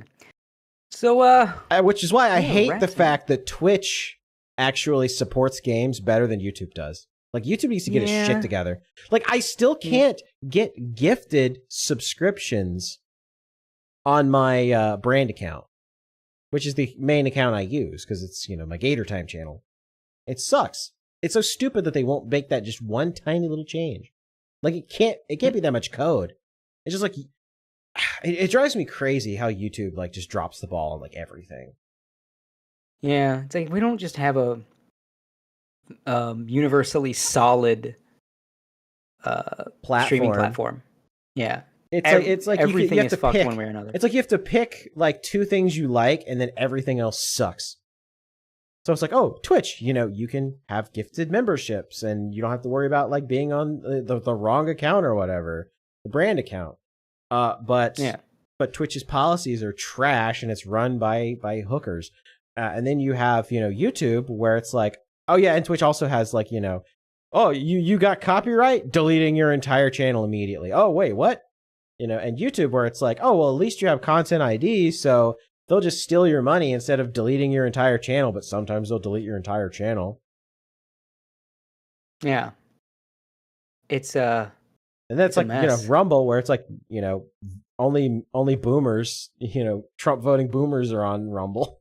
So your audience is limited. Rumble absolutely needs to get its shit together and get some non-political shit on there. They really do. 100%. Like I tell you what, if I were like, if I somehow got into Hollow Stars or something, I would be like whispering in management's ear, you don't try this Rumble thing. I mean, like there are people begging for some of these platforms to have like non-politics shit. They don't have YouTube's restrictions. You get in there, you get a whole new wave of people in there. You drown that political shit out, you don't have to play the button game anymore. Like I'm constantly doing that. Because, God, Rumble should be the answer, but it's gotten so inundated with politics, man. You just can't get entertainment over there. Yeah, that's one place where Kick has, like, you know, pun not intended, but I'm just going to do it anyway, kicked Rumble's ass. Because, you know, they have kind of gotten away. Like yeah, Aiden Ross is on there, and he does a bunch of dumb political shit. But, you know, the most of the website is, like, not political stuff at all. Like it allows it, it's there, but like it's because they allow the scummy shit. Yeah, they allow like the gambling streams and crazy stuff like that, and the IRL streams and all that. It's like we need a non-censored alternative that isn't just a dumping ground. You know what I mean? Yeah, isn't just like, you know, the refuse pile of the internet. Yeah, or like just populated by nothing but censor refugees. Like a Rumble that's like, yeah, you got some politics on there, but can I just go like something with Rumble's policies where it's just some gaming or VTubing or some like anime videos, like some of those I talked about before on Twitter, like the new anime YouTubers, like because now we're getting good anime YouTubers. Yeah, like a whole new wave of anime YouTubers. The wave of irony poisoned anime, you know, tubers that watched way too much That Guy with the Glasses and like took the wrong lessons away from it. Yeah. No, yeah, that those guys are falling by the wayside as Channel Awesome becomes less and less relevant. Yeah, and like those kind of like wannabe critic types that have to have new content about the newest show all the time, and it just becomes a mill. Like, no, you're getting people that's just like kind of tying into the video essay thing. It's really good stuff. Yeah, like random one to check out. No Bones, really good stuff. But stuff like that, like get some of those guys onto a place like Rumble. Like get that going, or like hell, someone like Turkey Tom. Hey, Turkey Tom, you can release less censored versions of your videos where you don't have to keep saying PDF file all the time on Rumble. Get that YouTube ad revenue money, and then get some Rumble money with the less censored version where you can say whore and pedophile. Go do that. Like help inject some non-boomer right-wing politics into Rumble, please, for the love of God, so we can have a decent alternative. For real. Maybe someday. I dream of the day that like one of the big companies, VTuber companies, like actually like gets a Rumble deal, starts putting stuff on there to like lessen the politics just a little bit. Yes. Maybe we can get people to start petitioning Hololive. Can you come over to Rumble? Please come over to Rumble. Just straight look. You want to do the bikini summer streams? YouTube's always demonetized. You go to Rumble. Yeah, Go that would Rumble. be nice. That's like an There you go. alternative place where you're just not getting your stream immediately taken down for censorship reasons. Yeah. Do your karaoke streams of licensed music on Rumble. You don't have to make them unarchived. Go over there. Go to Rumble. Please. Please get Rumble out of this. Please get this bullshit out of Rumble. I want to use an alternate platform, but I don't want to go there and it's just like, oh my God, you know what? My three favorite things in the world are liberal tears, freedom, and Donald Trump's semen. Like, I hate it. I hate it. Like, look, I'm a Trump guy too, but y'all are fucking calmness down, boy. Did you see how Trump owned the libs? Oh my God, he's what America needs. Okay. Can you back it out into my mouth there, Trumpo? Yeah, I can't. Rumble needs help, man. Rumble needs help. So say, be the change, people. Be the change you want to see in the world. Like I say, be the Yeah, cringe you want to see in the world. Yeah. Tell your favorite YouTuber. Make a Rumble account. Put the uncensored videos on there. Make a Rumble. Tell the whole life, hey, you guys should go to Rumble. Like the same reason that I want VTuber invasion of Anime Matsuri. It's like, oh yeah, you know, this previous thing, you know, this YouTuber thing did not work out very well, unfortunately. So let's just replace it with VTubers, which will be way more successful. Exactly. Get some views. Tell Face Connect. Make a Rumble account. People stream on Rumble. That might attract the usual Rumble crowd, but Phase Girl, stream on Rumble. Come on, please save Rumble. I hate it. I hate it so much. I don't hate Rumble. I hate what Rumble's stuck in. Like, how do you get it? Just get it out. Just get it out. Stop. Okay, I'm not gonna stop talking about this if I don't stop myself because it bothers me so fucking much. Well, we've been streaming for 4 hours, so I think it is definitely time to wrap it up. And for once, I actually have, since we're streaming so late, there are actually other people streaming. So we're going to raid into Moonshine Animations. Oh. The guy that makes the really fun Pippa and Kirsha.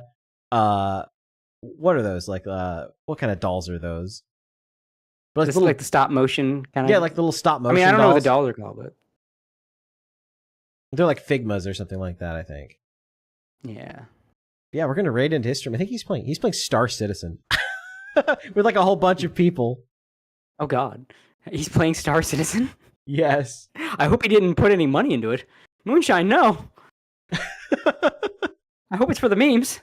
I think it is. I think and not a return on your investment. I think it is for the memes. Okay. Tell him to play No Man's Sky instead. Everybody in our chat that's going over there, say, shut this shit off and play No Man's Sky, for the love of God. All right. Well, I'm actually really tired. I'm not used to streaming this late. It's like 2 a.m. here. I gotta go to bed. I got an entire day of football tomorrow. It's gonna be a big day. We gotta stop going 4 hour fucking stream. I said before, we gotta have like maybe 1 or 2 topics because every topic becomes like 5 topics. Yeah, it really does. I gotta stop like loading it up. I gotta pick like one topic. It's like, okay, we talk about this. If we need to bring this one up, we'll bring it up. Yeah. never again. I'm just gonna. We keep it at 5 topics, and they each become 5 topics, and 4 hours later, it's like I need to go to the bathroom, and my throat hurts. Yeah, like I'm actually feeling kind of queasy because I haven't had any water in like 2 hours. I'm starting to fade out. I need to stop. Okay. Well, thank you guys for tuning in. We'll have another episode out in about 2 weeks. We were hoping to have a guest, but we actually ended up streaming at the same time they were, so it didn't work out. But maybe next time. I say that a lot. I say that a lot, and then it never happens. But I'm really going to try to have a guest for the next one.